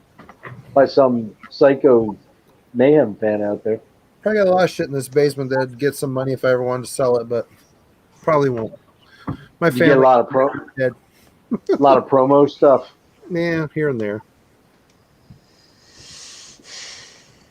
Yep. This is something else for sale online, like just the T-shirts and shit, like this, from the '90s or whatever, like ridiculous. I don't know what this poster would go for. Yeah, that vintage shirt market thing. Good, unfortunately, but you never know. Never know. The whole vintage T-shirt thing blows my mind, though. That people now, granted, I've never actually gone on there and looked for any that were for that sold and what they sold for. But you go in there and look for vintage Rush shirts, $150, $250. You're like, what the fuck, crazy. man? Yeah. Why would I want to wear somebody's old? A couple of Rush shirts for $50 today. In used, and some of them have like threads missing. Like I see them at the record stores, and I'm like, how many more washes will this last? I'm dropping 2 bills on it. Basically, buy someone else's BO stained shirt. Gross. Man, I wish I had all my classic old shirts. I don't know that I'd fit in all of them because I was a pretty skinny dude back then. Weighed about 130 pounds, dripping wet back in the day. But man, I had some killer fucking Rush. Because back in the day, and Marty, you probably remember this. Back in the 70s and 80s, the big thing was the baseball T-shirt, and then that went away. Yeah. The baseball tees disappeared for about 20 years. Now they're back in vogue again. Yeah. Yeah, and they're cool. I love the baseball tees, but that was the big thing back then. You got those were the shirts you got when you went to shows in the 80s and the late 70s. And I had some killer Rush shirts, man. I mean, the first Rush show I went to, I bought a Raglan baseball shirt. Was the ticket for the show was $8.50, and the T-shirt was $4.50. Imagine that, buying a T-shirt for $4.50. Yeah. That now, if you went to a Maiden show and tried to buy a Raglan baseball shirt, they're $60 Yeah. When I saw Rush, their shirt was like $70. They're $70. I wish I could have seen Rush. And the sweatshirts are like $100. Think about that. Marty knows better than anybody what you buy those sweatshirts for. They might be what wholesale cost maybe $6-7. Well, for a sweatshirt. Yeah, maybe 10. Like a hoodie, Yeah, hoodie. $6 or $7. Yeah, 6 or 7 for a black hoodie, and then with your printing stuff in there, you're talking your cost maybe like $8.50 if you're making them in bulk. Yeah. Depends and they're charging $100 for them things. The screen printing, it depends what you're using to produce. I actually have a Morbid Angel hoodie that I bought at the Morbid Angel show back in 2017 that cost me $50. Yep. And that's quote unquote reasonable, but I guarantee you they're more now. Now, granted, when you go to an arena show, Maiden, Rush, all those big bands charge a ridiculous amount because the venue's taken probably 40%. Oh yeah, $50 for one color. Holy wow! Shit. Wow! Oh my God, that's insane. This hoodie cost me $50 at the show. Yep. Oh shit! That's fucking. Imagine, Marty, if you were printing those off and selling them, what kind of bank you'd be making on them? That's a huge markup. And I got this for nothing. That's true. Granted, I stole it, but. Well, there you go. 5-finger discount, Nick. Some guy at the corner store gave it to me. 5-finger Nick. I still think my Canis Dearest one looks better. Well, that's because Marty did it. Okay, was that from? That was from the Clockwork Angels tour, right? Yeah. Yeah. That's what did they that is a correct. What did they rape you for the Metallica shirt? Wow. These each cost $40. $40. Actually, the Metallica one might have cost 50. That's actually not. I mean, that's bad, but it's not that bad. I went. The only time I saw Maiden was at Pine Knob, and I got a Brave New World shirt, which is perfect. It's great for $45. I thought that was a lot of money at the time. And that's a lot of money. Yep. Full color print front and back. Was that was an outdoor venue, like a live outdoor venue? Yeah. Yeah. When I went to see him for Book of Souls, they were $75 for a baseball jersey. God, that's a lot of money. It's insane. It's insane, especially when you think about the fact that, for the most part, if you go online to any number of eBay shops that actually have the full color print T-shirts, you can get those T-shirts for $20. Well, see, part of the problem is, like, the big venues, like the big arenas, part of their deal to get the band in there is they get a percentage of the band's merch. Right, it's a merch. Yep. So that's another reason why they probably jack the prices marked up. Cover the venue's cut. Yep. And so they don't lose any money. That's why that's why the fucking a one color Morbid Angel hoodie's $50. You know. Yep. Because you're usually talking anywhere from 25 to 35% is what the venue's gonna, or as much as 40 even, they're gonna take of your merch stuff. Yeah. Which is fucking garbage. Especially if you're talking about venues, big venues where they have a liquor license and they're selling booze. That's where they're making ridiculous. Oh yeah, they're making big money, especially metalheads. Especially not at the Gramercy Theater. That's why I saw more than enjoy. $10 a year. I can see why, actually. But conversely, especially for town. Like, you're from out of town, you got this money saved up, you're gonna go see this band, you paid for your tickets, you got that merch money ready to go. Yep. And your beer goggles are on usually. Yep. But you know, conversely, if you go to see, like, I've saw Carcass a bunch of times and bought a bunch of Carcass T-shirts, and the T-shirts were 20 and the long sleeves were 25, and that's a fucking deal because they were the same shirts they'd be selling at a big venue for 35 or 40. Well, a lot of those guys came from the crusty punk scene too, so they know not to charge too much for their merch. You know. True. But I mean, to some extent, it depends on where they're playing. If they're playing a small venue, they can get away with it. They're still going to make good money on it, you know. One time when I went there, I got a good price for some Obituary T-shirts. When I went to see them, each T-shirt cost like $20 each. I saw Winter Sun in a small venue. Yep. And they were selling their merch like they were playing the fucking Yankee Stadium. And they've got like tons of merch. I mean, they've got all the merch. Their shirts are like $50. I'm like, wow. You guys got to be kidding me. Wow. For who? Winter Sun? But they have those hardcore fans that'll go there and buy one of everything. Fuck that, man. Oh, yeah. I don't like a band enough to pay that much. Like, yeah, they did that. Winter Sun did that GoFundMe thing for their last album, which was good. It was a good album. They did like $500,000 on that fucking thing. It's crazy. Crazy amount of money. It's pretty funny seeing them live. Between every song, the singer would just Salt Lake City, and then go on to the next song. Oh man! Wow. Is that the dude? What's that guy's name? Jury or what's his name? Yari. Jari, yeah.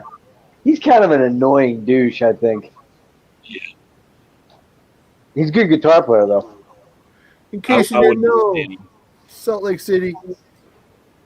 Salt Lake City. Not a big fan of them. I wouldn't have seen it if they weren't playing with Nail Blue Scars. You know, if they, but yeah, they're pretty tough to take.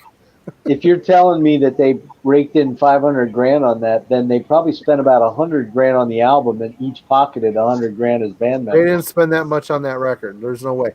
They wanted to build a Metallica level facility with like the top of the line recording software, recording space. They want to have a sauna in it, like Jake said, a sauna. all this crap, and the fans just started throwing money at them. They made like $500,000. Did they actually build it and show that they built a studio? Actually, I think it was 500,000 euros, so it was more U.S. money. That's more. It was a shit ton of money. I couldn't believe it. So did they actually show the fact that they built the studio? No. I don't know if they ever did. I don't know. They here's haven't the released thing. the album that everybody's really wanting. Yeah. Here's the thing on artists, man. Look, it's a noble thing, and I get it. A lot of these bands that we love don't make shit tons of money. They're not multimillionaires. They're not rich. But I'll never dump tons of fucking money into a GoFundMe thing, like unlimited amounts of money, just because I love a band. I wouldn't either. You know, if they're selling a CD that's signed, and maybe Gary Newman does that now. He does this sort of crowdfunding thing, and Gary Newman's doing pretty all right. Now, he doesn't play giant venues, but he plays a lot of nice venues, and he lives in a pretty nice-looking house out in L.A. It looks pretty goddamn nice from his pictures and shit. Well, you gotta be rich to live in L.A. California generally. Well, of course. But I'm not going to fucking fund him buying a new plane or a new vehicle. I'm just not going to do it, man. Well, the thing is, these people just didn't throw money at him for nothing. I mean, there was like different packages you could buy. It was like a setup, like an album or signed or with a T-shirt, Right. like all these different things. But man, I mean, people came out in droves. I mean, I would give a band $10-15 bucks. I'd pay. No, that's fine. I get that. But and if apparently they've got a big fan base, so they wouldn't have made that much fucking money. It's crazy. Well, I was just going to say, do you really think they have that large a fan base to bring in 500,000 euros? Apparently. I mean, that's Let me see if I can find exactly what it was. I could be off. Let me see. Winter Sun. Well, 500,000 euros, let's say divided by 20 bucks. Let's say that's the average. I think that's too low for the average for them, though.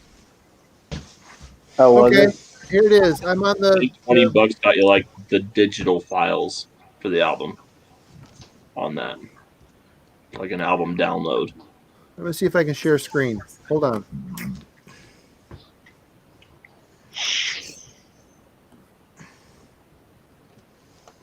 Does Nick have to do it?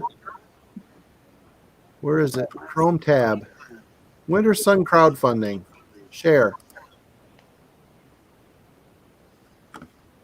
Can you see it? Nope. Yeah. No. Now, Nick might have to do it. Oh, there it is.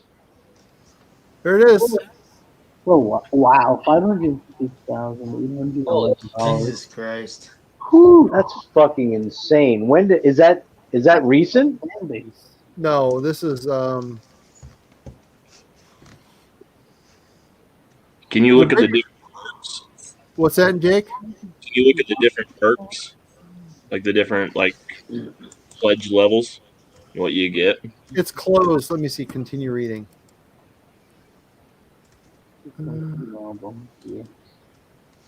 Yeah, Winter Sun, the Four Seasons new album. It comes the third There you go.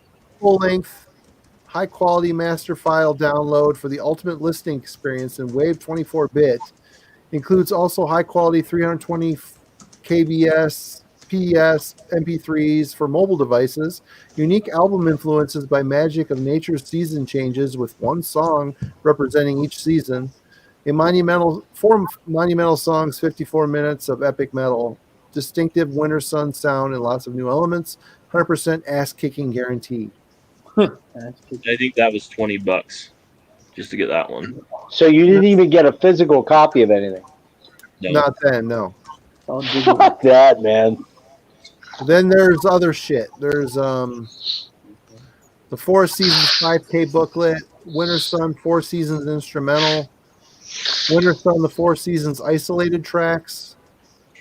Then you get like a time remaster. I don't know. There's like a bunch of different digital stuff, and But still, I mean, the bottom line is people came out in droves. And the funny thing is, if you watch, how do I turn this off? Stop screen. Hit stop. You watch the videos for them trying to sell it. It's fucking so hokey. I mean, I thought the album was really good. They did a great job on that album, but man, I can't believe the amount of money people threw at those guys for that. Yeah, in the videos I've seen of that guy, he just seems sort of seems like a cheese ball. Super pretentious. Yeah, super pretentious. Exactly. It's a cash grab. It worked. $550,000 fucking dollars. It definitely did. It's a lot of money. That A lot is of bands a lot wished of that money. in 2020. Yeah. These guys must be so Damn. I can't imagine they have that big a fan base. That just blows Apparently my they mind. do. Well, they had what, 9,000? Let me see. 9,330 backers. Okay, so at $20, a lot of fans. but they must have had other people buying other bigger, more expensive packages, obviously. 550.811 divided by 9,330. That is, Could be like 40. I must have did it wrong. I'm fucking math is stupid. It could be like Their top song on Spotify has 5 million plays. Wow. Holy fuck. Whew. That's a lot of plays. yeah, but wait, that's a little bit misleading because it could be people streaming it over and over. They have 93,000 monthly listeners on there. You figure like what they get like half a cent a play or something like that. Yeah. On 5 million. 93,000. Yeah, that's how many monthly listeners they have.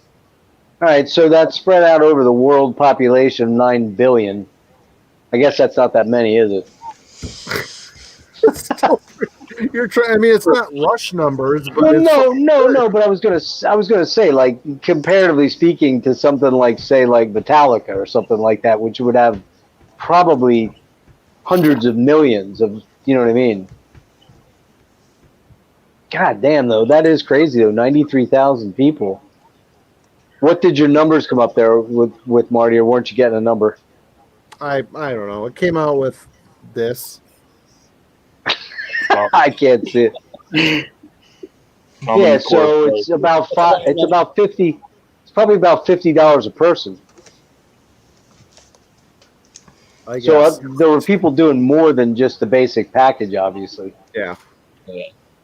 But that's fucking crazy that you don't even get a physical copy of anything for $20. I wouldn't fucking pay for that shit. I bought the album. I didn't buy it through the GoFundMe. I bought it on eBay. You bought an actual copy, yeah. Yeah, I enjoyed it. I like that album. I think it's a good album. There's some good shit on it. Better than their second album. Their first album's really good too. How long they been around? 15 years? 20? The singers. I remember when I first heard them, I thought they were cool, but then I started to think they were just more like Magic, or not Magic, but 2004. Didn't the singers Swords and start out Sorcery in metal. Sephiroth or something? What'd you say, Jake? 2004. Didn't the singers start out in Sephiroth? Yeah, he was on the first couple Insafiro albums. He was a singer. Oh, Guitar I didn't player. know that actually. Okay. Yeah, he's a very good guitar player. No question about that. Guy can shred. I picked up on the same thing you did, Jake, that he's just very pretentious. Yeah. I mean, if you like Winter Sun, check this out. Aether Realm. Who is that? Aether. Aether Realm. You call Tarot. Aether. Aether Realm. I've heard of the name. Can you drop that in the comments? Yeah, I can I'll drop copy that in this. the comment, but once, yeah. Cool. Yeah, if you like Winter Sun, check those guys out. They're actually like real cool dudes, so you're not giving your money to a pretentious ass. Pretentious Finns. Well, if you can pull in those numbers. That's right. He's Finnish. But I forgot if he you was listen to Finnish. I was thinking he was Swedish. You know their most recent one. If a bot can pull those numbers, he do. I'm sure Bass got more numbers than that. Abat. Robot. I never quite kept up on. I never got the second album. I have his first album. So I don't know It's how good. well. It's good. I seen him live before all it. he Was went that to shit. what? I was gonna say, was he drunk? No, Could he It stand was- up? it was an amazing show. He I was like all his opening for energy. Obituary, and he completely blew Obituary off the stage, in my opinion. It's not hard. Not an Obituary fan, Marty. They're okay. I like the first two albums. But then again, he did open with Blastric Mighty Ravendark. I actually kind of thought the last Immortal album was better than a lot of the shit they had been doing. I liked it too. I thought Demon, it I like Demon Iz's voice better, quite frankly. It was a return to form. There's some I good like to songs see on that. that album. I've seen that Obituary album. Is that an OG press, Rick? I wish. I wish. It's nice and yellow. Well, It's yellow. they actually did a stream tonight. Oh, really? Yeah. It's one of those, like, Yeah, they did a stream tonight, and midway through.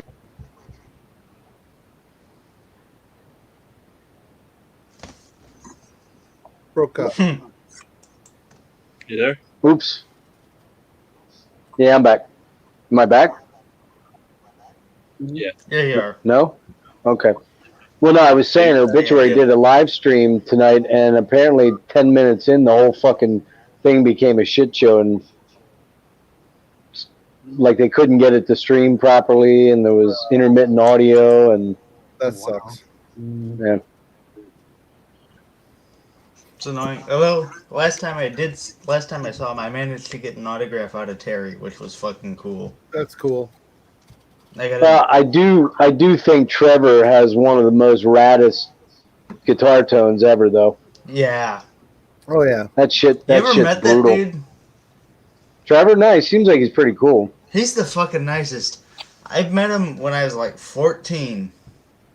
He's like a good and old we Southern talked for boy. like an hour and a half.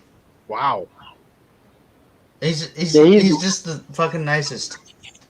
Well, him and Don Tardy seems like he's a pretty cool dude, and I think Butler's a real laid back, kind of chilled guy too. Yeah, Terry. Last time I saw him, we were leaving the show, and Terry was out getting pizza at the place next door, and he was like, "Do you like a picture?" And I was like, "Hell yeah!" He's a big So we got a fucking dude, picture? man. And we talked for like 20 minutes. That's cool. Yeah, they seem Yeah. like pretty chill guys. Although John Tardy seems like he's not very approachable, but I don't know. Doesn't matter. Most of them are real fucking nice. Guys, I'd love to hang longer, but I need to go get my kid to bed who's still running around at 3:20 in the morning. So Hey. I gotta go. Marty, put him it's to always bed. good having you. All right, cool, brother. It was good seeing You're all of welcome. you. Thanks join these anytime thanks you for want. hanging with us, Marty. Yeah, thanks for being with us. Funny. Talk to y'all later. All right, man. Yeah, Take care, see bud. ya. Take care, Marty. See you Hey, later. I'll send you that link, Marty. I'll send you that link to my base podcast then. Cool. Thanks. Cool, dude. See you, man. See you guys later. Yep. Bye. See ya. Yeah, I'm probably gonna wrap it up here pretty soon, guys. You gonna hang much longer, or you? Probably not. I'm in the same time zone as you, Jeff. Yeah, you and I are. Remember what I said earlier, Rick? Remember what I said? Oh yeah. What did I think say to you? We're past the quota. Yeah, I said, geez, I'm only gonna hang out about an hour or two. I'm really pretty beat tonight, and here it is, 3:25 in the morning. But Right over that here. was a nice, fun, productive stream. Had some good Yeah. convo there. I think when Marty's on, time just goes by much faster. Well, Marty and I are good at talking. I know I kind of run my mouth a lot, but hey, we even, we got some good input from Jacob, and Stefan even talked a little bit. Yeah, Stefan. Yeah, some. Plus we got to see his really rad loincloth he's gonna wear when he makes Christmas cookies. Yeah, I really want to make a video with that idea. Do me a favor, Stefan. Please do not publish those photographs. What photographs? Of you in your man cape making cookies. Tarzan outfit. Your Cannibal Corpse Tarzan outfit. Yeah. Yeah, if I were to like wear that in a video, I would just be like making like a funny skit or something. Like something I could just joke around about. I could just see it now, guys.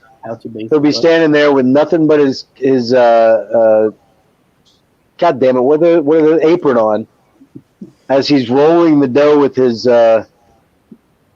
rolling pin, beating it into submission. And instead of going he's going The thing is, somebody already tried to corner that market. There's a guy by the name of Sacha Baron Cohen. Oh, yeah. He likes to run around naked half the time. God damn! Did you see the latest fucking advertising? He's got one of those masks hanging his junk in it, like a mask for your face. You guys, I'm actually a very big fan of Borat. You're what? I've seen those Borat movies. Actually, me and one of my friends are like a really big fan of that. Well, Borat's okay, but there's another movie he did. What was the other one that he did, where he played the gay? Oh, it was Bruno. Bruno, yeah. Bruno, Jesus Christ, that movie scarred me, man. I couldn't even finish it for half the time. I was like, eh. It was fucking dumb. It was dumb. And B, when the screen came on with 18 penises wagging around, I was like, okay, I'm out, man. I'm done. I'm not homophobic, and I'm not. Yeah, me neither. I'm not uncomfortable with my sexuality. It's not like I've never seen a penis before of somebody else. But man, I don't need it in my face, wagging around and popping around like. Yeah. That was kind of it. Funny. You know, like what was funny about it? Like nothing was funny about it. And then there was the skit where he was playing. What was he talking about? He was Michael Jackson's maid or something. Ajay, remember that? He kept saying, "It's a Michael Jackson's son, Ajay." Oh, it was supposed to be OJ, but he was going Ajay. It was fucking dumb. That movie was horrible. Oh, stupid! I hate it. It's all about that actor. Yeah, he kind of has to outdo his whatever his last thing was. You know, just kind of up the ante. I actually enjoyed the first Borat. There was some pretty funny shit in there. Yeah. You know, this is my wife. She has vajayjay like sleeve of wizard. I mean, that's pretty fucking funny. You know, I mean, you know, it's disgusting, but it's funny. This is my probably true. This is my neighbor, Nikno Shamdo Akhmai. He's pain in my asshole. Yeah, in my asshole. Yeah. I got the leather first step. He get the leather first step. I got I got the alarm clock he cannot afford. Great success. Wait a minute, Stefan. You've watched this more than once, haven't you? Yes, I have. That's what I thought. Yeah, that's what I thought. Watch. Maybe 10 watch. Nah, not really. Yeah. It was only like 3 times. First I watched it by myself. Then I watched it with another. Then I watched it. And then I watched it with one of my friends. So I was like, you know what? Yeah. Hey, Stefan. Yeah? Check this out. Oh, here it comes. Oh, come on, Nick. Like, you were doing so good tonight. I was like, oh, we just don't have... I've never ever seen that. Nick, did you ever hear that phrase, beating a dead horse? Yeah. I heard that phrase before. Okay. I did. Yeah. You know what it means. You know what it means, right? Yes. Okay. Just checking. Okay, I have an idea. So, Nick, I have 2 copies of that album. So when I send you my duplicate copy, that means you won't be showing the same album. You're gonna be showing. That's true. You could show 2 copies. You could show 2 copies at once. Not the same one. Good idea. Or. By the way, what fucking album is it? I don't even know what it is. Moribund Destiny. Oh, okay. by Valiant, and it fucking rules. No, it doesn't. If you like summoning, you'll like this. What you got there? The worst album. I don't know summoning. Oh, there What you is go. this? No, Is no, this the entire discography? Jacob, Yeah. no, Jacob. Oh my! Good. You like them? Bad. No, Jacob, this is going down. Because You it's have every fucking album. good. You only Holy go. shit, Jacob!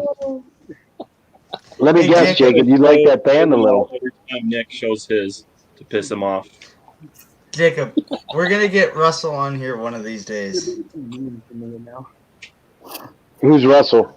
The guy behind this project. Oh, wait a minute. Is that's not the same dude that's in? That's not the dude that did Cowden Brood, is it? No, Okay. this is out of New Mexico. Oh, he's from New Mexico. Well, that explains it. I don't know what that means. I don't either.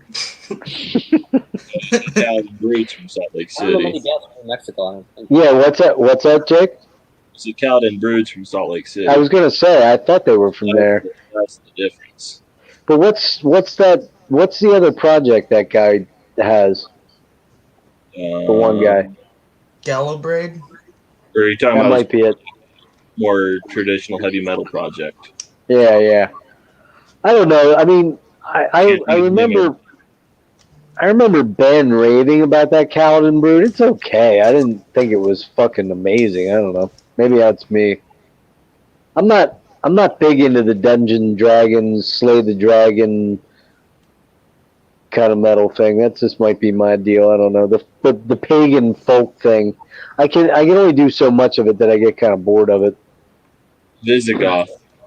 That's another That's Yeah, it. Visigoth. That's it, Visigoth. That's the one I was thinking of. That's more the metal project, right? Yeah, like the traditional kind Traditional. of power metal project. Yep. Yeah. Yeah, that's not bad. But probably not something I'd spend a lot of money on. Yeah.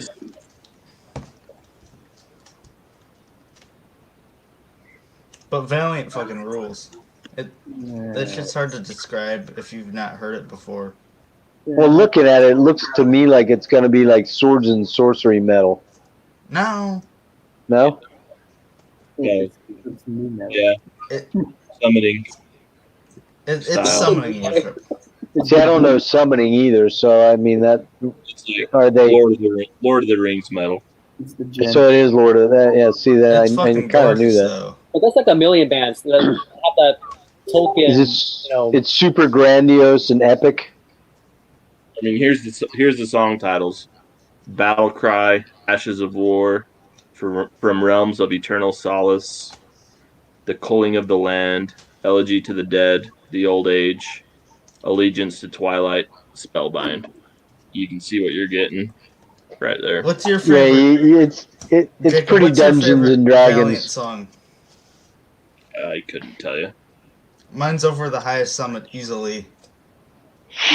They're gen. And it's just one dude doing everything. Yeah. You know, that is impressive when guys do that stuff. I mean, it's very digital and I usually, fucking hate it. but I mean, it's pretty epic that they can do that kind of shit when they're multi-instrumentalists. But you know, I don't know. I guess I show my age when I say stuff like this, but Jeff, this album, yeah. there is not a single guitar or single acoustic drum on it. It's all keyboards, and it's fucking amazing. So wait a minute, it's all keyboards? This album is. Oh, okay. So it's all synth. And it's fucking gorgeous. And it's what, electronic percussion? Yeah. I'll send it to you. I'll send you a link if you want. Yeah, I'll check it out. I mean, is all their albums like that? They don't have any No. guitar? Oh. No. Because I can't The fucking last do... one is definitely more instrument heavy and metal focused. But Okay. it's very atmospheric. It's fucking gorgeous. What's the guy's voice like? Is it harsh or clean or both? It's harsh, but it's Oh. like So it's the black perfect metal? tone. He's Yeah. the Okay. dude is an amazing vocalist. it's weird though. Like with it's not quite trying to be dark. It's a way of kind of the way it works with the atmosphere. You know, it's See, hard to describe. That's the problem with this kind of music. I always kind of wonder though when people say this guy's an amazing vocalist and he's a black metal vocalist.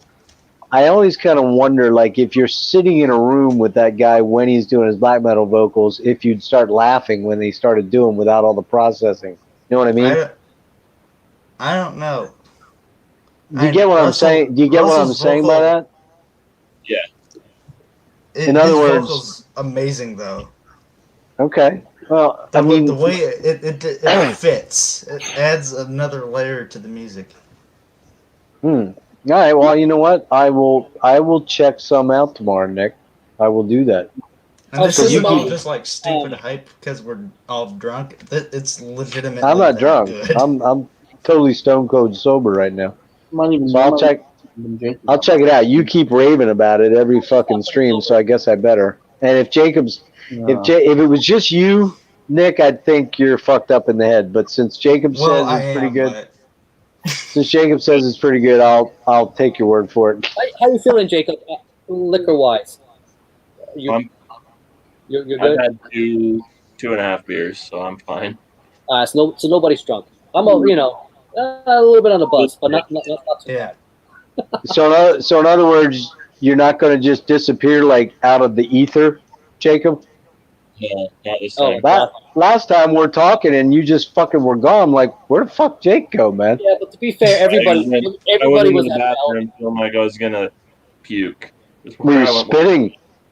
Watch the last stream. You see, Ken, we're all out of it. Oh yeah. My favorite thing from last stream is when Jake. My favorite thing from the last stream is when you did this with the empty koozie.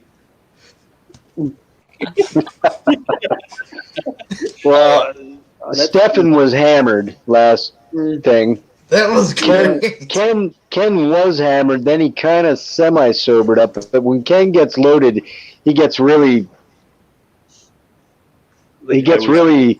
animated. That's only because Dylan left in a condition that he could right. Drunk Ken is fun.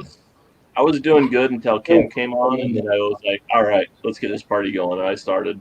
That's what it was, yeah. The party started. See, I've been sober all these streams, these last couple ones. So I'm not going to lie to you. When Ken and his buddy Dylan were on, and everybody was talking over everybody, and everybody was getting kind of crazy, I was like, you know what, man? I'm way too fucking sober for this right now. Getting very annoying. Yeah, I can see that. Yep, I was about ready to check out at that point, and then Nick just kept belching nonstop, and he knows I was going to beat his ass if he kept it up. Right, Nick? I had too many fucking baked beans for dinner that night. Right. But then it kind of leveled off. It was weird. Ken started actually drinking himself sober at one point. He was actually not as wild as he was when he first came on. So then it kind of got interesting. Then we got Devin on for a little bit. Yeah. That was weird. Became a big Were you on then, Jacob? Were you on when Devin was on? I think I dropped right after he came on. Okay, because that was kind of funny because Ken kept fucking with him a little bit, and Devin kept saying, "Fuck you, Ken, you're drunk." Yeah. I tried to catch up on it. It was pretty funny. I remember that part actually. But I was concerned about you because you just fucking were gone like a ghost. I sent him a message. Does Hey, that. everything cool? Because I don't really look at the chat when I'm on here because I just watch the StreamYard link. I don't pull another link up because I'm on my phone. So I thought maybe. What's that? You guys asking what happened to me, so I came back and hit the comments and posted that. Yeah, I saw that later. I saw it later. I was like, "Oh shit, good." He's not because I was like, "What the fuck happened to that dude, man?" I thought maybe you fell off your chair or something and just blacked out. Hey, Jake, I knew you were fun pretty. fact, we actually care about you. Yeah. Sorry about that. Nick's lying. He don't give a shit. Don't worry, Jacob. If you fall off your chair and you pass out, I have your address, so I can call 911. I'd be very covered. Something happened. Yep. I would be very concerned if something. Well, you don't strike me, Jacob, as somebody that gets loaded like that very often. No, I can count the times I've been drunk on my two hands. Those Nice. are the times you remember. That was the worst I felt while being drunk that night. Did you wake up sick? Did you wake up the next morning hungover? You gotta be at least hungover, yeah. He didn't wake up the next morning. He woke up the next evening. Oh, Woke was up on that bad? I woke up around 11. You know what was terrible was when I got off that stream, I was so wide awake. I didn't fall asleep till fucking 1 o'clock that afternoon. I was awake like 26 I was hours gonna say, or something. Skinner made a song about you. It's called Tuesday's Gone. Yeah. Yeah. Well, it was Sunday was gone. I went to sleep. No, you know what? I fell asleep around 11 because I woke up at like 7 and the late football game was on. So I slept the whole fucking day away into the evening, man, which was a bitch because then I couldn't sleep Sunday night into Monday. So I had to basically stay up a full day, and now I'll end up doing the same goddamn thing. Yeah, these streams mornings suck, to be honest. What's that? These streams kind of make Monday mornings suck. You know, Yeah. Because it That's the only thing, changes man. your sleep cycle around. Stupid day job, man. Jake, you gotta weigh it like this. Would you rather hang out with your friends and have an awesome time Saturday night, or have a completely boring fucking Monday? I'm here, aren't I? You'd rather do laundry. He's got to go to work on Mondays, though. Some of us, like me, don't. And I Nick, gotta you go to just school go. fucking Monday. You just go to school. You sleep through school, anyways. Don't lie. No, I don't. No, you really paying attention, Yeah, good. Yes. I did. Stefan? Do you go? Are you working from home, or do you go into a place? Right now, at the moment, actually, I'm trying to find something new to work at. Oh, okay. And Rick, you get to work from home, right? Yeah, I do the white collar shit. So 9 to 5, Monday through Friday. But you're home, right? You're home right now, right? I am home. Yeah. So I do my day job, then I do the caretaker shit. So it's kind of. But in your case, you don't have to get up and drive into an office at 7:30 in the morning. You can just get up, roll out of bed, and go into your. That's the best thing. Pull your laptop up. That's the best thing about this whole, pandemic. It's that I can say, because I don't have to park on the highway. I mean, yeah, Jacob's got to get up and get into his fucking company truck and drive out there. And I guess, is it getting cold out your way? What's that? Is it getting cold your way? It's starting to. Yeah. Tomorrow's we're supposed to get a little bit of snow. No shit. So one thing I could tell you for that stream that we had before, not last week, but the week, the one where I was like really drunk, you know what? I didn't get up until like around like 3 in the afternoon after that day. Yep. I think I got up at like 7 the next day. Like I said, I was up till 11 or 12 that afternoon and slept till 7 that night. So the whole day just passed by so fast after that. Hey Jeff, how depressed were you when the Lakers took it home this year? I fucking sucked. I fucking hate LeBron, man. Guy's a piece of shit. That guy's the biggest fucking crybaby motherfucker ever, man. I mean, what a whiny bitch that guy is. But I will say this much. He's still probably the best player in the NBA right now, but he has to buy everybody in everybody has to jump on board with him. Yeah, it sucks because I'm a Houston Rockets fan, and frankly, with James Harden and Russell Westbrook, we're never winning shit. So, but tomorrow's a big day for me, man. My Titans at 5-0 are taking on the Schittsburg Steelers at 5-0. And I fucking hate the Steelers with a passion. But you know what I hate more than the Steelers? What was that? Steelers fucking fans. They're the worst. So if you like the Steelers, fuck you out there. I thank God I'm not a sports fan. You're an Eagles fan, I know. I knew that. Oh. You finally got a win the other night. Yeah, that's what city that the Eagles are from? Yeah, you know what's kind of sad about that, Jacob? You may actually win that division with an 800 record, man, or a 500 record, like an 8-8 or 7-9 record, man. That's how bad that division is. 6-9-1 record. It might be that. It might very well be that. You're right. That's pretty. Jacob, I'll get you in the next round, man. I send you a Utah card, but I got plenty of Philly shit. Are you a sports guy, Rick? I'm actually not, but I happen to have some shit. So, you know. Wait, do you guys know? Do you guys know who won the Dodgers game tonight? No. Baseball is one thing I don't follow. I don't follow sports at all. I know that Tampa was up 5-4, but I bet you the Dodgers probably won. I think the Rays did. Oh, did they? Cool. That's tied. That's the 3 series. What's up? It's tied 2-2. The series. Cool. I'm not a big baseball fan. I only watch when the World Series is going on or if my team's in. And my team are a bunch of fucking cheaters. The Astros. Yeah, that would have been awful if they would have won this year. Who's that? The Astros. If they would have won it. See, I think it would have been great because the reason I say that is because they cheated that year and that sucked. And I don't know why they did that because they had the fucking most talented team anyways. And they actually this year made it to Game 7 with the Rays, and they did it all on their own talent, but they didn't quite have the pitching for it. In a normal year, they wouldn't even been in the playoffs. Well, that's true because the record was. You're right. That's true. I get it. I get why people don't like them. And to be honest with you, I only watch in the playoffs. I never watch baseball during the year. Never. Not one game. So I'm a fair weather fan. I'm a football and basketball guy. Same here.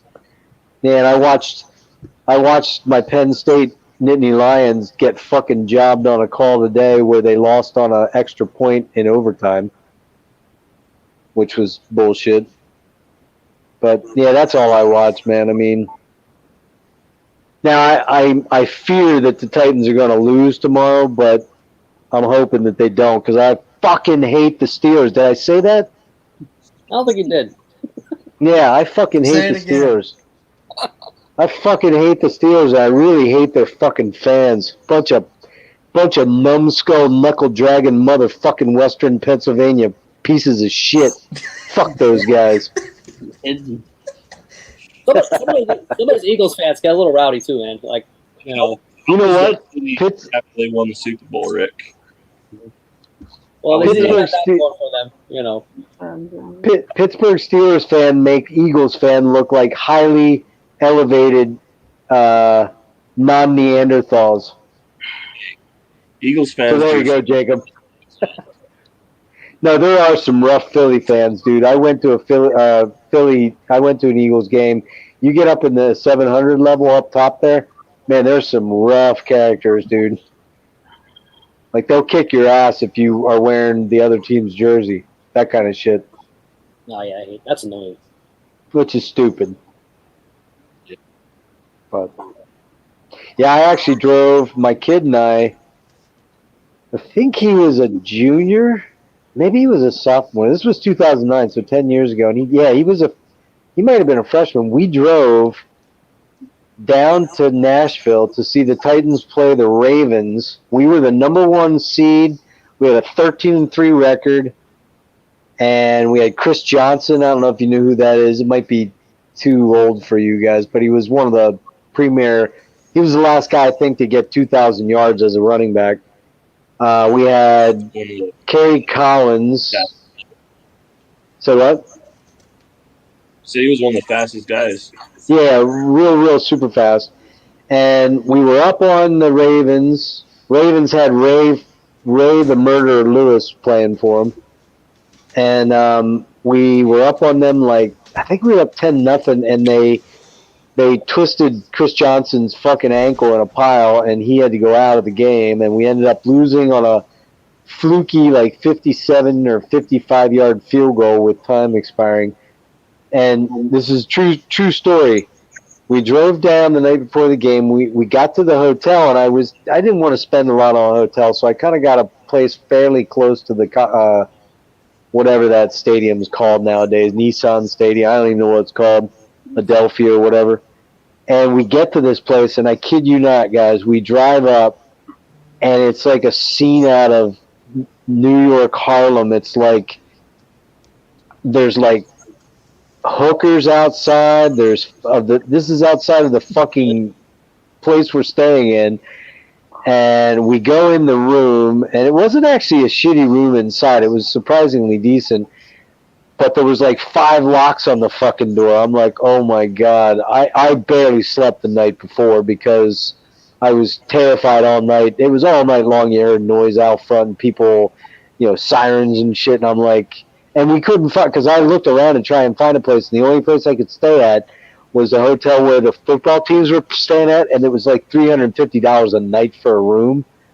And I'd already dropped $200 on the tickets for the playoff game, and we drove down. I spent, I don't know, whatever, a ton of money, and my kid was very, very sick with he had damn near pneumonia, and he wanted to go. We weren't going to go because I spent all this money, and here I am all night long sleeping with one eye. Did you lose me? Yeah, just for a little bit there. All right. So I'm sleeping with one eye open. We get to the stadium. We go to the game. It's really rainy and cold and it was, and then we lose. I get in the car and we're leaving, and I decide I don't want to spend the night there again. I'm going to drive home. And it's about an 11-hour drive, 9 to 11 hours. And I take off, and we're driving. And for some fucking reason, I got it in my head that I was going east if I got to Memphis. Well, if you know anything about Tennessee, Memphis is the furthest west point in Tennessee, and Knoxville is the furthest east part of Tennessee, right? We're driving along, and I drive an hour and a half, and I come up on Memphis, and I suddenly fucking realize that I'm driving the wrong way. I'm going the opposite direction to the way I need to go. So I drove 3 fucking hours out of my way, went all the way back across the state of Tennessee, got into Virginia as day was breaking, because the game wasn't over. It was a night game, so it wasn't over till 9:30, 10 o'clock. I get into Nashville, North Carolina, and I pull over to take a nap, and I can't fucking sleep. So my trip home from Nashville took me 19 fucking hours to drive all the way back to Pennsylvania. Holy shit, man! How did you feel? And on top of that, I got to watch my team fucking get cheated and lose. It was fucking unreal. Guess what? You could have been in good shape to drive back home, man, after that. I got to tell you, it was the one, other than driving drunk, which I've talked about before, it was probably the most dangerous drive I've ever made, because I remember driving, I was somewhere in Northern Virginia, and the next thing I know, I just hear this fucking, 18-wheeler horn, and here I had started to fall asleep and drifted over into his lane. And thank God I didn't hit him. I pulled off, and I did actually. This was right around the time that 5-hour energy stuff had come out. It was a new thing. So I thought, I didn't like. What the hell is the name of that Red Bull? Is that the energy drink? Yeah. I didn't like the taste of those fucking things. I don't like the taste of them. They taste like shit. So I stopped and got a couple of bottles of the 5-hour energy. I don't think it really did anything, but I think psychologically I thought it did. So I managed to stay awake till I got home, and man, I think I slept for 14 hours. Yeah, that was.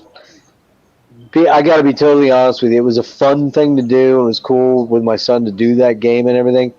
But from now on, I'm totally fine with watching games at home on my TV. I got a 55-inch plasma. It looks like you're right in the game. I'm good with that.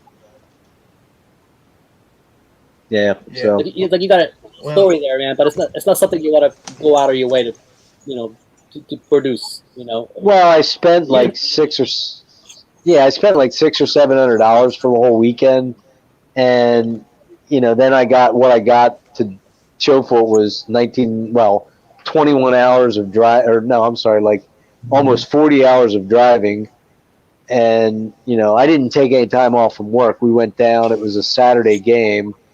I think I left work at like noon or something. And then, I had to go back into work on Monday. So, yeah, it was, I was a much younger guy then. I wouldn't do it now, but oh well. Now we know what Sundays are for. Yeah, exactly. Exactly. Sleep in and crap out the whole day, man. That's what I do. I gotta do stuff tomorrow, so Yeah, you guys want to call it? Tapping out. yeah. Yeah. It's almost 3 a.m. here, so All right, boys. Good hanging with you guys, and we'll see See you where we're next at in a week or two. Let me show Pestilence Nick, one you more got time. next week. Hey, Nick. Rick, where'd you Nick. Yeah. What's up? No, Rick, where'd you Thanks get for behaving tonight, Nick. Sorry, Steph is trying to ask you something. No promises for next week. I was gonna I'll say, Rick. your ass if you're belching like motherfucker. I'm just telling you that right now. Sorry, Stefan. Bye, Nick. See you guys. Have a good week. See y'all. All right, later, Jeff. Oh no, what I was gonna say, Rick, was where'd you get that Pestilence tape? Oh,